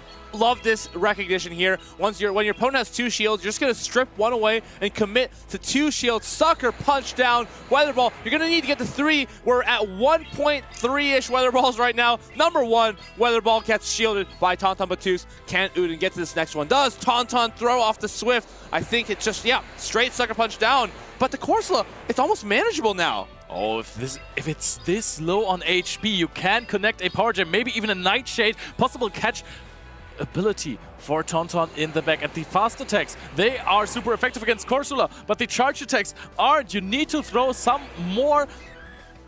Ramps up the attack even further. Now Auden, is he going to be able to knock out this Furret with a charge attack, or is he going to get it caught on the Stunfisk? Stunfisk still has the ability to make it charge there. attack. Can you? Yeah, I think this knocks out. This is double boosted Trailblaze. This is so much damage. You still need to withstand 1 double boosted, triple boosted Sucker Punch afterwards. Can Corsola hang on? Can it get to another attack? No! Furret finds the Corsola, knocks it out in just a few Sucker Punches, and guarantees that Tauntaun Batous can play another round in the Stuttgart Regional Championships. Tauntaun Batous, he looks calm and collected, but you can see the exhale of relief. A champion in his own right, and of course, trying to get that championship again today. He is so locked in. Every single game, he knows exactly what is in the back line and made such a great read there. Game number 2, he knew it was a Alolan Ninetales Thievul in the back. This game, it's like he knew it was Talonflame Corsola in the back. That was crazy. And Auden, I think the reason why he swapped out of Ferret into the Alolan Ninetales was that he was 100% sure there was going to be a Shadow Scissor coming in, and you don't want to take any sort of damage from that matchup. Wanted to swap into the Talonflame, hoping that there is not a Stunfisk in the back. But then it just went downhill from Odin from there. But he played well regardless, and Tauntaun Batuz, he's a trainer you're allowed to lose to. Very, very scary to see him going further and further on a loser side bracket where all that momentum, all the skill, all the experience that this trainer has, he's even playing with some of his favorites in Shadow Dragonair. That is something you have to definitely watch out for. We saw where this floor just went down to Alolan Ninetales. Floors in Alolan Ninetales, 2 fairies duking it out every single game, and it seems like Florges has come out on top, tried, tested, regional champion Florges in Alolan Ninetales. Not sure if it's ever picked up a gold medal yet. Yes, it has. Yeah. Pataman in Gdansk versus last year against Tauntaun Batuz. Yes, Charm Shadow Alolan Ninetales has picked up one, but Powder Snow regular Alolan Ninetales feels like they're almost different Pokemon. Yeah, that's something we need to fact check, and maybe that's something that is going to happen in the next season just very soon, because not only does Powder Snow get above, oh no, that's other Pokemon. It's just Powder Snow getting above for Alolan Ninetales. But can you imagine this Pokemon already looking so strong in this tournament, because we also have one in the winners finals on the side of Inadequance, getting even more fast attack pressure? I always wonder how you justify a pick like Alolan Ninetales as the Ice type, because Frostlass and Glalie are going to be so strong as well. And especially Frostlass, right? With the Shadow Ball coverage and just being able to pace a little bit faster or win charge attack priority may just honestly be a better choice. Having that double resistance to fighting is going to be so much more valuable in matchups like Annihilate as well. But curious to see if both just can become viable. Yeah, I can see that we get more Ice types, something like a Walrein as well. It's going to be important how the trainers play their Pokemon regarding also to the stats of the Pokemon. Do you win charge attack priority? Can you win off a catch? All of those nifty little mechanics. Some players, they know all of the mechanics in Pokemon Go, just like something like a Shield KO that we have seen already. And a trainer that is sitting in the winners finals already has maybe or maybe not won a tournament on a Shield KO already. So let's take a look at Inadequate's perfect play. Hi trainers, and welcome to a new episode of Perfect Play, where we highlight key moments that impacted the outcome of games shown on the big stage. I'm Jox13, and I'm here to bring you a recent example of a high-level mechanic that occurred during the epic Frankfurt 2026 Regional Championship Grand Finals between Inadequance and 9 Alfie 2. As the players get ready for battle, Alfie's back is against the wall, having to beat Inadequance in 2 best-of-5s to be crowned champion. After a well-executed Game 1, he makes a gutsy bait call and patiently holds on to his Galarian Corsola's precious energy as Inadequance desperately attempts a last-effort catch. Corsola bravely hangs on a sliver of HP with a charge attack loaded. Alfie sighs with relief as he expertly risks the damage on Corsola in exchange for preserving his crucial last Protect Shield. This meant that despite Inadequance's Gastrodon also having a charge attack and being guaranteed to win charge attack priority in this scenario, Alfie can Protect Shield against Gastrodon's Body Slam and fire off the finishing blow. But a true champion doesn't give up. He quickly turns his focus back into the game as he notices there's a chance for a particular game mechanic to occur. Every shielded charge attack deals 1 HP worth of damage. Inadequance, an experienced veteran, plays for this rare win condition. The fast attacks are flying, the energy is ready, so our trainers trigger the charge attack priority, cross their fingers and hope for the best. Alfie, confident that his first win of the set is within reach, uses the last Protect Shield expectant of the favorable outcome, but then the Galarian Corsola that had so valiantly hung on earlier in the match faints through the Protect Shield, falling victim to the Shield KO. Clutching this victory from the jaws of defeat propelled the fired-up Inadequance to the gold medal and the championship title, cementing his legacy in the history of Pokémon GO as the eternal Giratina master and as one of the best there ever was. It may be rare, but it can be a mighty momentum swing in a match. Add this mechanic to your set of skills and use it against the world's best. Visit Pokemon.com/compete to find out more about the championship series, and we'll see you on the battlefield. Welcome back, trainers. We are now in the final stages of the Stuttgart Regional Championship. That was a really exciting match. Unfortunately, Thievul is knocked out. We have to say goodbye. Our Thievul, our precious little fox, is out. Great showing by Odin, by the Thievul, but the Shadow Dragonair from Toton was just too strong, and his gameplay and his Florges was just all there. Yeah, still some really exciting Pokemon left in this tournament. Some really exciting players as well. We've seen Colin and Inadequance progress on the winner's side of the bracket, and those are two staple names. We've seen them for years in the Play Pokemon Championship series. Inadequance with his Shadow Giratina, its signature Pokemon at this point, got met with a Wigglytuff once, but he wasn't afraid to use his Giratina afterwards while he was avoiding the Wigglytuff. And now we see here the winners finals, Collins 6 versus Inadequance. Now, these players, they are both Dutch. They may have played against each other a number of times in the past, but most notably, they played against each other in the World Championships, not in this summer, but the summer before that. And I remember that was also on the winner's side of the bracket, and Inadequance came out on top. So there may be an element of redemption available for Colin 6. Down to the loser side of the bracket, we still have 4 names available. Snorek and M.E. Weedle are the players we're about to see next, but we've also seen Tonton progress. He'll be facing Boom 20 in the losers round 2 of day 2. Very strong trainers still in the losers rounds, so that we're gonna see in some exciting games. So we have our Boom, we have Tonton, we have amazing players to watch out for today. And it looks like Snorek is going to continue his run through. Remember, at this stage of the tournament, last year was the end of the road for him. He really wants a medal. He needs to be able to beat Emmy Weedle to give himself a chance of that. But Emmy Weedle, he is a previous Stuttgart champion, and he wants a medal for his name as well. It's been a while since we've seen him in the ceremony receiving a medal. He actually wants it to be gold. He had a crazy game before with that Shadow Charizard first. This is Scardilli really winning on one fast move in the end. Great showcasing by knowledge of the game there. We have Snorek here with his trusty Shadow Pokemon. Shadow Altaria, Steelix, Annihilate, and Scizor. Double Steel types, double Shadow damage. Now, Shadow Steelix is a really interesting pick, particularly in this matchup, but also generally speaking in the meta. We've seen it before running Crunch. Now a lot of players have been opting to run Earthquake for that heavy damage. Instead, Earthquake available to Snorek, and Emmy Weedle will need to think, how can he adjust to that? Earthquake will make its matchup better against Cradley, for example, worse against Altaria. These players are getting straight in, and this is exactly the lead that Emmy Weedle would have wanted to see. It's his Steel-type Empoleon up against the Fairy Wigglytuff, immediately pivoting into the Altaria, a Shadow variant. And then Weedle opting to show the Drill Peck immediately after Snorek swaps out on the Altaria. Weedle using the Drill Peck here to do a little bit of damage on this Altaria, and then swapping out into his Dusknoir, getting ahead of energy and potentially throwing a Shadow Punch later, or maybe Astonish it down. I like this, the old chip and dip strategy. It means that Shadow Dusknoir is mostly able to avoid the Wigglytuff, but the switch timers are misaligned. That means there's increased opportunity for catches later on in this tournament, and it looks like Emmy Weedle recognizes that Altaria would reach another attack, so he throws this Shadow Punch first.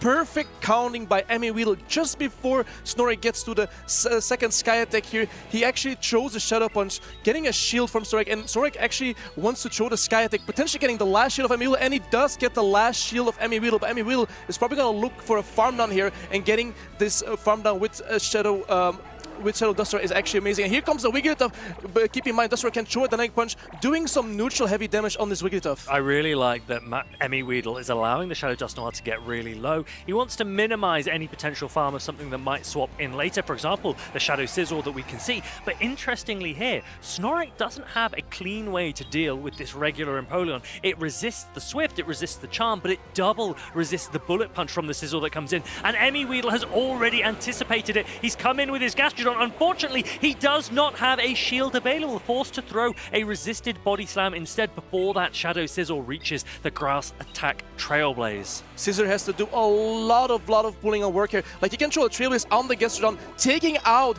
double super effective Trailblaze, gonna land on his Gastrodon and gonna easily take out his Gastrodon. And then there is a boosted Scizor, but how's gonna deal with the Empoleon? You still have a shield, but you're doing double resisted Bullet Punches for Reed. Double resisted, but look, the boost will be enough. Night Slash is going to come through. This should be enough to knock out the Empoleon. ME Weedle giving up that second shield on his Shadow Dusknoir cost him in the end. Shadow Sizzle with shield advantage. Such an oppressive Pokemon, and Snorlax takes game number 1. Shadow Scissor, baby. What a strong showcase of Shadow Scissor yet again. Even though the bullet punches were double resist on the Empoleon, and getting the Trailblazer, getting all the shields down from ME Weedle, landing that Trailblaze. Definitely letting the Body Slam go was very smart of Snorlax as well, knowing it's only a Body Slam. Even though it still is resistant, it still does a lot of damage on that Scissor, but the Night Slash, the boosted Night Slash was enough to overcome this matchup. No charge attacks landing on that Shadow Sizzle, and Snorlax took full advantage. We are still at the best of 3 stage of this tournament here in Stuttgart. That means 1 more win for Snorlax, and he will progress through. He is hunting for a medal, and ME Weedle will be doing everything he can to stop that happening. If you were Snorlax, Farid, would you use the Shadow Steelix? I think Shadow Steelix is an interesting pick because Gastrodon is quite a worrying presence on the side of ME Weedle, but we also know that ME Weedle was leaning into that Empoleon, and Shadow Steelix can put so much fast attack pressure on that Pokemon. The difficulty is that beyond that, Shadow Steelix doesn't really have any clean targets. Now that Altaria has access to Flamethrower, that matchup is much more comfortable for the Dragon and Flying type Pokemon. Yeah, having Flamethrower on Altaria really does help there, and even Altaria into Empoleon is another Steel type. It's not so bad for Altaria having Flamethrower. Dragon Breath still adds up, even though it is resisted by the Steel typing. I think Shadow Steelix could make a showcase here, but as long as it avoids the Gastrodon, it can actually put in a lot of work.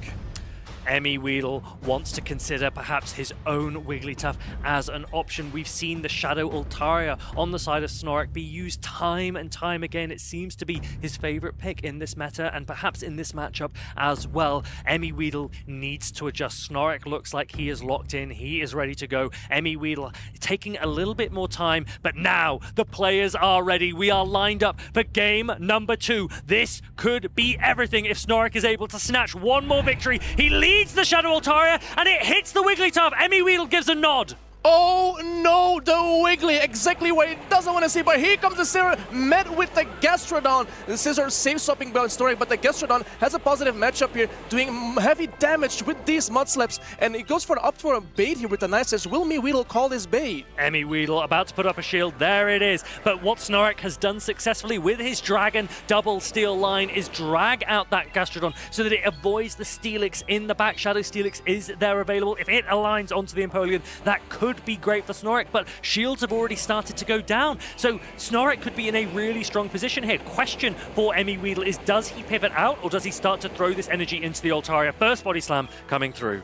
Altaria can easily take these Body Slams day after day. He doesn't need to worry about the Mud Slaps. The Body Slams don't do as much damage, but ME Weedle doesn't allow that and comes back in with the Wigglytuff while Snorlax throws a Sky Attack into the Wigglytuff. I assume ME Weedle's gonna let this go. I quite like this play from Snorlax. It puts a big amount of damage onto the Wigglytuff before the Steelix is needing to come in, and now the Steelix has a lot less work to do, can potentially bank a Psychic Fangs for the next Pokemon that comes through.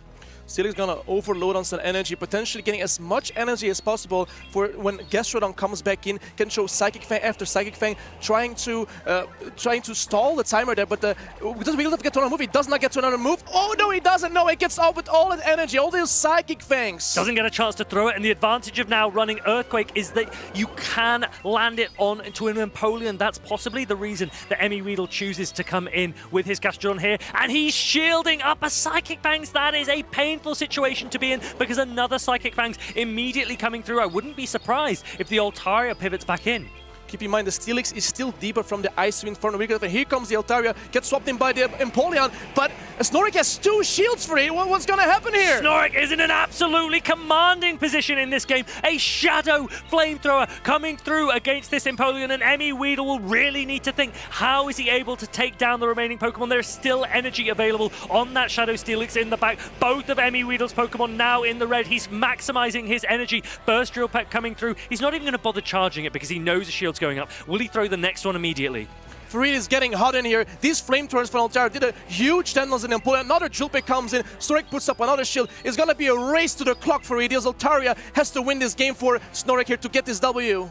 Is there a Body Slam loaded on the Gastrodon? That could be a key question. Is there going to be a catch available? You can see Snorlax leaning in. Oh! Snorlax does make that catch. However, is there an opportunity for the Gastrodon to mudslap down the Shadow Steelix and land a Body Slam into the Altaria? That is the key question. Body Slam is reached. Gastrodon will win charge attack priority here. Both players click their moves, and Emmy Weedle clutching victory from the jaws of defeat. What a play by Emmy Weedle. What a win, chat. What a win. That undercharge was beautiful, executed by Emmy Weedle. Again, and knowing that I win charge attack priority, I can get this Body Slam, and all the energy from Altaria was just gone. Superbly played. Snorek now allowing 1-1 when he was looking like he had the massive advantage in that game number 2. We are approaching game 3. This is crucial. The player that wins is the one that remains in this tournament. Stuttgart Regional Championship is with medals galore, and both of these players want one. We talked about Shadow Steelix before for 8, and Snorek actually brought it. He almost clutched the win, but it was not enough to pull that against Emmy Weedle. Emmy Weedle with that perfectly executed undercharge. That was amazing gameplay to see for us all.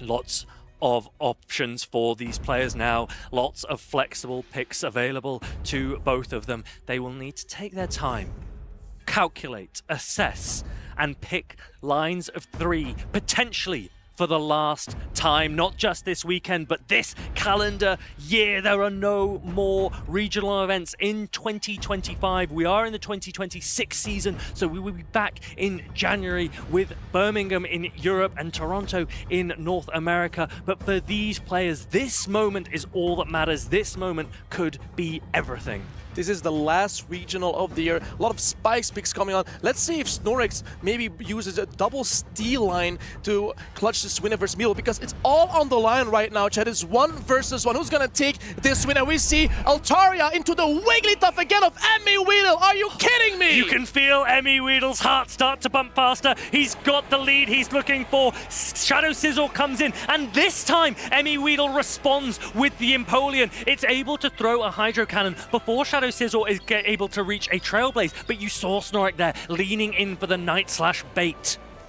And here we see Scizor going to charge up the Trailblaze, which do neutral damage, but I assume they're gonna shield this Trailblaze here, so they're getting a Bullet Punch down. But we get the shield from the Empoleon here, and it's gonna overload on some energy, and it's gonna probably charge to move. No, he gets to the Hydro Cannon before Scizor gets to the Night Slash here. This is now an absolutely fantastic position for Emmy Weedle, because his Empoleon is now ahead in energy. He correctly shielded that Trailblaze, and now Snorek really needs to think, how can he adjust? How can he account for the fact that after this Night Slash is thrown and shielded, Empoleon has a Hydro Cannon available? I wouldn't be surprised if Emmy Weedle throws a Drill Peck instead, just in case the Altaria comes in. He's going to go for the Hydro Cannon anyway, and Snorek recognizes that it could be really, really tricky to come back from here. Empoleon takes out the Scizor. How is Snorix gonna deal with his Empoleon? There is a Steelix or an Altaria with the Dragon, but the Dragon Bursts are so resistant right now. You're gonna take a Drill Peck in the long run as well. And here comes the first Drill Peck from the Empoleon on the Altaria. Will do slightly heavy damage, not so much, but there's still a Steelix, and we see already a Gastrodon in the back from Emmy Weedle for Reed. You cannot afford to give up switch here. Emmy Weedle recognizes that. He leans again for another, and Steelix is caught, but Emmy Weedle knows! Emmy Weedle knows that Shadow Steelix comes out, and Gastrodon is available. He starts to celebrate. He sees the writing on the wall. Gastrodon comes out, and Snorek, all he can do is maybe try and lean for that Earthquake. Oh, we see the top left from Snorek. Oh my god. I'm afraid there are no eyesight moves, but I got the chills right now, man. I got some chills. That was an amazing catch against Gastrodon, clutching the W against that Steelix. That was amazing. Emmy Weedle brings it back. He was 1 game down. He clawed his way through game 2. He dominates his way through game 3, and he has progressed further here in Stuttgart. He simply cannot believe it. What a moment for this young player. He cannot believe it, man. He cannot believe it. He was so happy when he saw that Steelix. He was like, oh, I got my Gastrodon. I got a gift for you, man. He could not hold his excitement, and there's absolutely no need to. That was incredibly played by him. That game 2 was so close. We all thought until the very, very end that it was in Snorek's hands, and then game 3, Emmy Weedle made a call. He recognized that Empoleon coming in to Shadow Sizzle could make all the difference if Shadow Steelix was in the back once more, and as as soon as he saw it, you saw his eyes light up. You saw him absolutely beam, almost falling out of his chair with delight. And he must be absolutely ecstatic. Everyone in the crowd supporting him must be really thrilled too. He was definitely glazing over there. Once he saw that we get up on Altaria, I was like, okay, I'm in a really good position. And in the end, when he saw the Steelix and he still had a guesser, I'm like, okay, I'm gonna take this win over. It shouldn't be too hard for me right now. This is the perfect align, what I want to see. He made an amazing call. Also, keep in mind that undercharge on that Steelix to get the body slam up, winning charge attack priority on this Altaria. All this energy vanished from this Altaria. Incredible plays from Emmy Wiedeland. Correct me if I'm wrong, I believe that this puts him into the medal slot straight away. He will now face against the winner of Boom 20 and Tonton Batus, who will be up against next in a third and fourth playoff. But before we can get to that, we need to now think who is still left in this tournament. We know that Colin and Inadequance are sat there waiting, watching on the winner's side of the bracket as they will play in the winners finals later today. Boom 20 and Tonton Batus, they will feature next, and the winner of those also guarantees a medal. Unfortunately for Snorik, his run ends exactly the same as it did last year, just shy of a medal placement. But what a great run he had. He had the Shadow Steelix as well at Boom 20 also has that Shadow Steelix, so they probably knew like something is going on, or maybe he can... Something's in the water, something Shadow is Steelix. Something is in the water, Shadow Steelix. So a great performance by Snorik, but Emmy Weedle knowing how to play, making all the calls correctly, and performance was absolutely insane. Yeah, he's done really, really well. These are players that we all know, players that we all recognize, and it's all about coming to these events, meeting people, meeting players, and growing the community. And actually, there's a great opportunity to do that. We've got a community day coming up in game. If you don't have a Toucanon, this is a great chance. But not only that, it will get a new attack, exclusive Beak Blast, which will be a really heavy hitting flying type attack. Toucanon and Shadow Toucanon, if you are able to get one, could be great picks going forwards. Is this a heavy damage move, Farid? It could be a heavy damage move. Heavy damage. Picky Peck, what a great name for a Pokemon. Such a fun name to say. Do you like that? I like that name. Now, yeah. do you know what it evolves into? It evolves into a Pokemon, eventually into Toucanon. Yeah. Do you know what? You're absolutely right. Yeah. Yeah. I know. You're a genius. I know, Fred. Please, I know my Pokemon. Are you gonna play this community day? Today, you mean? While I'm casting? Of course, I got my Go++ ready here and catching all these community Pokemon and getting an exciting moveset. Get yourself a man that can do both. He knows. He knows. I do know. And now these players, they know what it takes to get through to the next round. Boom 20 and Tonton Batus available on stage now, but they will be locking in. Laser focus needed because these two are veterans of the game. Despite Boom 20 being relatively new to the play Pokemon scene, we've actually seen him in grassroots for years and years. He's a very recognized name in this space. He's only 19 years old. He's from Belgium. He's an up-and-coming, very, very strong trainer. Won his regional. He is so locked in right now. He's staring to the crowd, and we got the matchup already locked in, and we have the Ferret from Boom 20 into the Scissor of Tonton Batus. Ferret against Scissor, a really interesting matchup because Shadow Scissor resists both charge attacks from Ferret, but Ferret able to sucker punch its way through a Shadow Scissor can put a lot of threat, and Tonton Batus might even be invited to shield. He's not going to do so. Yeah, Ferret can easily take the damage from the bullet punches from the Scissor, even though it is a slight heavy damage. Ferret is so bulky right here. Then we have a Night Slash locking in from Tonso onto the Ferret, but Boom decides to no-show because he thinks, I can take this, this is fine. The Ferret is a very neutral matchup for me. And the Ferret farms down the Scissor and actually maybe gets out with a move. Look at that, Ferret winning the zeros against the Shadow Scissor that otherwise resists its charge attacks, and another Steel-type Pokemon comes out to meet it, so Tonton doesn't give another shield yet again, and Corviknight gets a little bit of an energy head start. This looks like fast moves pressure galore because we see Altaria coming, and here comes the Dragonair of Tonton Batus into Altaria, but who does the most damage? Altaria is going to reach its Sky Attack ever so slightly before Tonton throws that wrap, and I don't know if Boom is going to try and risk to bring in the Shadow Steelix here because he's very happy to have it in the back against that Corviknight. We see that Shadow Steelix, there is a Corviknight. This is going to be a fast move pressure game. Here comes the first move, it goes the rep, and actually Boom 20 decides to shield this move, gets a debuff, but Altaria is so much more bulky than Dragonite. Does Dragonite get to another move? It does not get to another move. It actually KOs with the rep here. And here comes a Sky Attack loaded into the Corviknight. Is Tontobon is counting perfectly here. He's not been counting. This is a Sky Attack coming through, not even a Flamethrower. I don't think Boom really minds. He just wants to get shields down or Corviknight low so that Steelix can do all the rest of the work. Tontonbatus needing to throw paybacks to land against the Shadow Steelix. He's baiting with an Air Cutter. Even though this goes unshielded, if it gets a boost, Tonton could be okay here. I'm pretty sure he's trying to fish for the boost. You're doing as much possible. It doesn't get the boost, but Steelix is just thunderfanging his way through this victory. He just needs an Earthquake to land, and this will take out the Corviknight, and game 1 goes to Boom 20. Both charge attacks resisted from the Shadow Steelix on the Corviknight. Earthquake will do more damage. It's more than enough to take down the Steel Flying type of Corviknight, and Boom 20 drives his way forward for this first game of the best-of-3 match. Farid, Shadow Steelix on Corviknight. Shadow Steelix, Farid. What a Pokemon. I love Shadow Steelix. I've used it before myself. It's definitely got real potential to core break a lot of teams, and it's doing so really well here.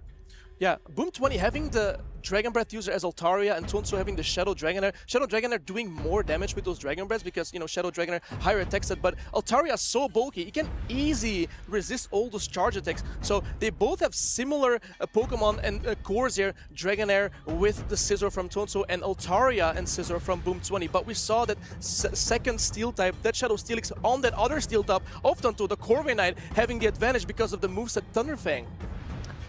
So many options available to these players. You do mention those two Dragon-type Pokemon, but I think, interestingly, it really depends on the type of Shadow Dragonair you build that can really impact how that Altaria match plays out. Tontonbatus knows exactly the strategy that he wants to go for, and I wouldn't be surprised if he's maybe running a higher attack Shadow Dragonair or even a higher defense to get the relevant break points and bulk points to really make that a unique pick in this meta. Oh, there are break points and bullet points on that Dragonair. I assume Eric, our co-caster, probably knows all those numbers. Eric is pretty incredible at maths, but the reality is that Shadow Dragonair is able to throw Wrap regardless, to increase the Dragon Breath damage, to increase the amount of damage its Aqua Tails can do. It didn't look like Tontonbatus was willing to throw an attack into the Altaria, but I don't think it would have made much difference given how well positioned Shadow Steelix was in that endgame. And Boom 20 knowing I can take a payback, he has to go for the Air Cutter, trying to get the boost, doing a little bit more sand attack damage, and eventually getting to a boosted payback. But Boom 20 acknowledged that, okay, I know this matchup, I don't have the shielder, and my Steelix is completely fine.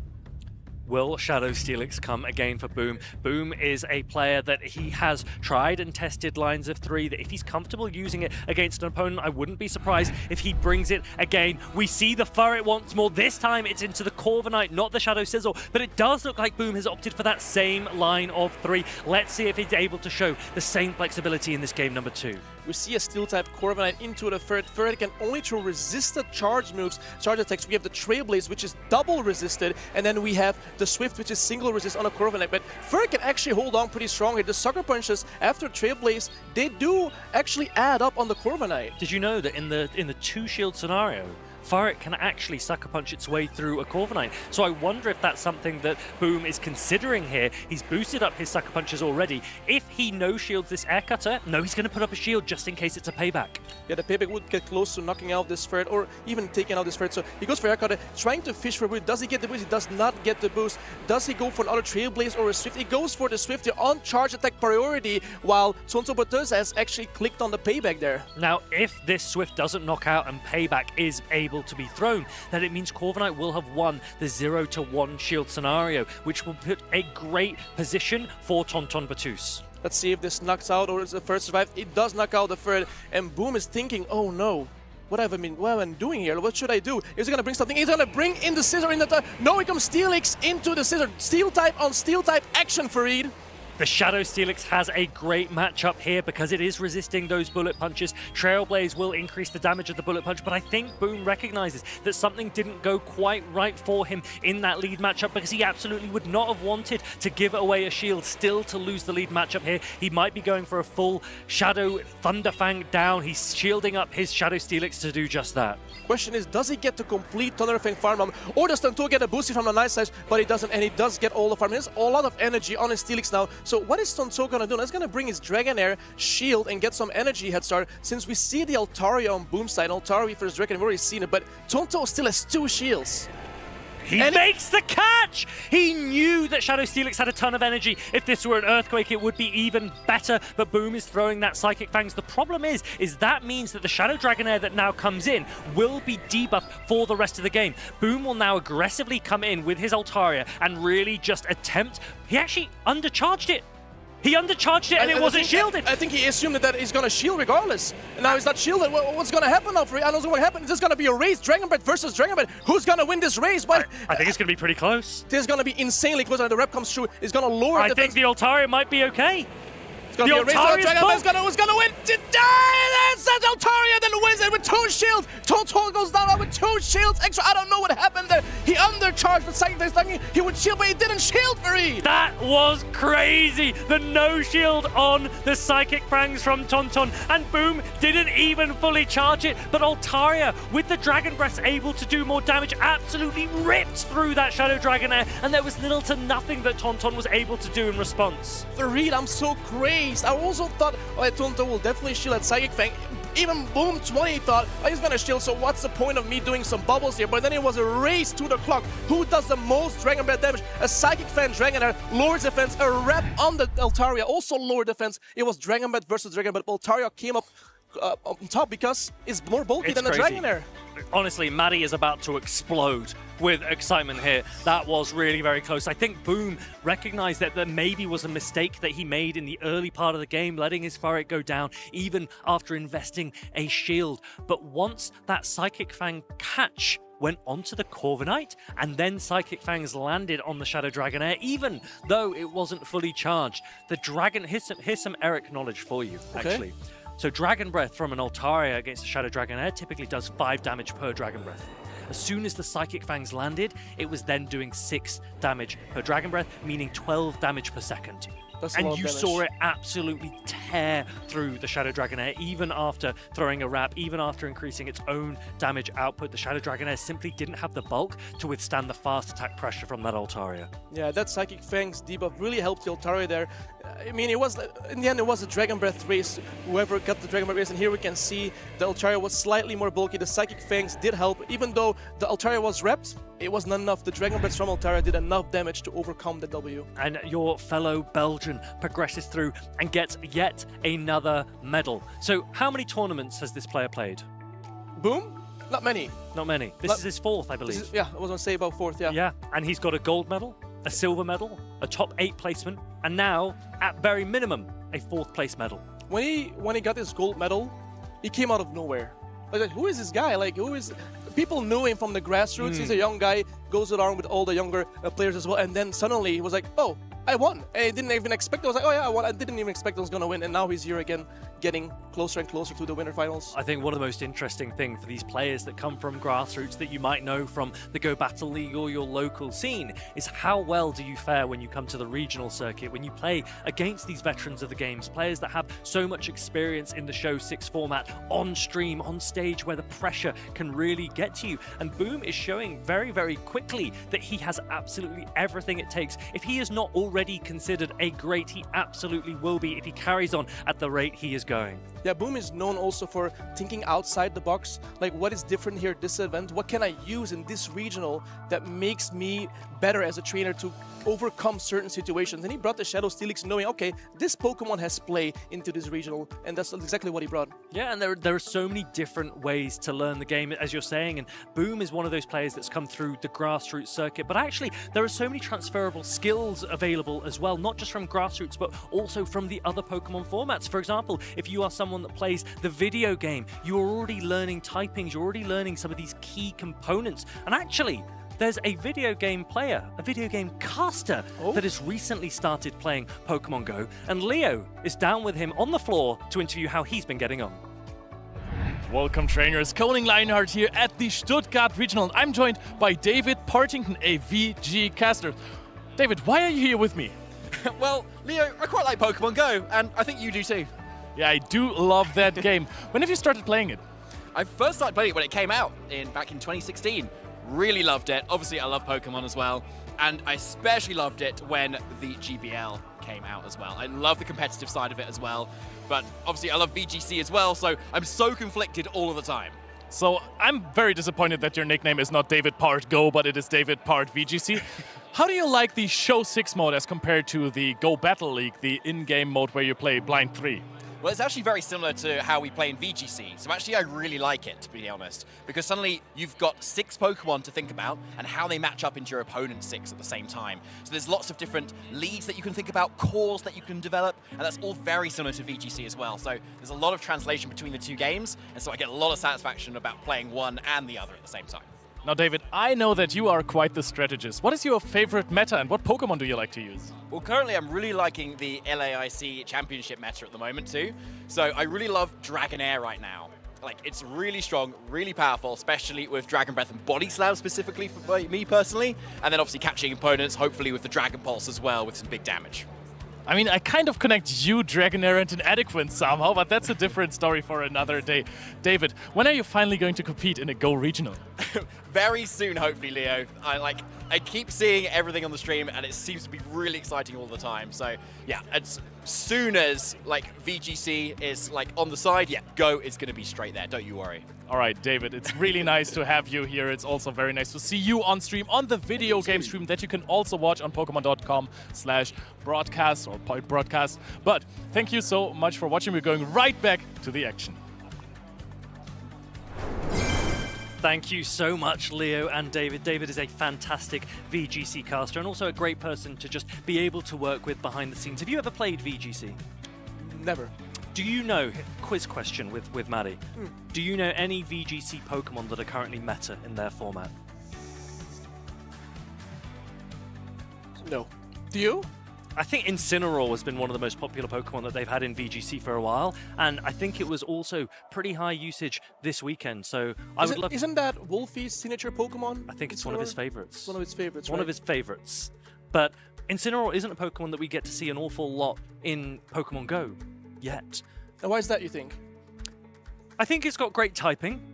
I don't think its attacks at the moment are exactly what we want to see in this meta, and these players have had to really focus on the flexibility of all the Pokemon that are available right now at the end of this Tales of Transformation season. These 2 players are great examples of players that consistently, no matter the meta, know which Pokemon to bring. On the left, you can see M.E. Weedle, and he is going up against Boom 20. I believe this is the first time these players will have ever faced officially in the Play Pokemon Championship Series. They are raring, they are ready to go. I'm very excited to see this matchup for 2 youngsters battling left and right. We see Scizor versus the Gastrodon from Me Weedle.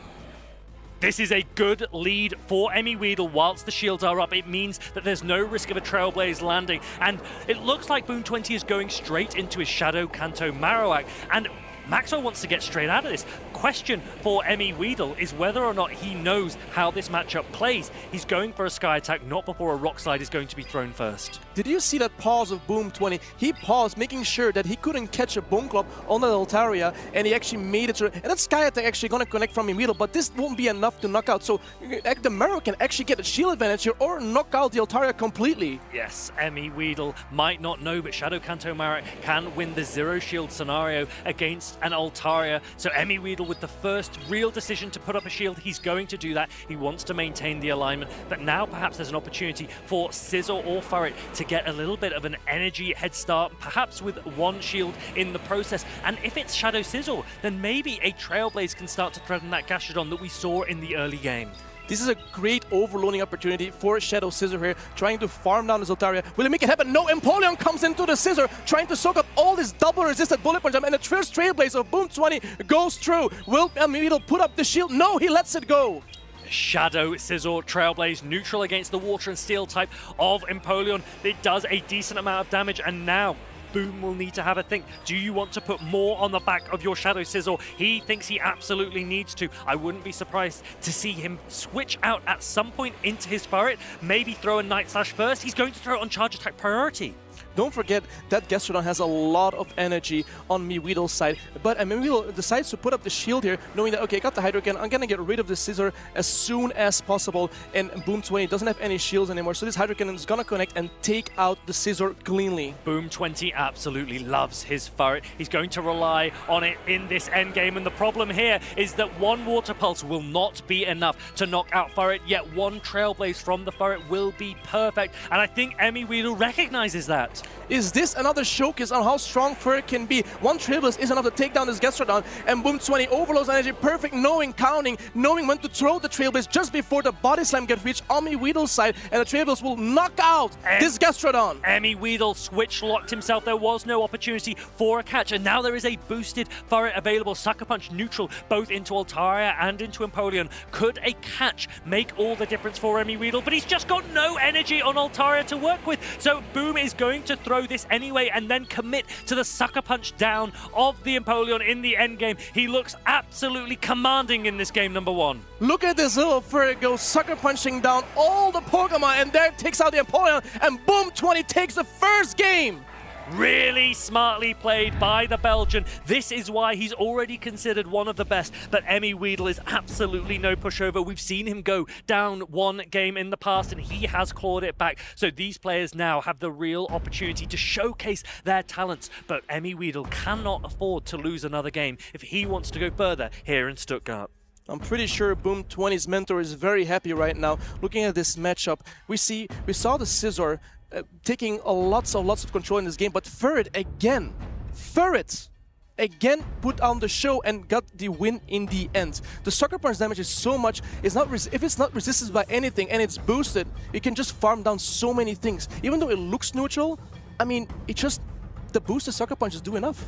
Now, I want to shout out Nighttime Clasher here, because I know that Shadow Kanto Marowak that Boom has brought this weekend was a suggestion from Eric to give him better play into Pokemon like Altaria. And that Zero Shield scenario that we saw, dragging that first shield away, was key in that game. To be able to save swap a Shadow Kanto Marowak and still get value when it's met by a flying type Pokemon is so good for Boom. I wouldn't be surprised if he maybe leans into that strategy yet again. We also know that Boom loves to run the same team back if it works in game one. Yeah, he says like if it's not broken, I don't have to fix it, you know. And the Marowak is actually a good choice by him. I haven't seen many Marowak this weekend, but the trainers are locked in, and we see Empoleon and Weedle's out versus the Scizor of Boom 20. This is not where the Scizor wants to be.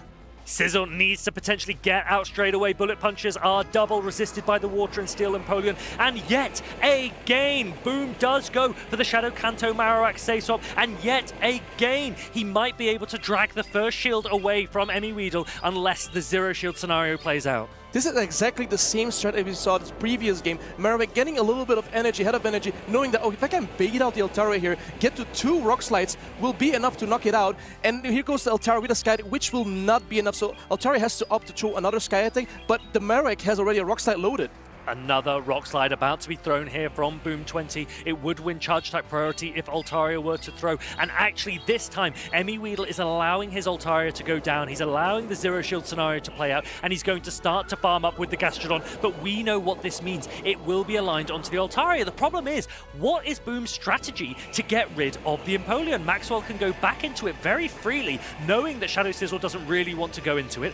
I wonder if the approach might be to try and get shields down with the Altaria and try and land a Trailblaze from Shadow Scizor on the Gastrodon in the end. Weedle will be completely cognizant of that, and he will not allow that to happen. He will want this Empoleon to get as much value as possible. Here comes the first drill break of Empoleon. both trainers, I mean, Weedle already used a shield. Boom20 still has a shield advantage. His game plan, he goes with the scissor right here, knowing that, okay, I kind of want to keep this Altaria to take down the Gastrodon, because how else am I going to take down the Gastrodon if he still has a shield? I need to land the Trailblaze. First shield going up for Boom20. And now if Emmy Weedle were to come back in with the Gastrodon, I wonder if Boom20 might start baiting with Trailblaze. The switch clock isn't yet up, so Emmy Weedle's going to drag the next shield away from this Shadow Sizzle. Potentially then he will go into the Gastrodon. Gastrodon already has some energy available. Will Boom20 recognize that? Yes, he's going to throw the Trailblaze straight away, pull that final shield from Emmy Weedle. We're now fully shields down. We are approaching the end game. Boom20 can still not swap out. We get the boost on the Trailblaze here. Gastrodon overrolling on slides of energy, but Water Balls will be enough here to take down this Scissor. I don't know how Boom20 can get them back from this. The Water Pulse lands, the Scissor is out, and there's still Altaria, but there's still an Empoleon also as well on the side of Boom20. Now, interestingly, if Boom20 is able to farm up a massive amount of energy, potentially land a Sky Attack against Gastrodon, could Empoleon be in a position where a Flamethrower might threaten a knockout? Water Pulse lands, that gets the Altaria low, and now the Sky Attack comes through. There is still a little bit of health on this Altaria. Will a Flamethrower take Boom20 forward here in Stuttgart? The Empoleon is in the yellow already. It doesn't have energy. Flamethrower is reached. How much will this do? It's neutral damage. Is this enough, Barry? I don't know if it's enough. This might be enough for Boom20 to take this victory here. The game is loading. Is this enough to take down the Empoleon? And we see Boom20 winning this matchup. What a showcase of Shadow Merrick this was. Oh my goodness, Fareed. How does he do it? Time and time again, against all odds, against any negative matchup, Boom20 is able to flip the script, taking down the great Emmy Weedle 2-0. Boom20 secures his place further here in Stuttgart. He is now into the losers finals, guaranteeing at least a third place medal, but he will be hungry for gold. He's so happy for it. He is so excited. I saw him smiling. The Belgian prodigy Boom20 taking this win. Very not convincing. It was really hard. Like, this matchup was insanely hard. A lot of energy management. The Altaria in the end, overloading on energy. Sky Attack, Flamethrower. Perfect. So good. And Altaria was his pick. He and PvP David constructed a team together. They took it to the Gdansk finals, and Boom20 has committed to it again here in Stuttgart. And the flexibility that we have seen from that Pokemon has been nothing short of outstanding. The Shadow Kanto Marowak as well. He's the only player in most of Stuttgart to have that Pokemon. Certainly the player that is able to take it the furthest here this weekend, and it has put on an absolute show.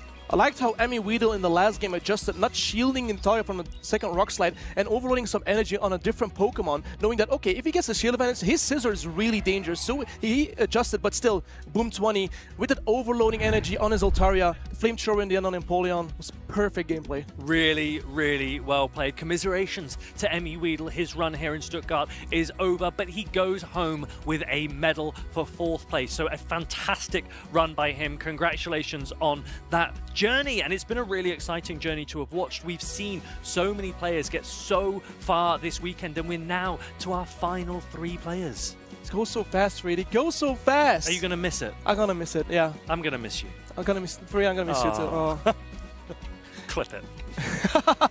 But I had a lot of fun today already, Fareed. We saw amazing games, a lot of youngsters, lots of perfect energy management gameplay. This meta is wild. This meta is wild. We see Alola Marowak, like, nobody brings it. He brings it. He makes it work. And that's the Kanto Marowak. You use the Alolan Marowak. I use the Alola Marowak. Yeah. This is the Kanto one. It's a little more spicy, right? It is a bit more spicy, but this one's more aggressive. It's more aggressive and probably better.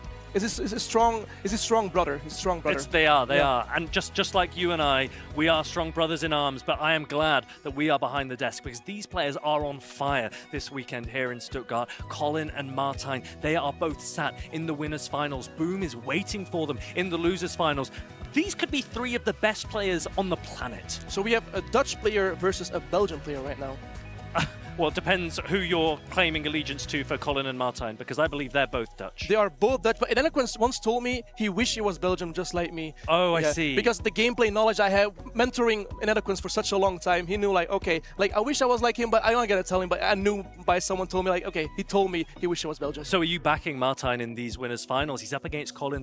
They know each other very, very well. They approach the game a little bit differently. Martijn's gone for a lot of spice historically, but at this point, I wonder if Giratina is no longer spice because you just know Martijn's going to bring it. Colin, with his own construction, his own variant of PvP David and Boom's team from Gdansk, he's opted for Spidops as his counter resist instead of the Florges, and I wonder if that spice pick could take him forward here.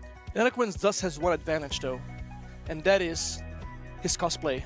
His cosplay gives him more aura, more strength actually to win these battles, and he knows Shadow Giratina more than anyone. We've seen him play. We've seen him even against a Wigglytuff, and he still was able eventually to win that matchup. So. It is true. For so long, we have known the nickname of Colin has often been the final boss, and Martijn just couldn't let him get away with it. You know, he was like, I want to be the final boss. He's dressed up as one. Now, you might see him with blue hair, and if you're wondering why he's done that, I'm also wondering why. I think James from Team Rocket is correct, if I'm not mistaken. I asked him to say James from Team Rocket. Yeah. Yes. Not Cyrus at all. No. Not at all. Would you ever dye anything blue? Blue? It'd have to be your beard, I guess. Yeah, I guess. I mean, yeah. Well, I mean, maybe I can wear a wig next time. You should. I should, right? You have before. Yeah. Will the people actually recognize me then, do you think? I don't think they would. They'd have no idea. And these players, they don't particularly care because they are focused on the player in front of them. They are locked in. They have known that they're going to have this match for a while. So they've had a little bit of a chance to have a break, but also to really focus and strategize for how they're going to approach these winners finals. The two best Dutch players in the world. We see here Colin 6 again. So close to the finals, grand finals yet again. We see this Spidops, a newer Pokemon available in Pokemon GO with Shadowclaw, Lunch, and Rock Tomb. A very strong defensive Pokemon, lots of bulk, and gets even bulkier having those debuff moves, Lunch and Rock Tomb. And we see as well the Shadow Scissor with another Steel type on his side, the Corviknight. And then we go to Enequins. Enequins, the Spice Lord, Giratina, Shadow! Giratina, what a Pokemon, along with his trusted Shadow Talonflame, which we've seen a lot this week, and he was so strong. He knew exactly the matchups, he knew how to play a Pokemon, and again the fairy type of Alolan Ninetales. Now it's a really interesting pick, this Alolan Ninetales. We saw it earlier from Alden as well. It's a great response to the Furret. Absolutely a Pokemon that Giratina doesn't want to see, so I'm sure that Enequins will be thinking how he can strategize against that, but my goodness, has he strategized in the past. Look at these accolades. A world's finalist. He's won Utrecht. He won Frankfurt earlier this season, and he also has a trophy from the European International Championships last year. But he will want another medal. He will want the championship points. He will want the travel awards. If anything, he just wants everything he can get his hands on. But Colin 6, what a player that he needs to try and snatch victory from. These are two big players with so many accolades. Colin already has won Stuttgart 2024 2 years ago. Man, Colin making a bigger name for himself again, and these two top players are gonna play to perfection, trying to get this win. And I like his plushie, his Noctowl plushie. It is, and do you know what that's a shout out to? His first ever regional win in Lille was using that Noctowl, which held on against the attack from Thotectical, I believe's Ice Punch from his Medicham, and that Noctowl gave Colin his first gold. He'll be going for another gold here, and there's often also been conversation of who is the best Dutch battler, and perhaps this could be a match to lean it in either player's favor, because this is the first time that they are playing in a winners finals at a regional event, and this will give the winning player a massive advantage going into the grand finals, as in that situation you would need to reset the bracket in order to win. This, however, is the first time that we will have a best of 5 match this weekend. So there is so much opportunity for flexibility and also risk. These are going to be some really exciting battles. And these trainers look really excited to play as well, as they have locked in their teams. And let's see what both trainers have brought to the table. And we see the Ferret on Colin's side and the Alolan Ninetales on Inadequate's side. This is a good lead for Inadequates. Remember that the fairy typing of the Alolan Ninetales means that it resists the sucker punches from this Ferret, but Colin is opting to stay in because he's actually played soft to the Alolan Ninetales. You can see the Univan Stunfisk in the back. I wonder if Inadequates knows, like, okay, Colin 6 is staying in here with his Ferret, knowing that Ninetales has a better matchup here. Is something else weak to my Ice typing in the back? And it looks like Corviknight in the back for Colin could be advantageous, so it really depends on how much value Inadequates is able to get out of this lead matchup to try and suppress the utility of Corviknight later in this game. Here comes another Swift on Colin's side. Alolan Ninetales can easily take this, and overloading on the Ninetales side. He's going to throw a Weather Ball. He's going to throw a Weather Ball on Ferret, and Colin lets us go. The Alolan Ninetales has some energy, and I assume Inadequates will probably swap out this matchup and maybe into his safer stop as Ferret and keep his energy on Alolan Ninetales. But he has to go to the Empoleon, and while the Colin 6 go to the Stunfisk. And now this is really good for Colin 6 because the Univan Stunfisk is able to take a Hydro Cannon from the Empoleon. It is locked in. He's going to shield it anyway. He knows that there's maybe more value that he can get out of Univan Stunfisk before he starts to take damage. And now the super effective Thunder Shocks and Mud Bombs will start to put pressure on Inadequates' Empoleon. No shield going up for the first one. Even though do both super effective damage to each other, Stunfisk is way more bulky and also resisting the Metal Assaults. Here comes another Hydro Cannon from Inadequate's side. Do you shield this as well? Stunfisk can actually hold on to this, but maybe he wants to and keeping this as healthy as possible, and he does. That's probably not what Inadequates wanted to see, but he does nod, so maybe he does have a plan for this. Remember that there is Trailblaze super effective available on Ferret, and there's also an attack on that Alolan Ninetales banked, which will be super effective as well. I wonder at what point does Colin consider going back into his Corviknight to maybe sponge some of the energy from this Ferret? Yeah, I wonder where Inadequate's going to put up his shields. He's going to shield up all the Mud Bombs here. Now he's going to shield one Mud Bomb earlier, and now he's going to let this one go. Probably trying to keep his Ferret as healthy as possible, potentially Trailblazing, getting as much boost potential outputs, and he catches the Trailblaze on Corviknight! What a tremendous catch! Double resist on the Corviknight! That is a great catch, but perhaps it's what Inadequates would have thrown anyway as he tries to increase the Sucker Punch damage from this Ferret. He still has a shield available. Air Cutter's not going to be enough to threaten one of them, and these Swifts pace really quickly and will start to add up. And as we say, the Alolan Ninetales has a Weather Ball bank that will do a lot of damage to the Univan Stunfisk, and as this Corviknight gets low, it will also put pressure on that Pokemon too. There's no way, right, Free, that Ferret actually gonna steal the show again, doing a lot of non-super effective charge moves on these Pokemon, but still boosting itself up, getting Sucker Punch damage after Sucker Punch. Is Air Cutter gonna land? No, not gonna land. We see another Swift coming in here from Inadequates, which will not do enough damage to take down this Corviknight, but keep in mind, this Ferret is boosted. The Alolan Ninetale still available there, and now the Corviknight reaches that payback, and it looks like the Alolan Ninetales might be able to just farm down the Corviknight. Will one Weather Ball be enough to take out the Stunfisk? I wouldn't be surprised if Stunfisk comes straight back out here. It's got some energy. How much damage is this going to do? Stunfisk is very bulky. This might not be enough. I don't think this is enough, Free. I don't think it's enough to take down the Stunfisk. Stunfisk is very close to the move, but so is Alolan Ninetales. It's going to be a race. Oh, and the Stunfisk gets to the Mud Bomb first, and there goes the Alolan Ninetales of Inadequates. ABA weak to the Alolan Ninetales, but Colin does not care. So much value that he was able to get out of the Univan Stunfisk and out of that Corviknight, and what it really came down to was recognizing that Hydro Cannon from the Empoleon would do the most damage to Univan Stunfisk, and he refused to let one of those land. That was a great game for it. I love that game. Knowing, like, okay, even though Inadequates double shielded, they had two shields, and Colin used already two shields so early, trying to get really far with that Ferret was not enough. They had the Corviknight resisting all the charge moves on that from that Ferret on the Corviknight. I mean, great showcasing by Colin 6 there.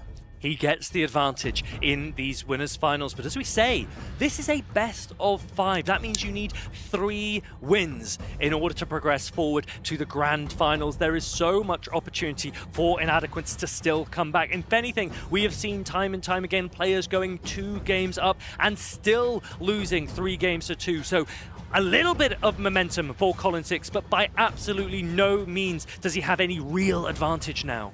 Both trainers seem to be very locked in. Colin 6, knowing that I can be AB weak to the Alolan Ninetales, knowing Ferret can hold on, the Swift do enough damage. If I lose this matchup, I'm fine actually, because Alolan Ninetales will be so low that my Stunfisk in the back will be free. both of these players considering again how to approach things very, very flexibly, especially on Colin's side. We know that he likes neutrality, he likes energy management, he doesn't like being locked into what many people call RPS matchups, rock, paper, scissors, where there is no opportunity if you don't get the lead you want.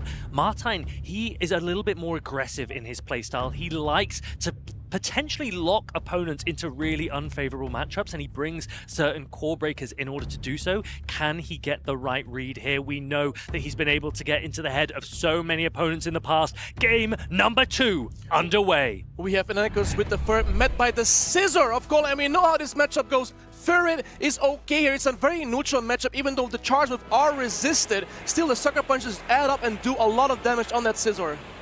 Immediately, both players go to throw their attack. Night Slash from Colin, and a Swift was being clicked there from Inadequance. Swift, remember, will be resisted by Shadow Sizzle, but it's such a fragile Pokemon that Ferret can actually take the Zero Shield scenario even despite that. We don't see a boost on a Night Slash, and I think Inadequance is very happy to see that Scissor there, not in the Lone Ninetales in the back. But here comes the Ferret of Colin 6, bringing a very neutral matchup. Like, it is a very neutral, throwing Swift back to Swift and each other. Probably gonna soak the energy and knowing that, okay, well, I probably need my Scissor still because there might be a Lone Ninetales in the back, and here comes the Lone Ninetales of Inadequance into the Ferret of Colin 6. This is really, really good for Colin because the Alolan Ninetales comes out early, meaning it's not going to hit that Altaria. Colin 6 playing a really sensible ABB. We mentioned he likes neutrality. We mentioned that he likes safe plays, and this is exactly where he wants to see the Alolan Ninetales. He doesn't know that there's a Gastrodon in the back, and Inadequance doesn't know that there's an Altaria available for Colin.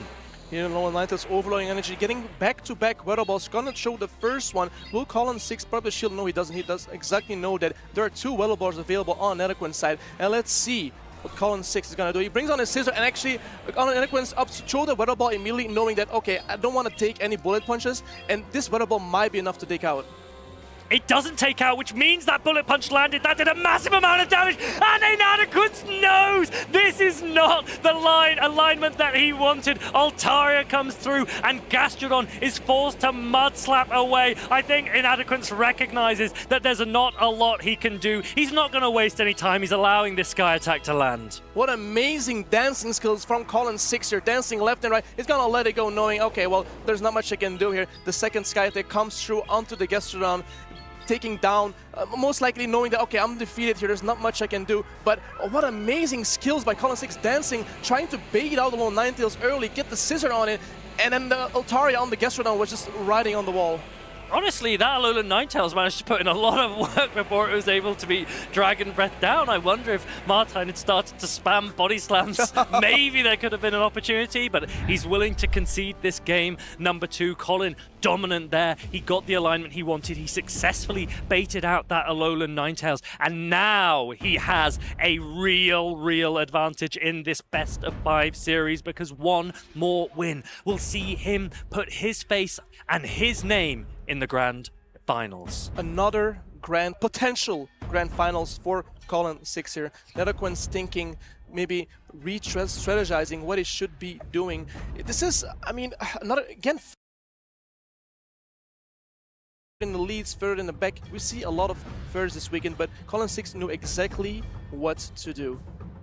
Colin 6 needs one more win. Inadequance on the other side of the table has to claw it back, and we know if there's any player that can do so, it could well be him. He's been in situations like this before, back against the wall. We've seen it when he's been doing incredible losers bracket runs, and one thing that you and I said yesterday is what matters more in these situations? Is it skill or is it mentality? Inadequance is a player that absolutely has both in abundance. Can he show what he needs to get his name into the Grand Finals instead of Colin 6? Maybe what we need from Inadequance is his trusty Pokemon, Shadow Giratina, to potentially able to beat the final boss, Colin 6. Inadequance already locked in.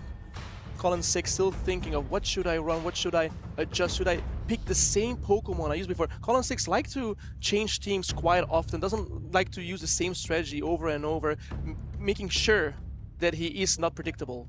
Colin 6 eyeing up his opponent dressed as a Team Galactic leader. And Colin's doing everything he can to remind the world that perhaps Colin is not the final boss. Perhaps this is the moment, this is the weekend that he is the protagonist, that this is his story. Can he do what he needs to take down Inadequance, put himself in the grand finals and in a fantastic position to take gold here in Stuttgart? The players are ready. They are locked in for game number 3.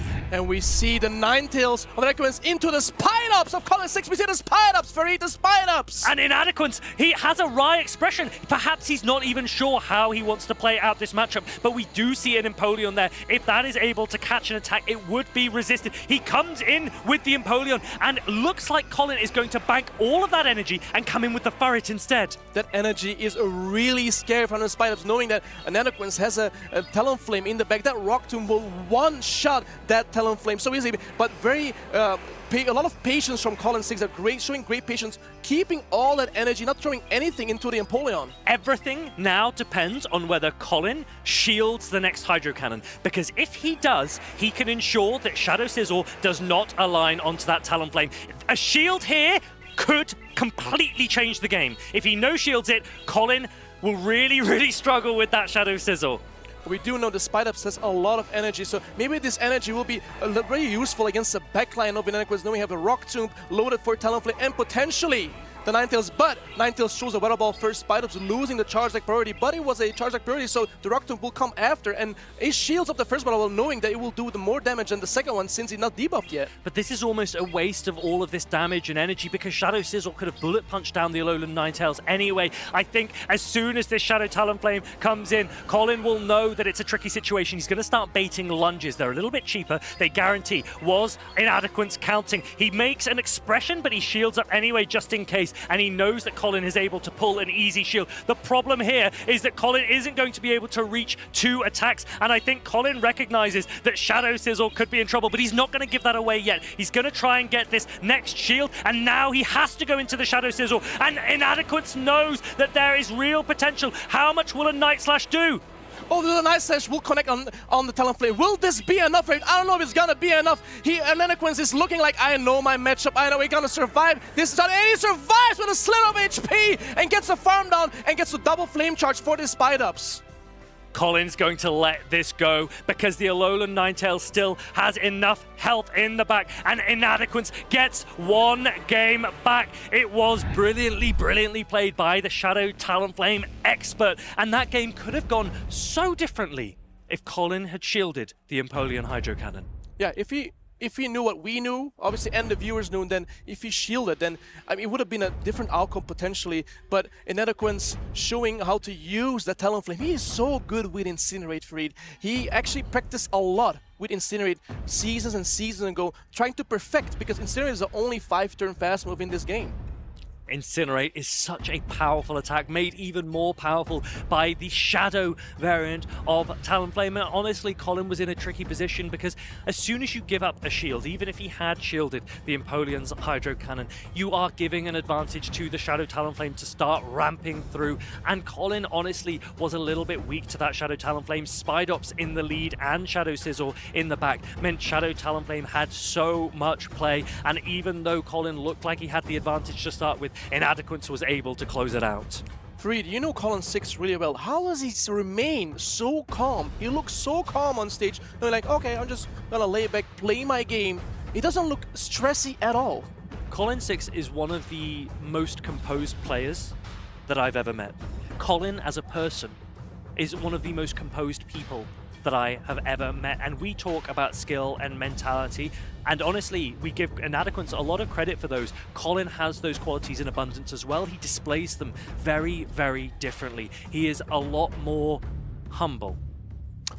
Oh, okay. But he has absolutely everything that it needs to go through in the Stuttgart finals. Inadequance is going to come in with confidence instead. He's found the lead that he wants, and he gives out a smile. Colin with 1 bullet punch before he comes in with the Furret, to be met by that Alolan Ninetales, baited out perhaps as Stunfisk is in the back, but we know that there's a Furret in the back for Inadequance. So right now, based on alignment alone, Inadequance is in an absolutely fantastic position in this game number 4. Inadequance being very happy, seeing that Scissor Scissor not being so happy, doesn't want to take a single Incinerate. Did a Bullet Punch before he swapped out, so he made sure it doesn't take that Incinerate, getting a little bit of energy. But now the first Weather Ball comes through on the third. Third comfortably survives this. Here comes a Swift on the third. Also, Alolan Ninetales comfortably survives because he cannot Sucker Punch it down. And though Alolan Ninetales has the opportunity to overload a little bit of energy and outpaces the third. Alolan Ninetales putting in amazing work here, not just taking out the Ferret, but also getting so much energy to bank another attack for the next Pokemon that comes in. And I think Colin's going to be in a really tricky position here. It's not actually going to be able to throw that next Weather Ball because Talonflame is going to meet the Sizzle that Bullet Punched it down, and Stunfisk immediately met by a Ferret. So we know straight away that Inadequance is in a really good position here, especially if he can land a super effective Trailblaze. We see Stunfisk on fire right now. Stunfisk has to do so much work here. First of all, he has to take down this little Ferret, and then he has to also take down Talonflame because, I mean, the Scissor is never gonna Bullet Punch down a Talonflame. Maybe doesn't even get to a move because one Incinerate is almost enough to knock out that Scissor. I think Colin is doing anything he can, but Inadequance knows that there's almost no way that he can lose this game now. Ferret is putting in a ton of work, and as soon as Shadow Talonflame has an energy advantage, it can incinerate through the Univern Stunfisk anyway. This is looking dire for Colin. Here comes another Trailblaze. Colin puts up the shield, knowing that only Wincon right here is using that Stunfisk, but Inadequance has 2 shields for Reed. Here comes a Discharge, potentially throwing Discharge, maybe thinking like, oh, maybe if Inadequance tries to catch on the Talonflame that I don't throw a Mob Bomb except through a Discharge, but this Talonflame will go rampant. The Incinerators do so much damage. It also has Flame Charge and 2 shields. I think the strat here for Inadequance is to double shield Talonflame, potentially farm down the Stunfisk and close his game. I think he might even just throw a Flame Charge straight away, or after another Incinerate. He's actually going to do exactly as you said, and the Sizzle comes in. Look how much damage it's taking, and now Inadequance has 2 Flame Charges back to back, meaning he can safely shield this Night Slash and then double throw into that Univern Stunfisk to seal out this game number 4. Inadequance is the Talonflame master confirmed. He's so good with Talonflame, chat. He knows how to use Incinerate, so he went a favorable lead with that Scissor, but still, he pulled it off, and the Stunfisk is out, and it's 2-2, and we need one more game for it, one more game, chat, to see who's gonna go through. I'm almost trying to take a breath. What incredible plays by Inadequance. We said if there were any player that might be able to claw it back, he is absolutely one of them, and now both of these players have to go into this final game of the best of 5 with everything they have got. It will put a massive advantage under their name if they can be on the winner's side of the bracket going into the grand finals, and it'd be such a massive momentum shift for them if they really want to get their hands on gold. Even though Colin 6 was ahead by 2 wins, 2-0, Inadequance still managed to make it even, come back 2-2, and we still need a 5th game to decide who's gonna win this matchup. I wonder if we're gonna see the Spite-Ups again from Colin. Risky pick, knowing that Inadequance brought Talonflame twice in a row now, but Inadequance is so good with a Talonflame, I don't know about that one. The tricky thing is, it's the combination of the Talonflame and the Alolan Ninetales. Shadow Sizzle is just so good against Alolan Ninetales, but instantly loses the game, it seems, if against that Shadow Talonflame. And so Martine is able to call those 2 Pokemon together, and Colin has to think, how can I avoid facing the Shadow Talonflame and still get advantage from my more flexible picks, like Ferret? Because we've seen again, Alolan Ninetales just so comfortable against the Sucker Punch user. Like we've said yesterday all day long, Farid, Scissor has only one weakness, and that is fire, and it's a double weakness. It doesn't like to take any fire damage at all. Incinerate does so much damage. 2 Incinerates actually enough to take down the Scissor. So I wonder if we're going to see another Scissor gameplay from Colin 6, knowing that I don't want to see that the Talonflame. But here we go, chat. The last game of this best of 5 is the third of Inadequance into the Empoleon. Okay, Colin doesn't meet the Alolan Ninetales lead, so this is a good situation for that Ferret. We're looking at that backline immediately, and we can see Univern Stunfisk and Corviknight. If Colin can get alignment, he'll be in a great position. Inadequance will do everything he can to ensure the Talonflame lands where he needs it to. Colin already putting up a shield against this Ferret. Could that be an indication of how he wants to play out this lead matchup? This Alolan Ninetales from Inadequance looks kind of scary, knowing that there's a Stunfisk in the back for Colin, and also a Corviknight. Spammy Weather Balls from that Alolan Ninetales, something you don't want to take. And here comes the second Hydro Cannon from from Inadequence. I assume Colin 6 is not going to shield this, knowing that he easily tanks this and survives this, and most likely going to try to farm down his Empoleon and keep alignments. Okay, so we know that Colin's going to have alignment, but he's not going to have shield parity. He's already given one to preserve the Furret, and now he gets to throw a boosted Swift into this Alolan Ninetales. It's unlikely to be met by a Univan Stunfisk, so this chip damage is really valuable, as remember that Corviknight's only neutral attack into that Alolan Ninetales is Air Cutter, not a very hard-hitting attack. As soon as the Corviknight comes in, Talonflame is going to meet it, and now Colin meets it with that Univan Stunfisk. The problem is that Talonflame with 2 shields and Flame Charge Incinerate potentially can just bully its way through this matchup. I don't think this is so bad for a Talonflame, Farid. And then Talonflame having access to Flame Charge, boosting it, Incinerate. He lets the first one go because the second one will obviously do more damage. But this Stunfisk has to do so much heavy lifting. Here comes the first discharge of Inadequence, and Inadequence most likely to put up the shield, knowing that, okay, hold on, my Talonflame is going to win the game for me? I think it just might, because Talonflame's going to get so much energy. He's actually going to throw immediately so that he doesn't have to shield. And now Colin needs to think, if I no-shield this, then Corviknight will struggle to take Talonflame out. So I want to drag the next shield away. He's going to throw this discharge now. Pulls the next shield. Incinerate should be enough to take down the Stunfisk. So Colin might go straight into the Corviknight regardless. It looks like the Univan Stunfisk goes down. And now, can you reach? He's not even going to bother. He's going to throw a fly instead. But how much health and how much energy is on that Alolan Ninetales? Alolan Ninetales might be able to close it out here. Alolan Ninetales has so much energy for it. Corviknight has to do so many things here. So first take down his Talonflame and then take down the Alolan Ninetales. But he can't jump Phoenix. I think Colin knows that the Talonflame is out. Oh, there's a Weather Ball. There's going to be 2 Weather Balls reach on Inadequence side. And I think the Inadequence is going to win. He knows, Chad. He knows he's nodding. He's looking at Colin 6. He's talking to Colin 6, knowing, I got you, little bro. I got you. 2 games up, not enough. Inadequence claws every game back. He said to me at the beginning of today, I will win this tournament. And he is able to put his money where his mouth is, because Inadequence wins and progresses through to the grand finals here in Stuttgart. Inadequence is so humble, man. He knows how to play these Pokemon. Incinerate from Talonflame goes wicked, and also a great showcasing of that Alolan Ninetales. From 2-0 down, winning back to back, Farid. Absolutely scintillating, incredible, mesmerizing play from Inadequence. He has been here time and time again, and it looks like Stuttgart might just be routine at this point. Frankfurt was a clutch victory for him. He casted Lille, he casted Gdansk, and now he comes straight back in and potentially whiskers away from gold once more. That cosplay definitely elevated his aura, knowing I'm 2-0 down. I don't care, Farid. I'm gonna win, and he won 3 in a row. How does he do it? How does he do it? Honestly, at this point, Inadequence knows he can get away with near anything. He's even put his Team Galactic badge the right way round, just to show that he's ready to lock in for the final moments of this regional championship. There we saw that badge was the other way around. It was quite funny. But we see here, I mean, the best showcasing we got was actually from the Talonflame from Inadequence side. And even though Colin got 2 games in a row, and he only needed 1 more, I mean, he must be so, like, even though he looked really calm inside, he knew, like, I cannot mess this up. But Inadequence is so good. Afraid Inadequence is so good. He utilized his Talonflame perfectly. Now, I don't want to jinx anything prior to the grand finals, but is there a reasonable argument that Inadequence might be the best player in the world? He didn't even play in the World Championships because he was casting that event.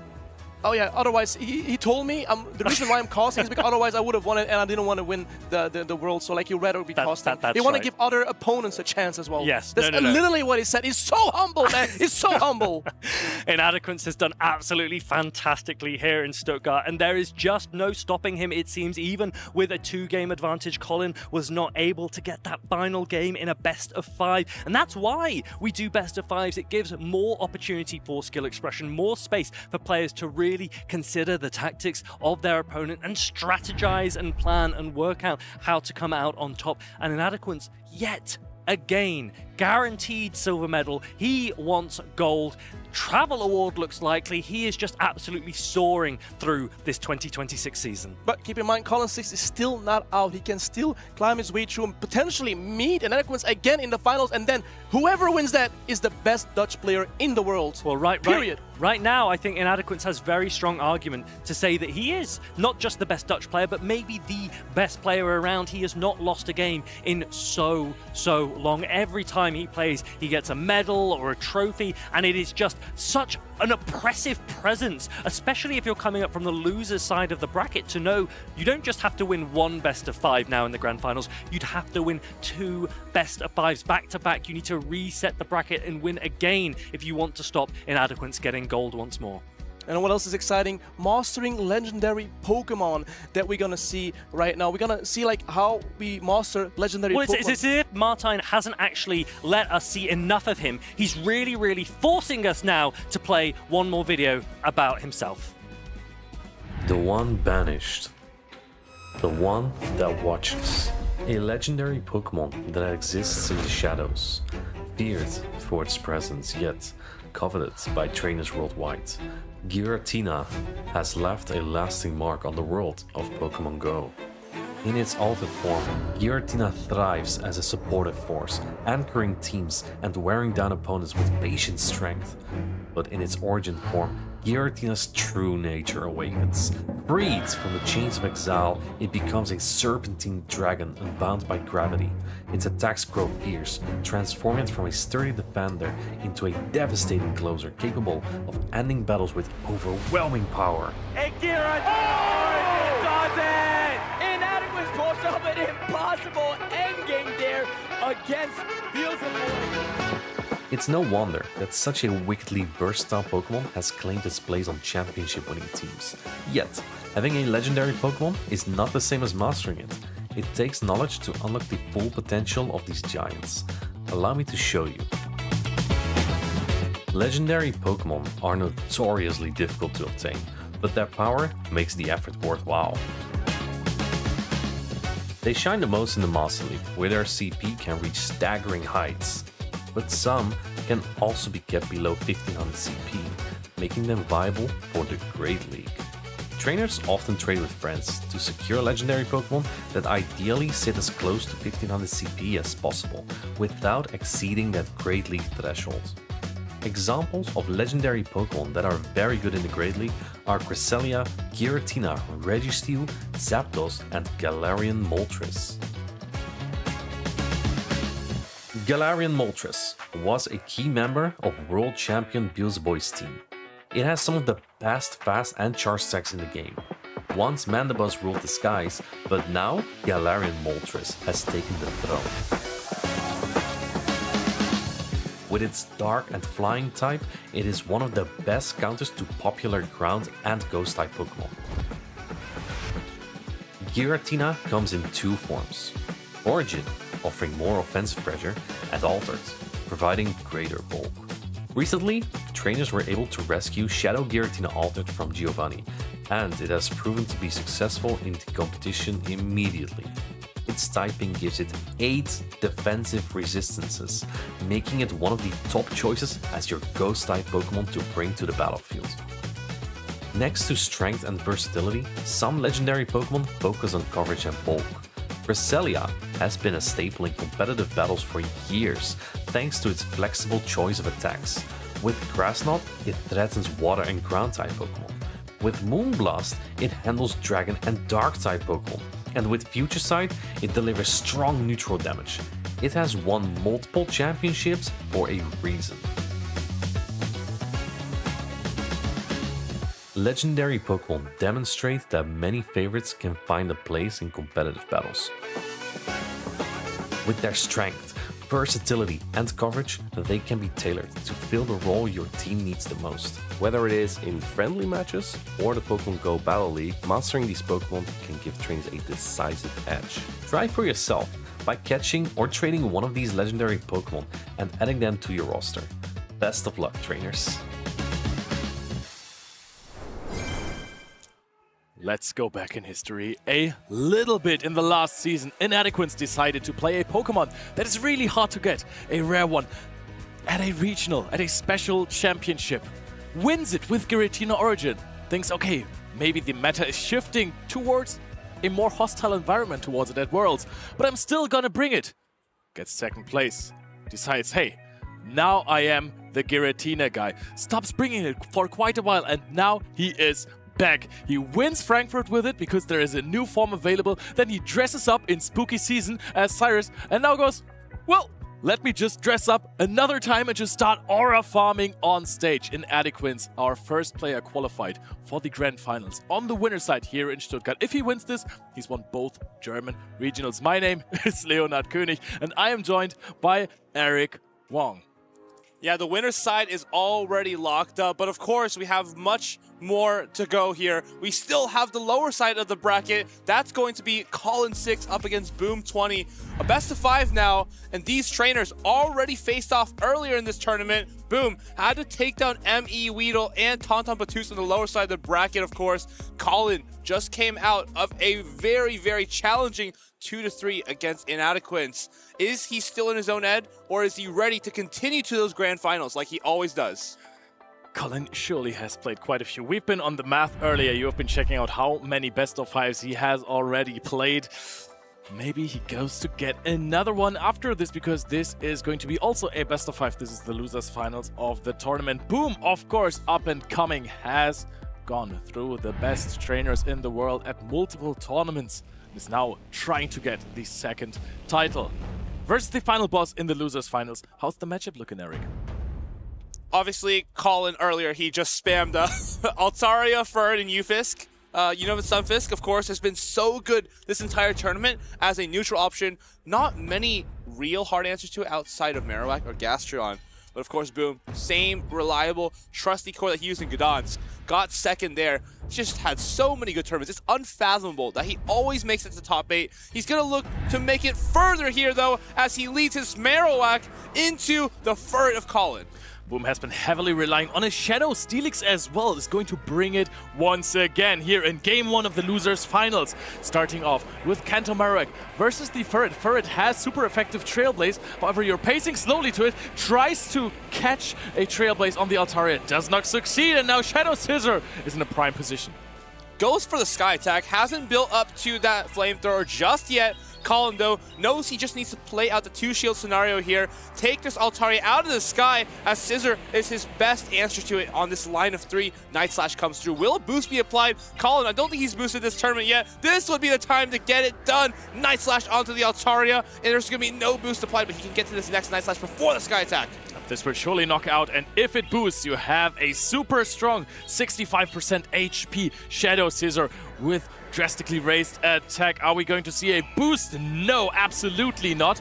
Shadow Kanto Marowak is not being brought in. We're trying to resist those bullet punches with the Steelix. However, those charge attacks, they do a lot of damage. I like seeing this Night Slash just being thrown immediately. No need to reach for the Trailblaze. We can just go to the Furt here, and then we can now take down this Steelix with just one Trailblaze and a couple of sucker punches. Now, Steelix has a little bit of energy to its name. Does it opt for that hard-hitting Earthquake, or does it go for the bait? Just straight for the Psychic Fangs. No build-up required. I like this. If it lets it go, then he just comes with the Marowak and can mudslap all the way through. Yeah, putting all eggs in one basket here, going to have increased damage on the Mudslap. Does want to take the last shield, though. First, doesn't want to go down in shields. Has a little bit of energy. Colin 6 puts up a shield. Can he get to 2 Swifts to throw into the Kanto Marowak? Swift number 1, gonna be reached here. Think that'll be the last that this Furt has to give for this game. I'm not sure. Yeah, the Furt is, there's no energy on the Furt now. Let's take a look if it can get to another Swift. It is debuffed from that Psychic Fangs. Goes to the Altaria, saves it for later.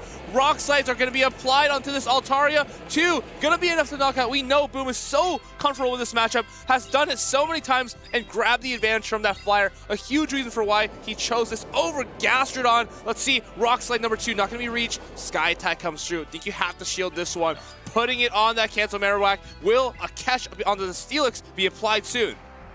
Kanto Marowak might not need more energy, is trying to prevent more damage from happening to be able to farm down a Shadow Scissor and maybe also the Ferret. The question is, bullet punches from Shadow Scissor, they're going to deal a lot of damage. This Pokemon is also relatively healthy. Can you withstand the onslaught of bullet punches, or are you going to swap immediately into your Shadow Steelix, resisting those fast attacks and then dealing more damage? He is going to throw more Mudslaps. Now it is Ferret versus Shadow Steelix. Who has energy? Who has HP? Ferret is reaching for the Swift, but can't get it there. Shadow Steelix farms down. First win to Boom. What an absolutely close game there. Ferret, I like what Colin did earlier. He tried to get a little bit more energy on the Ferret before swapping out. But what if he had not taken that extra Mudslap? What if he had not taken that Mudslap while being defense dropped by that Psychic Fangs? May have given him a little bit more leg room at the end there, letting it make it to a move against the Steelix. It wasn't about outpacing the Steelix. It was about hanging on to those Thunder Fangs. Could have been crucial for an endgame, but we'll just have to move on here. Boom 20. So confident with that Shadow Kanto Marowak. Does Colin start to make the adjustment towards Spidops, Corviknight, things that can more reliably shut it down without needing to use the Altaria? Altaria has been working quite well for Colin for the last 2 tournaments, so maybe he is going to keep on bringing the old reliable Pokemon that really helped him go there. But it has a decent answer in the Shadow Steelix. It has been answered by Shadow Scizor before. That looked quite good in the last game. He has to expect he almost has to expect Kanto Marowak every single game just because of how much pressure it has. If it's up any amount of energy, or is able to even get a couple of Mudslaps on a Stunfisk, come out of a matchup with extra energy, Colin's entire team is threatened by it. Rock Slide Boost has been so good in this season for Kanto Marowak, even though it wasn't played a lot in this meta. It now has its place again. When people are less prepared for it, it strikes.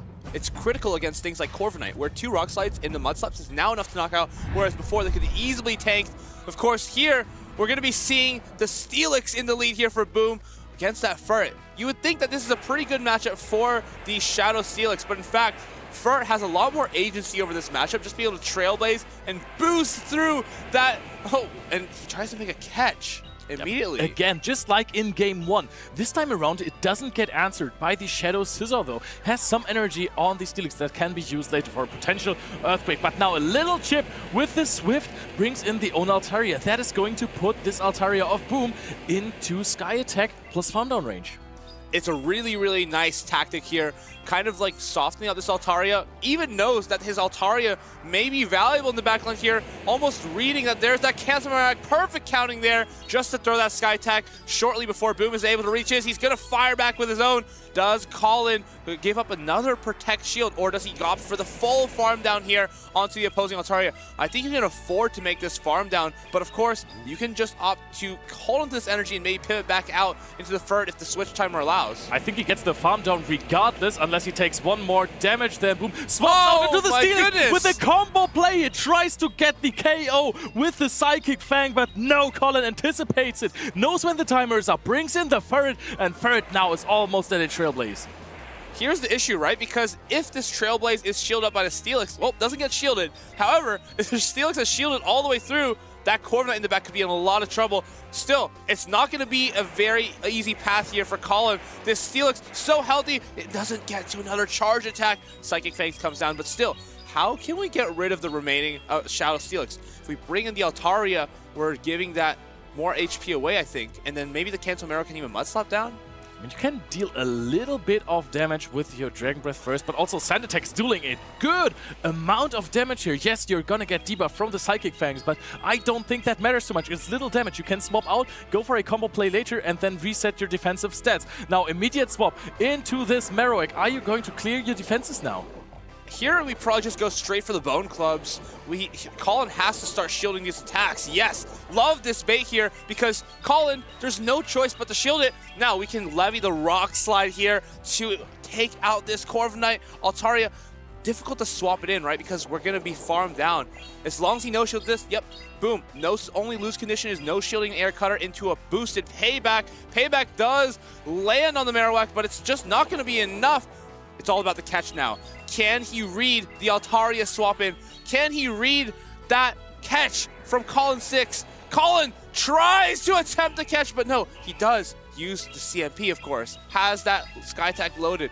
Rock Slide is reached on this Altaria, but could have maybe gone for a Bone Club there. Boom needed to react here, but now the Shadow Steelix is being brought in. Can it get to enough damage? No, it gets Sand Attack down. Are you going to win off the back of this Corviknight now? Can you farm down the Altaria? How much HP is it going to be? You're dealing 1 damage per Sand Attack. You want to throw the energy into the Marowak to not take too much damage. Throws the Air Cutter here. Is going to be really, really close. How much HP is left on the Altaria? Is Colin going to Sand Attack down the flying type dragon that is just so bulky? Yes, he is!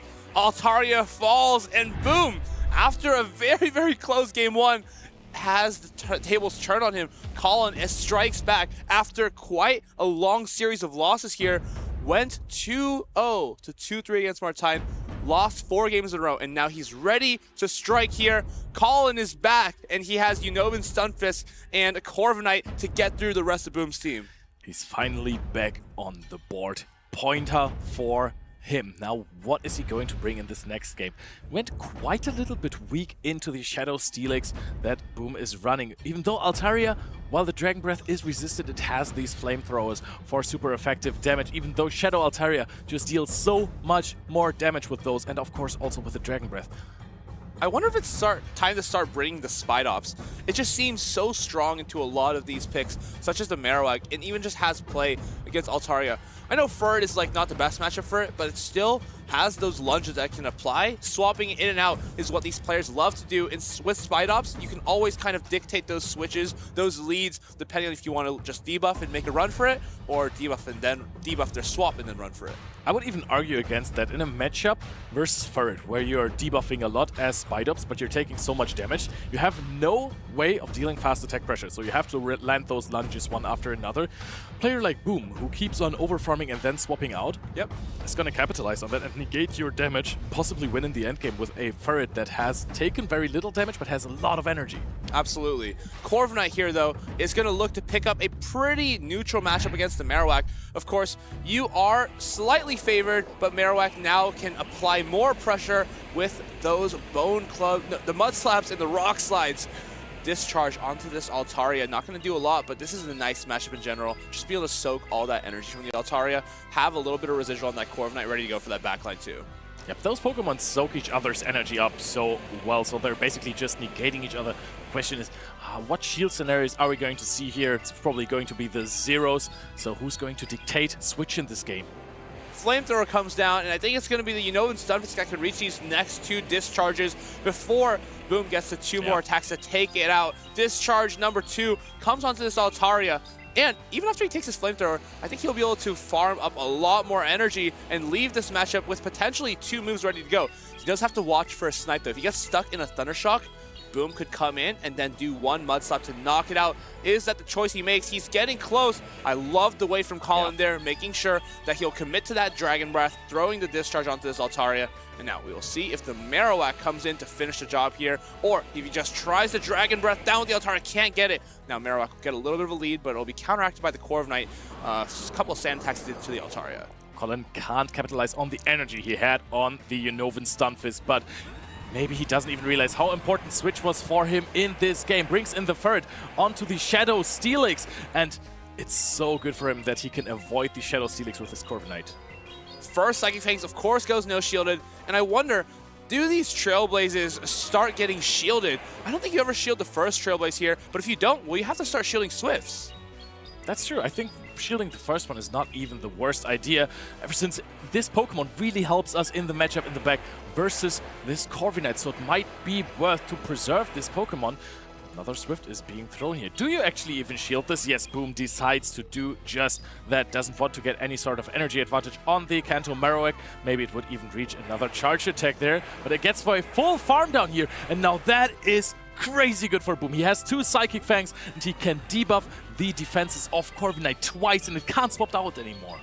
Psychic Fangs #1 onto the Corviknight. Not going to do a lot of damage, but the motive is way more important. It's going to be permanently debuffing this Corviknight so that Bone Clubs can be just thrown from the Marowak. A lot faster pacing, but still, it's an uphill battle here as you still need to reach that one charge attack and your opponent has so much energy and shields on their side. Yeah, but look at this Mud Slap damage, almost like this was not a flying type.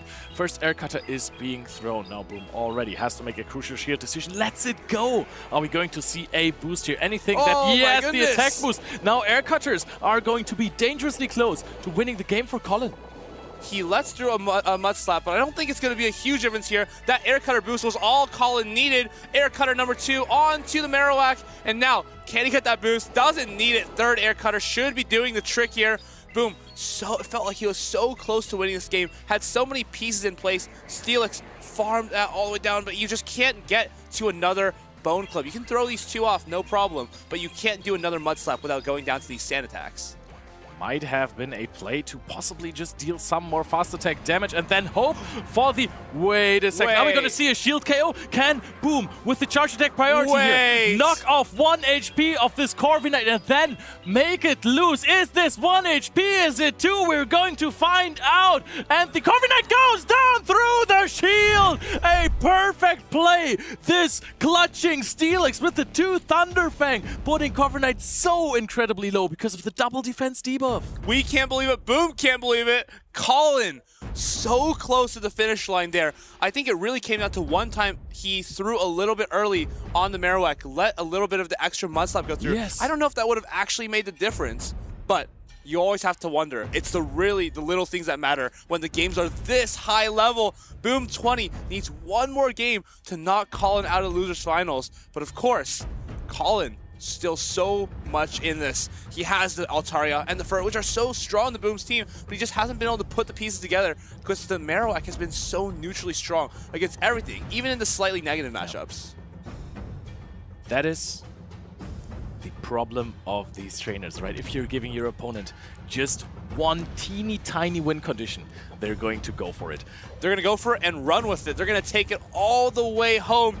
Boom 20 is not a player who will not try to capitalize on every micro mistake that you may make. He is watching, and his Furret is always ready to go, especially into this team. It's just been so instrumental. Hasn't even once got it onto this Corviknight.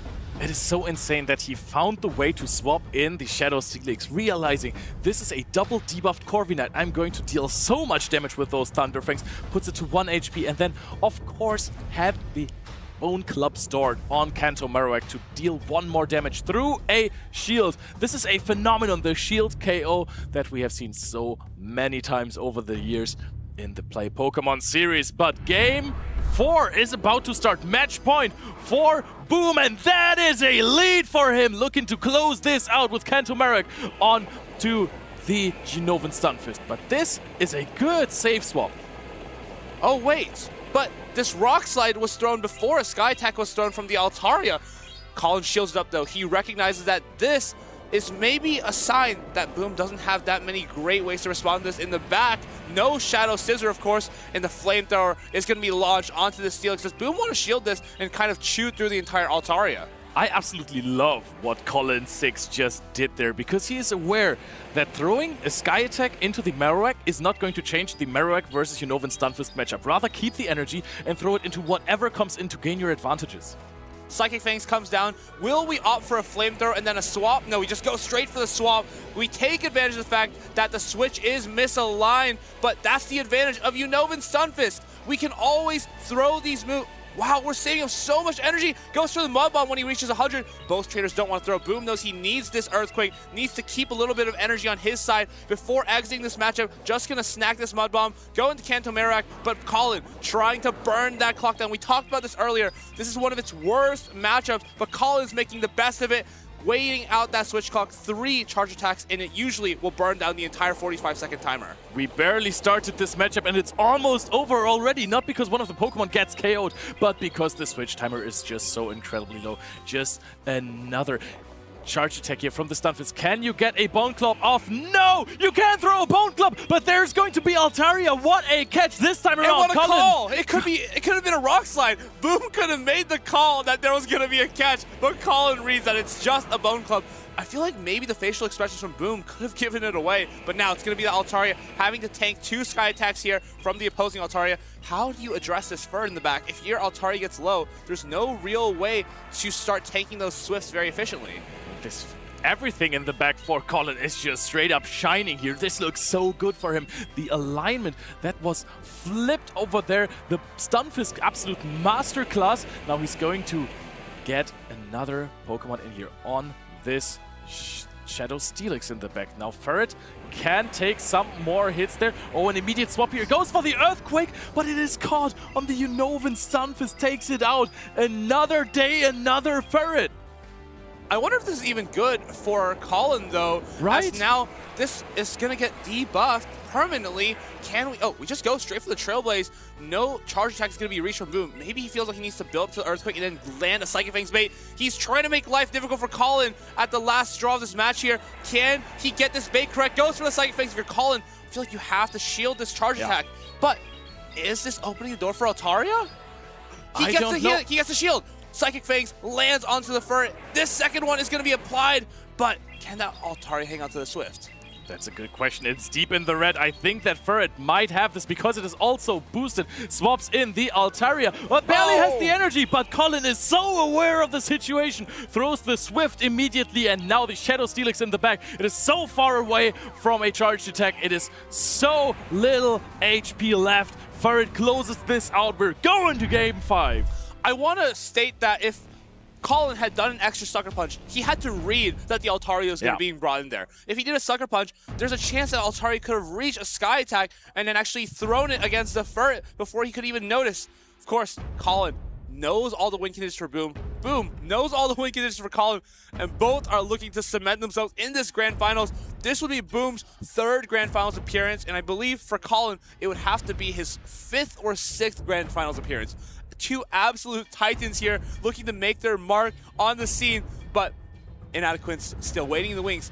Really enjoying the fact that there are 5 games being played and he can learn a little bit more from his opponents. All roads lead to Inadequates, truly, but those trainers. Boom was leading on match point here, but Colin 6 said, no, we're not going to repeat Gdansk. I am this time going to get not the 3rd place medal. I'm still in for the title. I need to get my revenge on Inadequate. Looked so good for him earlier in the losers finals. But first of all, defeating Boom 20 is Colin 6's goal. Boom has now given up a match point, but so far he has always led in this matchup. He has led 1-0. He has led 2-1.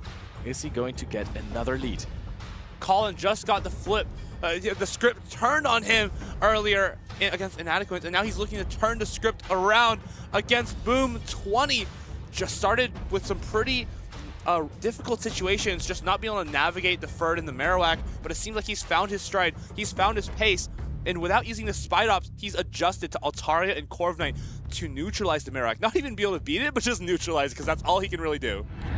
Marowak lead again it is for Boom, this time around into the Corviknight, the flying type. Is he going to stay in this matchup? No, it goes straight for the Altaria, knowing there is no hard answer for Colin on his team. Did not bring the Shadow Scissor. Now, and again, a discharge is being thrown.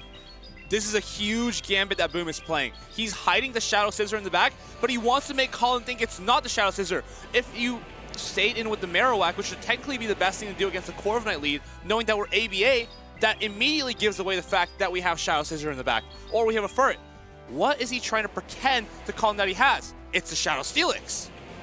What else is really good for him is that he baited out the Stunfisk with the Altaria, because Stunfisk triple resists those bullet punches. Altaria will always be answered by Stunfisk in this matchup. We've seen this time and time again. So now Altaria is going to try to go for a catch here. Does not get discharged. Colin 6 knows what he's doing, anticipates catches, and presses the Mud Bomb.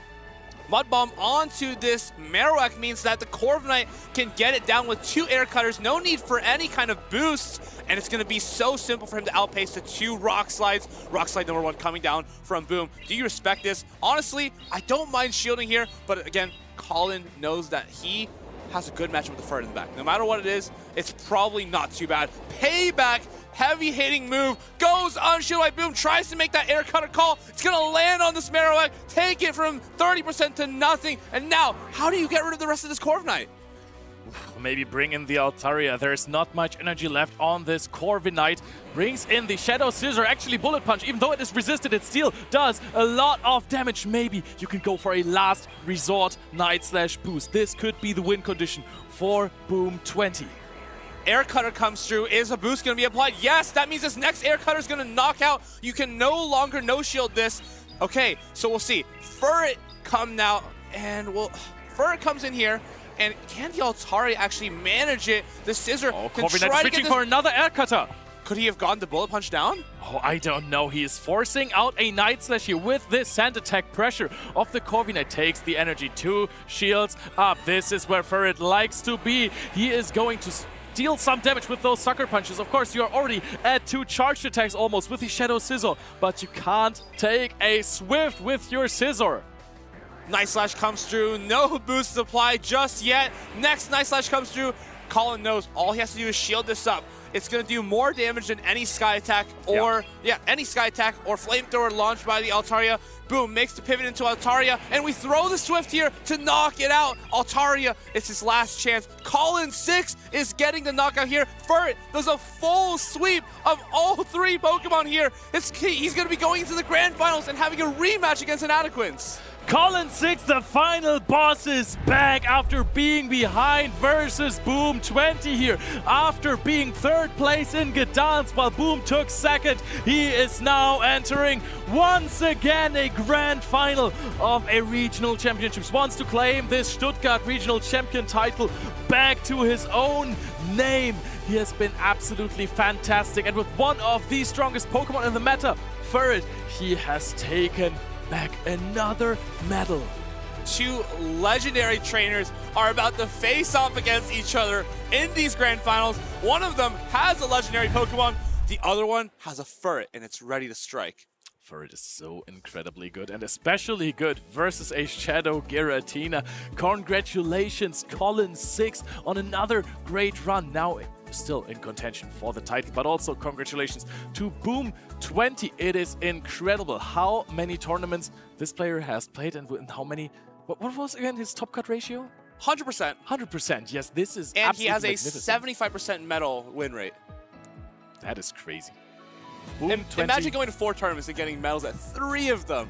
Unfathomable, inexplicable. One of the best players in the world here up against Colin 6, but of course, Colin, tried, tested, a veteran of the Play Pokemon series, is now up against Inadequates in the finals. We see his trusty Furret going all the way up against the Steelix. First game it falls, but as we adjust to that Marowak and we make the right calls with the Corviknight, the match gets better and better for Colin.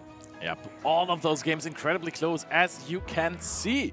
Then we had later on, though, this was the 1 HP knockout on the Altaria, but my personal highlight was the 1 HP shield KO here from the Kanto Marowak. All of those games that Boom won there, they looked completely unwinnable to me. Every single game was so close. Boom had his Marowak aligned to so many Altaria, so many Corviknight, but it still put up so much pressure, put up so much fight, because first of all, those rock slides just feel so good, neutrally knocking out the Corviknight, super effective against the Altaria, and puts a lot of pressure against Colin's Unova Stunfisk. It feels like we're jumping back and forth in the meta, right? It's just every single time a meta builds, people build their team around it, build their team against it, and then some of those Pokemon, like the Kanto Shadow Marowak, they fall out of it. Until they are completely forgotten. They don't appear in any top 12 usage anymore, and then it's time for those trainers to bring them back. Kanto Marowak against most teams.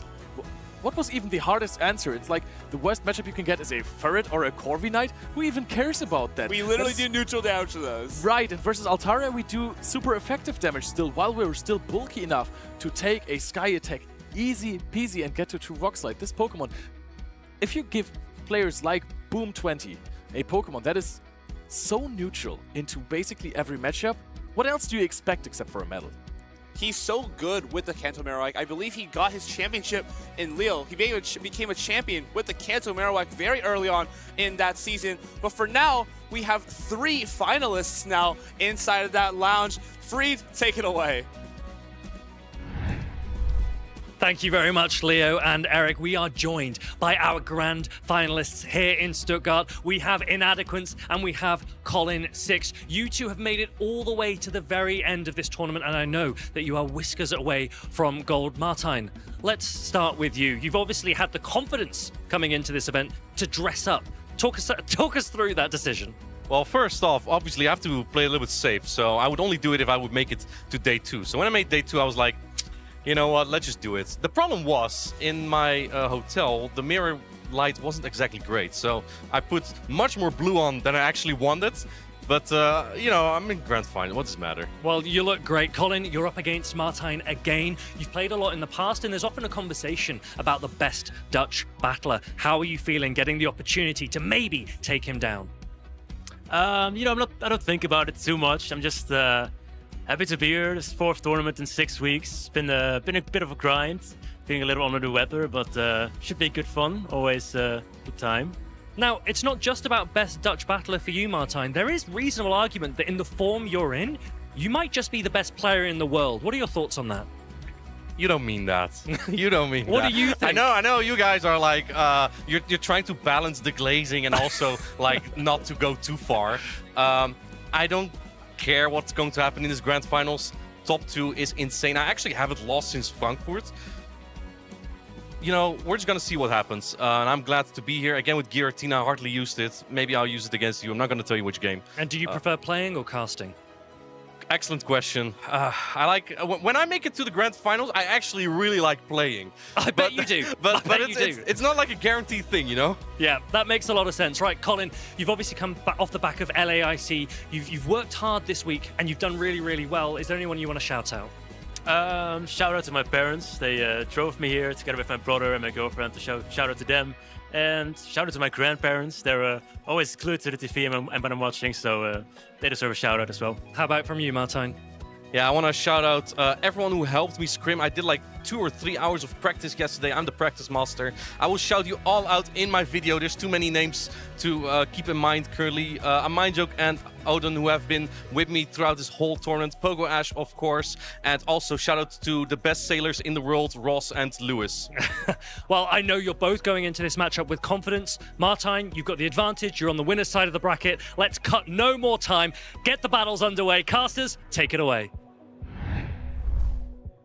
Thank you so much, Farid. What an amazing interview. Now you can finally go back to cuddling backstage with Gaines. But Martijn, I just loved how humble he was in this interview. And then casually, 1 sentence after, you know, the question with, are you perhaps the best player in the world? It's like, yeah, you don't mean that. I don't know. I haven't lost a game since I started playing in Frankfurt. This is maybe a chance for me to win. No big deal, though. No big deal. No big deal. This is as usual. Back-to-back tournaments undefeated would be heinous. Almost nefarious if he can get the job done here against Colin Six. Colin Six, known to make those lower side resets, though.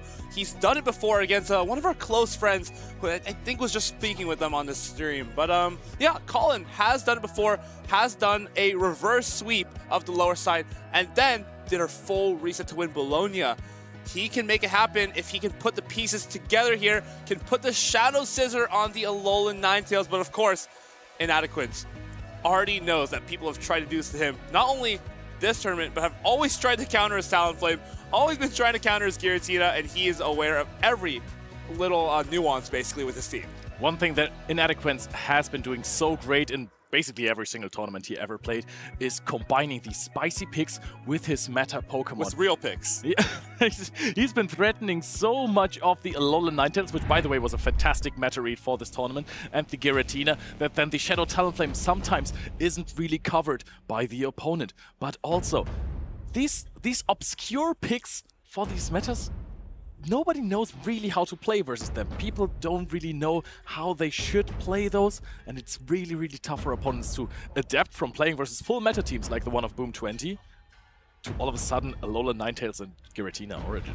I feel like the strength of these more interesting picks goes down the further a tournament runs, because more people have watched them on stream, more people have talked about it, more people have practiced against it. But it just feels like his power is going up. The longer this tournament runs, the stronger I feel like Alolan Ninetales is. And I don't know if you can stop it at this point.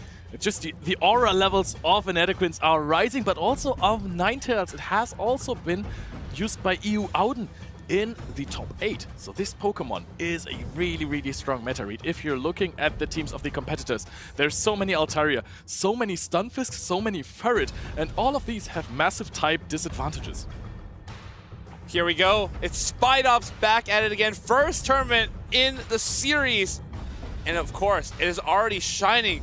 No way. Inadequance just caught a Shundo. Inadequance was just collecting his pecking order research in the community day, the Trumbeak community day, or Picky Peck community day. And he just clicks on one. He's like, oh, that's a shiny. And it's a Shundo. It's literally a 100% shiny Picky Peck. Anyway, if luck is not on his side, I don't know what is. Yeah, that's a sign, I feel like. Look at him. Inadequance Worlds finalist Utrecht Special Championship champion, EUIC top 4, and Frankfurt Regional Champion wants to add another champion title to his name to become a commentator that has 3 titles. How do you feel about that, Eric? As a commentator with 2 titles, I think that this could be revolutionary for the scene. Back-to-back tournaments won by commentators. I think Go has one of the most stacked commentator rosters of any game in the world. It's really a lot of pressure if you're one of the commentators who isn't winning things, but it's also so much fun to watch your colleagues play, your friends play those tournaments, go very far. This is what I love about the Pokemon Go community. People know each other so well. You can basically root for anyone you want. There's always going to be familiar names in those top cuts, in those day 2s, just like Inadequance and Colin 6. Colin 6, of course, he has relied on his Ferret the entire tournament, and it doesn't have many roadblocks other than Alolan Ninetales. This is going to be a huge burden in the way of Ferret, just being able to tank 2 Swifts comfortably and outpacing. I mean, what really outpaces a Ferret? It is so quick to those Swifts. Dropion, of course. Dropion does outpace Ferret to the Swifts, but it's Alolan Ninetales that does even better with the same type of attack bonus. Weather Ball, we're going to see if they make use of those Pokemon in our first game of the set. I think they will. Let's hop into those leads. There is Ninetales versus Ferret in the lead. Inadequance is nodding. He knows how good that matchup really is. It doesn't look like it if you're just looking at the typings, but look at the pitiful damage from Sucker Punch and the Weather Ball outpacing. Weather Ball, such a strong attack, 60 damage for this little energy. If you're Inadequance here, you must be thinking that there has to be something weak to Alolan Ninetales in the back. Whether that be the Altaria or the Unova Stunfisk, you know one of those is lurking. The thing is, both of those have pretty solid play into the back, but you're also neutral into them. So you're not too pressured to swap in and out here, just happy to stay in this matchup and let the Ferret land these 2 Swifts. The great thing about Alolan Ninetales here, though, is you can soft lose versus it, that's good, but Alolan Ninetales comes out with a full Weather Ball start because 2 Swifts don't deal that much damage. So you can swap out later on, throw a Weather Ball onto something else, or you just throw it into the first thing you see, because there, except for with Shadow Caesar, there is no ice resistance on the team of Colin 6. Corviknight comes in, and this may force Inadequance to reveal that he has a Ferret and an Empoleon in the back. If you come in here with Empoleon, you're basically just saying, like, hey, I've got a Ferret. No way, these sand attacks are just not doing enough damage, and the second Weather Ball is going to be applied onto this Corviknight. But the energy is going to be so impactful into this backline, whether that's Air Cutter into a Ferret for a potential boost, or payback into the Empoleon, this Corviknight is still a little bit tricky to handle. Yeah, Corviknight is really good, especially with a lot of energy in those matchups, but Ferret is so good with 2 shields into a Stunfisk. Ferret's fast attacks versus Corviknight really work out. You're not falling to 1 payback on the Empoleon. And there's a Hydro Cannon, and it's being caught by a Stunfisk. You don't really want that, do you? Colin 6 putting up a shield immediately, and now you have a Ferret with a shield advantage versus a Unovan Stunfisk. I wonder if this is the door that Colin needs to open, though, right? Because now the clocks are ever so slightly desynced. That may give a window of opportunity, but at the same time, Ferret can just do so much damage with these Trailblazers, with these Sucker Punches. It can just get through this entire team without blinking an eye. Yep, you can't even really shield this. You have no fast attack pressure. Thundershock, pitiful damage. Sand attack, also pitiful damage. You can take another Mud Bomb if you want, but you can also start shielding. Ferret is in such a commanding position. This little normal type Pokemon from Johto that has been laughed at in other games is absolutely humiliating players in this tournament. Swift coming down onto this Unova Stunfisk. If you're calling, you kind of have to shield here, but at the same time, how are you going to get rid of the rest of this Ferret? Knows that his focus is better spent on game number 2 because this one was absolutely taken over by the Alolan Ninetales in the lead. You're looking at those picks from Inadequance. There is a Shadow Talonflame, there is an Empoleon, there is the Shadow Giratina and Ninetales, and all of those look threatening. And then in the end, you spend too little thoughts on the Ferret of your opponent, and all of a sudden, you get Sucker Punch down on everything. It's so difficult here if you're Colin, right? Because you basically played Corviknight and Scizor in the previous set. You got punished by Shadow Talonflame. Yeah. And now here, Inadequance just played a line that was triple soft to not only your Corviknight, but it was also quite weak to a potential Shadow Scizor lead. It's like he's trying to lure you into using those and then punish it with the Shadow Talonflame. Or is that the entire mind game? You just continue bringing those same lines and understand that your opponent has to continue respecting any possibilities of a Talonflame. But what is Colin reading? He also has to make hard calls. He's playing versus Inadequance. He's on the loser side. He is one game down. Inadequance has been known for living in people's heads when it comes to line reading. It is so difficult to live in someone like Colin's head. He's already gone through the gauntlet to get here to the grand finals, and he's going to be trying to take him down here. Has to get the grudge match after that first set. And is he going to respond with the Unova Stunfisk into that Talonflame?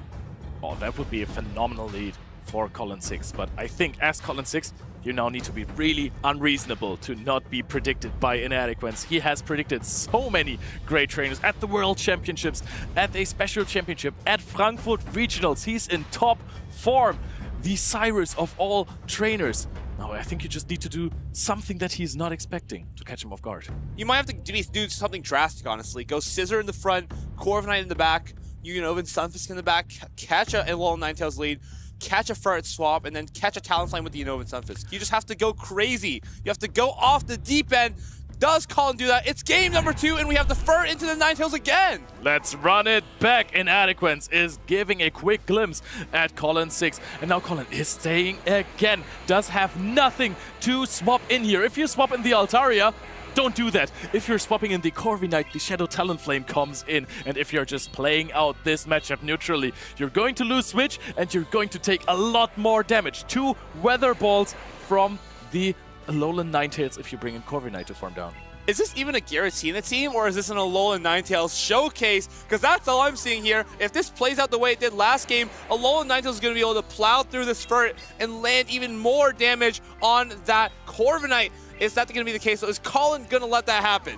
You have to be weak against something if you're playing versus this team of Inadequance. And Inadequance, he is throwing the next Weather Ball. Are you going to try and protect shield this? What would it matter? You would win the 1-0 or 0-1 shield scenario as Alolan Ninetales. Massive advantage already. Brings in the Corviknight, takes 1 sand attack worth of damage. We have been here before. We've played this game before. There is going to be another Weather Ball. And then Inadequance already knows the Shadow Talonflame is going to do a lot of work. However, there's going to be an Altaria to possibly answer Shadow Talonflame and the Ferret. Let's say the Altaria plays out a 2-shield scenario against the Ferret. Is there a world in which you can strip 2 shields away and then snipe with the payback at some point? I think if anyone can do it, it would be Colin. He has the payback banked. Immediate swap into that Ferret. There's not a lot of damage from the Incinerate on this Altaria. Swift comes down onto the Altaria. You don't have to shield just yet, but that second one's going to have to be shielded at some point. Sky attack, not enough to knock out this Ferret. But how do you get rid of it? You can maybe snipe with an Air Cutter later if this lands, but still, there's 2 shields on Inadequance's side, and he can even just put his bets on the Talonflame now. Yeah, I think so too, because there's no fast attack pressure from that Corviknight into the Talonflame. He could just play the 0 shield scenario here, maybe even out shields. I don't even think a payback would knock out the Talonflame from this range, but he is in such a comfortable position because the Alolan Ninetales put him in it. Now Colin 6 Maybe tries to go for a full farm down. No, throws another Sky Attack. Inadequate is going to keep shields. Here we go. Talonflame into the Altaria. We're only 2 away from that Flame Charge. I think if you're Inadequate, you just start going for the farm down. Also, Flame Charge, if it's landed, you may be able to Incinerate down in 1. Oh, I think that would be a tough task, a tough ask against Corviknight. Corviknight comes in here, does not throw a charged attack. It gets 1 sand attack off, puts down another shield. Can he get to enough energy to knock out this Talonflame? Goes for the payback straight. Is there going to be a shield from Inadequate, or is he trying to call a bait? This could be massive. Puts up a shield! Shields the payback! Inadequate is nodding! Another Incinerate connects here, and Air Cutter is being thrown, but that is not enough. It was a 50-50 call, I think. If you let that payback go, the Altaria might be able to farm you down, or even the Corviknight. I think it would have been enough. On the other hand, if you shield the payback, you can just win on the spot. So good from Inadequate. Another fantastic call here to close it out to 2-0. But Colin6 with the vision taking this horrendous lead, this incredible team advantage from Inadequate, and conveying it into a 50-50 shield call scenario. Well played. I wonder if Colin kind of just doubles down on this line. He now sees that, oh, that was the worst case, right? Huh, that worst case wasn't too bad. I have play. Maybe with that thought in mind, do you just run it back? I would like that. However, that's a little bit predictable. And also, if Inadequate actually sees that he can also swap out the Ninetales with a charged attack with the Weather Ball, just to control it a little bit better where it goes, you can immediately save swap the third, because there is no big answer, and then you keep that energy and play the matchup a little bit more differently. Maybe you don't have to give the Talon the 2 shields and risk a payback connecting on it. I wonder if we just need to leave the Furret at home, because that Alola Ninetales, it's just so dominant into it. It feels like if we bring the Furret, we're always giving Inadequate a ramp to get off the ground. Gastrodon, Giratina, we're not really seeing them being brought to this game. So maybe Furret is the missing link here. But Furret is so good to control alignment against Empoleon. It is really good against Gastrodon. It is so good against the Shadow Talonflame. If you're playing versus Empoleon, the best you can get as the Empoleon player is you take 1 shield. 1 shield for free. But then the Furret still has a decent amount of HP. It has energy. It's gonna be boosted. And then you have problems in the backline. So far, Inadequate has been dominating because he did get the Shadow Talonflame on those steel types or got other advantages. I just want to point out, Inadequate's locked in his line quite a bit ago. A minute or 2 ago. Colin has been thinking the entire time. Colin, he's not a player who's usually frazzled by the pressure. This is usually where he shines. But Inadequate has him in a bind. What a tricky situation for Colin. If he still has locked it, he has locked it in now. Trainers have locked in. Get this, it's match point for Inadequate, and this is a hard-winning lead for Inadequate. This is Furret versus Spidops. Spidops has no fast attack pressure into Furret. Colin is staying in. Does he not have a good answer to it? If you're looking at the backlines, Alolan Ninetales is looking phenomenal. I think I see what Colin's doing. He's going to build up to a Rock Tomb here and then swap to a Furret. Yes, has a Lunge loaded, not the Rock Tomb just yet, but has baited this Alolan Ninetales out. His Altaria is really good here now, and actually with the energy on Spidops, there is room to go. Definitely there is. Not getting the Alolan Ninetales onto this Altaria. The Shadow Talonflame not doing too much when all these steel types are left at home at Collins. And now we're at 2 Weather Balls. Do 2 Weather Balls without any more Powder Snows here, knock out, because then you have an incredibly healthy Alolan Ninetales. Weather Ball is landing and doesn't throw the second one. I love that call because you understand it's not going to knock out. We're just going to tank this Swift, over farm as usual, and still, we have to remove this Alolan Ninetales from the field. Has so much energy to its name, but slight under farm there. Does this allow the Spidops to get a nasty farm down? You can't really pivot into the Talonflame just in case there's that Unova and Stunfisk, so you pretty much have to just play this matchup out and see where it goes. The Dazzling Gleam is going to be reached though. Colin has to put up the Protect Shield. Spidops though, can it clutch this one out for Colin? Can it defend him from going down 3-0? Gets that last Shadow Claw, and now Furret's going to be brought back on, but these lunges are going to apply a lot of pressure. Oh, he is not even bringing in the Shadow Talonflame versus Spidops. Does take a lunge here. That is not too much damage. Wants to keep the shield advantage on that Talonflame. Swaps out immediately. Talonflame is really strong into Altaria. Surprisingly, with the shield advantage, it's undeniable that Talonflame is good to go as long as it lands a fly here. Colin understands that he needs to no-shield at least one to have a chance in this game. Wants to get this Sky Attack off. It's probably going to be shielded, but Inadequates can't really afford to shield this second one, or a potential Rock Tomb could come through on the Spidops and actually snipe this Talonflame out of the sky. But you still have one Protect shield remaining, and I don't think you desperately need the Talonflame to win the game. I think at this point you can actually even let it go. Bring in the Ferret and put everything on Ferret. No, Martine decides against it. He puts up another Protect shield here. He knows the switch timer is not yet up. Goes for another Flame Charge. Now, Colin, do you put everything on that spooky spider? The Spidops almost at a Rock Tomb.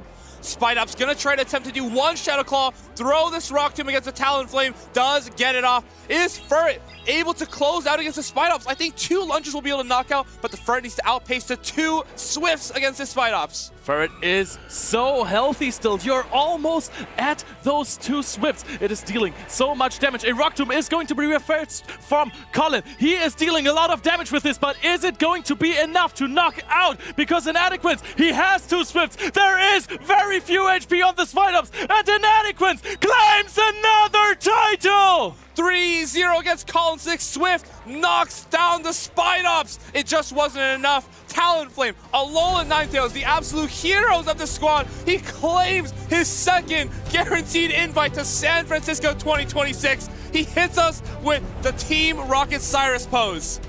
Inadequates, Galactical plays from the Team Galactic leader. He is the king of German regionals. Plays 2 regionals in a season. Does not lose 1 match in both.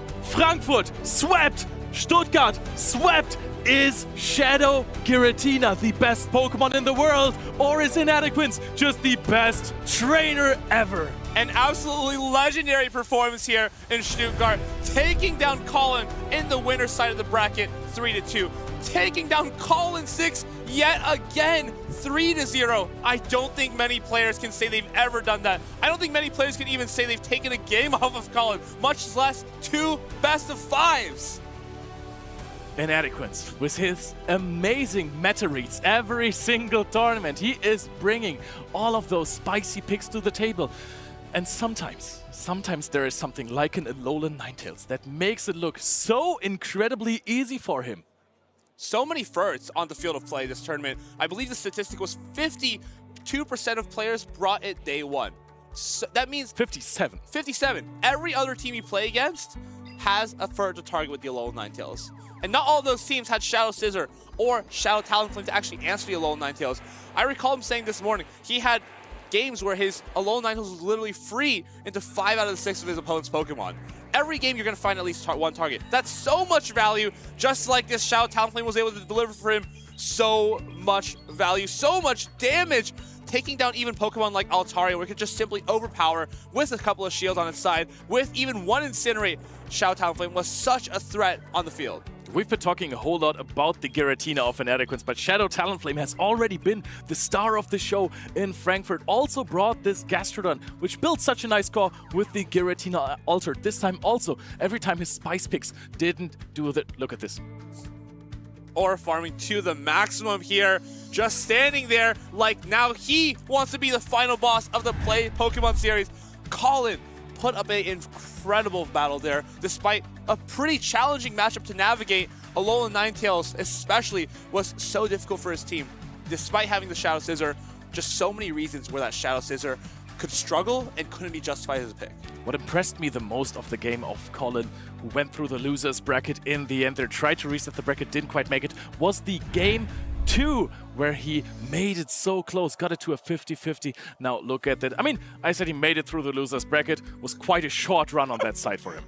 Colin, not really accustomed to the lower bracket, but was able to get himself out of it as quick as possible. 3-2 against Boom 20. That was an incredible set. The 1 shield KOs, the Ferret swaps, the Altaria pivots. Just so much happened in these games in the grand finals. Inadequates was an absolute display of dominance. Alolan Ninetales just completely took over this tournament, I feel like. Yeah, it was definitely the call of the tournament. That's why it won it so hard. And again, congratulations to our other members of the top 8, all of those trainers who made it to day 2. That was phenomenal. And again, once again, we have a tournament where the top 4 top 4, Fear is German, is all of them are already champions.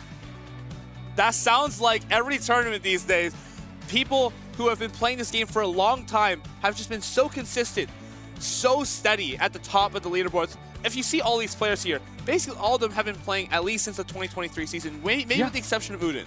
Yep, they are insane. They are so consistent. But if you're looking at those teams, Alolan Ninetales is so good. Look at this. Stunfisk, Furret, Altaria as a target. Kanto Marowak is a target. Honestly, probably even Steelix is fine. Florges, for some reason, is a really, really good matchup. Of course, Shadow Scissor, but that wasn't on every team. Empoleon, also really tough matchup.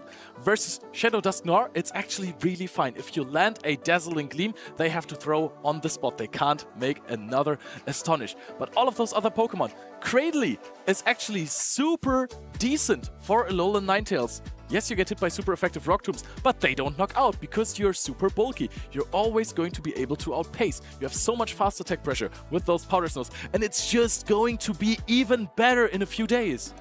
These might be all the teams from the top 8, but let's take a look at the nitty-gritty. Let's look at the math here. Why is Alolan Ninetales so good? You can just take a look at the top 3 Pokemon, and your answer is already there. Stunfisk, hard win. Ferret, hard win. Altaria, hard win. Gastrodon, good. It's good enough. It's fine. It's good enough. It's fine. You can play this. We don't talk about Caesar. Cradley, decent win.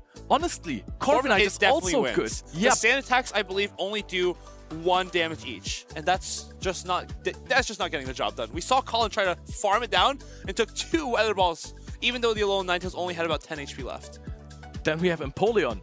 We don't talk about that. Florges, hard win for some reason. Perfect, they cut away immediately. It's not a hard win. And then there was probably another Pokemon after that, but I'm very sure it's also a loss against Alolan Ninetales.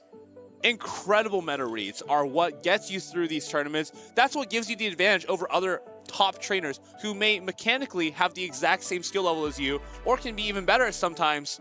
You can overpower them using new meta calls, better meta reads, and great decisions. Just overall, kind of knowing what people are going to bring and just being at the top of your game. I feel like this is what we've been seeing all season long. Every single time in those really high finishes, there were some spice picks. In the last tournament in Gdansk, we've all of a sudden seen Altaria on the rise. Before that, in Lille, suddenly Empoleon was everywhere. And in Abomasnow, where did that come from? Abomasnow, kind of out of nowhere, but still, people are reading that ice types are really good. Maybe like Sotodle, they're really good into Pokemon like Unova and Stunfisk, good into Altaria. Breaks a lot of those cores where there may not be even an ice resistance, as the steel type on a lot of teams is Corviknight, and we know that doesn't fare too well against ice types. Yep, and if you have the secondary fairy typing for the Alolan Ninetales, you're even fine against Pokemon like the Annihilate. The counter is not super effective. You still don't want to get countered and then get hit by a Rage Fist, but you're dealing decent damage with Powder Snow Weather Ball. And if you had a Dazzling Gleam, it's all over. We saw, actually, I believe it was Uden, land a Dazzling Gleam onto Annihilate. Absolutely took out in 1 hit, then finished off a Talonflame. That kind of feels like the story of this entire tournament. Alolan Ninetales is just overpowering everything. Even sometimes a Talonflame can take it out. Way too powerful. Alolan Ninetales is fantastic, but it has to be played by the right trainer, by the people who can pilot it to victory. Those trainers, they have been incredible all tournament, all season long, and now, Farid, we're going over to you to honor them. Thank you, Leo and Eric. Now, some of the best players in Europe and beyond gathered here in Stuttgart to give it their all to try and become our next regional champion. Only 4 made it to the end stages of the tournament. Only 4 worked their way to achieve a medal here. Now, in 4th place, with a regional title, an IC title, and a world title already to his name, give it up for the original prodigal son, Emmy Weedle.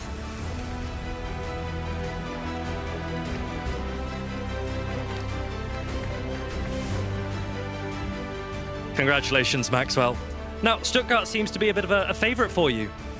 Yeah, I mean, it is technically the closest regional to where I live, so why not? And you brought some of your family and friends here. Do you have anything you'd like to say to them? To my parents, thank you so much for always supporting me. You know, they take me to all these regionals, which they always support me, and yeah, I'm very grateful to what they do for me. What are your ambitions for the rest of this season? I mean, consistency is something I struggled with last season, so I'm just happy to get 3 day 2s now. But to keep something like that up, a title would be nice as well in any type of tournament. So I'm sure it's coming. Congratulations again, M.E. Weedle.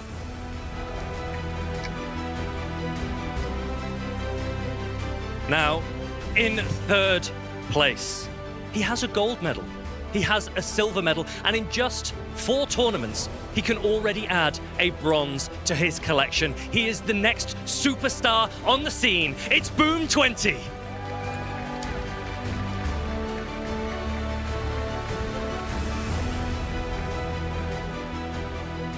Congratulations, Boom. It's almost a case that bronze might not even feel like it was enough. How do you feel after those matches? No, I'm very, very proud of myself for this performance. I was a little bit disappointed after Frankfurt, which might sound crazy, but I'm happy I can prove to myself that I have it in me to go far. You really do, and obviously off the back of Gdansk as well, the consistency and the level that you are showing is sublime. What's your confidence and what are your thoughts going forward this season? I'm always of the mentality, take it one at a time, one match, one game at a time, and just see how it goes, play it to your best, lock in, and yeah, that's how I'm here. And this is why you've already got so many fans. Anyone that you'd like to shout out? Yes, just my parents actually. Yeah, my parents were just always supporting me, just letting me go to these tournaments now, and I hope I made them proud today. You really did. Well done, Boom. Give it up one more time, Boom 20. Now, next up we have someone that we all know. He is quite simply one of the greatest in the game. He has regional titles galore, and this is just another accolade for his collection. Your regional runner-up, it's Colin 6.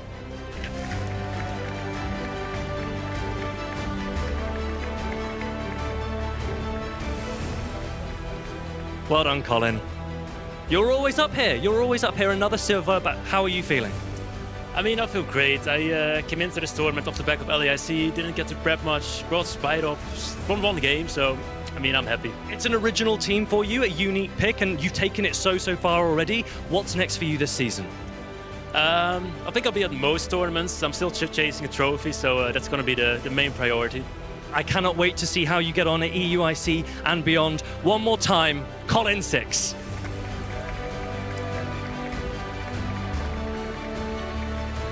Now, this player needs no introduction.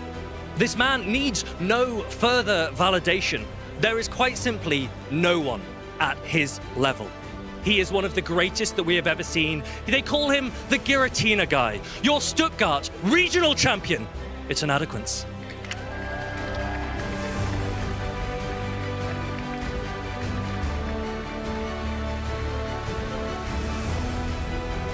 Well done, Martijn. Well done. Now, there is nothing exuding but aura right now. How does it feel? Back-to-back regional championships for you. Kind of unbelievable, right? I haven't lost a battle in a while because I believe the last one I lost was with Rayquaza in Utrecht, and then I played in Frankfurt, didn't lose, played here, didn't lose. Not that I expected it, but here we are. And this is obviously one of the greatest momentum shifts in your play Pokemon career. What's next for you this season? I have no idea. We're just gonna keep collecting medals is what I like to do. If I'm top 4, I'm happy. But you know, it's not always a guaranteed thing. I think you can ask anyone who was sitting there with me today that yesterday I was annoying. I was shaking my boots. I was just so nervous that I would fumble. You know, you say I'm the greatest. I still, you know, remember going 0-2 once, and I think that can happen to the best of us, right? I might, you just call me one of the greatest. I think that there's a kind of skill ceiling that perhaps I've reached, but there's so many others. Think of anyone else who's won regional championships, and I think that all of those trainers are looking to win more, but I think that it should also be a motivation for players who haven't won yet to, you know, get us out of the way. And you are such a motivating individual for this scene. You do so much across all of the different areas. You play, you obviously stream, you cast as well. How do you manage and balance all of those different parts? I complain to my friends about the meta, and then I bring a core breaker, and which happens to be really good. We've mentioned a lot of your friends already. Who would you like to give one final shout out? That would be a mind joke. We are the best complainers. One more time, give it up for your Stuttgart Regional Champion. It's Inadequance. So you can stay here with me. You can stay here with me. Now, we're going to go to the Casters Lounge. We've obviously had an incredible Tales of Transformation season already. New and old faces have been shining, but it looks like the familiar ones are the ones that have come out on top.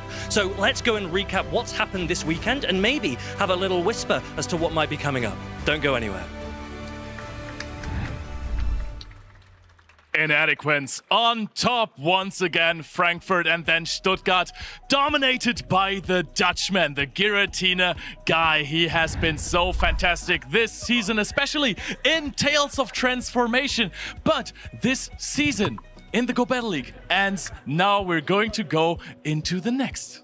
So much has been happening, and obviously here in Stuttgart, as you say, the last regional event of this calendar season. But we're already really excited. We know there's a little bit of a break before Birmingham, but we cannot wait to get started. I know, Leo, you mentioned that you'll actually be competing there. Yes, I'm going to compete in Birmingham as well. I'm trying to just be at every one of these regionals. You know, a few years back when I started, I did not think that I would get this crazy hooked onto this game, but the community, the events, the tournaments, everything is just so much fun. It's just, I'm getting emotional here. Thanks to all the people who drove me somewhere when I was a bad player. No, that is true. Someone has to take us when we were bad at the game, but the players that we have just seen in that award ceremony, they are absolutely not bad at the game. Let's have a little look again at these superstars here in Stuttgart. Of course, Inadequance, one of the greatest trainers to ever touch this game. Colin6 as well. And I guess all of these three trainers are some of the best who've ever touched this game. They have so many medals, so many accolades, but it was Alolan Ninetales and Giratina that's shown at the end of it all. Cyrus, the Team Galactic boss, took down the Stuttgart Regional Championship. Inadequance is simply superb. Colin6 and Boom20, as you say, have just done fantastically as well. Let's take another look at these players and how they have done across the season, because Inadequance puts his face there one more time. And here we see Inadequance adding yet another medal to his name. Inadequance winning the Stuttgart Regional. And as you can see, we have many more regionals to do. But who is going to bring these new regionals? Who's going to win these? Is Inadequance going to bring another one? Well, we will see. There is still so much of the season to come. It could be incredible. I don't think we've ever had 3 times in one single season. Now, Birmingham coming up next. I will be there. Maybe I'll get the gold title. Probably not. Afterwards, there's EUIC in London, Seville, Prague, Utrecht, and Turin. The next regionals and special championships after EUIC, before NAIC in New Orleans, and then the tournament everyone wants to qualify for. Inadequance has already qualified for twice by getting golden tickets, San Francisco and Pokémon XP. Now, so much still to come, but if you cannot wait, let's take a look at what you can watch in the meantime. Of course, if you want more regional championships action, we do have the Atlanta Regional Championships on Wednesday from 2 to 5 p.m. But if you're more of an anime enjoyer, there's going to be Pokemon Advanced, Pokemon the Series, and Destiny Deoxys. And of course, for all our Pokemon Go viewers, Pokemon Go Battle Day next weekend. You won't want to miss it. So much going on, and it is really, really exciting. The action isn't just here in Europe, though. We know that we've got our North American counterparts, as well as players across the world that are also vying to be there in San Francisco next summer. The next regional event will actually be in North America. It looks like it's Toronto, January the 16th to January the 18th. I know, Eric, you're supposed to be going. I look forward to competing there, absolutely. I've just finished 5 regional championships and internationals in 5 weeks. So I really look forward to continue competing. And here we have Birmingham, January 24th, the new regional in Europe in Birmingham. We're going to see Leon actually competing there as well. It's going to be an amazing time. We're really, really excited, but as I mentioned, this was the last event of the Tales of Transformation meta. We are about to venture forward. We have had an attack update in-game. It's going to take place next week, and we're really, really excited to what new options that's going to kick up. Well, I'm on that go-go. Trainer Satan, when I ride up, this Pokemon receives Rock Slide. Grass Pokemon are already pretty cool, pretty strong. It has Leaf Blade already, which is basically one of the best charged attacks in the game, but grass types have a few weaknesses. all of them are covered by Rock Slide. Such as the Titan, right? It does have that super effective Power Snow Avalanche combination into Go-Go, but it's going to take heavy damage from the Rock Slide. What else beats the Titan? I think, actually everything else here. I'm really excited about Shadow Blaziken. It's getting Ember. It already has access to, it has Aura Sphere as well. It already has access to Blast Burn. And so together, that moveset could be absolutely phenomenal. Definitely keep an eye on it. What have you got there, Maddie? Eric, you know what else beats the Titan? It is Lucario, a fan favorite. It gets a buff to Meteor Mash, Aura Sphere, and that fast move Force Bomb will be insane. It's going to be really, really strong. So many exciting things still to come. If you want to know where to keep up with all of the action, make sure to write down Pokemon.com/broadcast. It lists everything about all our events, all of our streams, so that you can stay up to date and make sure that you don't miss any of the action. We've had an amazing time here. Make sure that you are following on our socials as well. Let us know how you think that this weekend went. Use #PlayPokemon. Guys, what have we enjoyed most about this weekend? Well, it was my first cast, and I want to give a shout out, if I quickly can. I want to give a shout out to my co-casters. We've been amazing. Also, I want to give a shout out to production. They do so much work. They're amazing people. They help with everyone. And I want to give a shout out to chat, who are watching the stream, helping us out, giving us information, helping us having fun. Thank you all for an amazing time. You've been incredible, Matty. It's been really, really a joy to have you here. Leo, what have you enjoyed most about this weekend? It's been watching all of those trainers farm so much aura. Boom20 in an interview was just chilling. Are you afraid of anything in this tournament? They can try bringing whatever they want. And Martin just coming in with a cosplay of the trainer who has his favorite Pokemon and then just winning the second tournament. The only two he attended this season. It's incredible. It is incredible, and he is another player caster with success. Eric, you are too. How have you felt this weekend's gone? Just big shout out to obviously the math, the numbers that held this entire weekend together, kind of dictated the way players played, tried to make those switches into things like Altaria, Unova and Stunfisk, for it, just try to dance around, and all of it right on the back of math. It has been a genuine honor working with all of you guys. Thank you so much. We really hope you enjoyed this weekend. If you missed any of the action, we've got a really lovely recap next.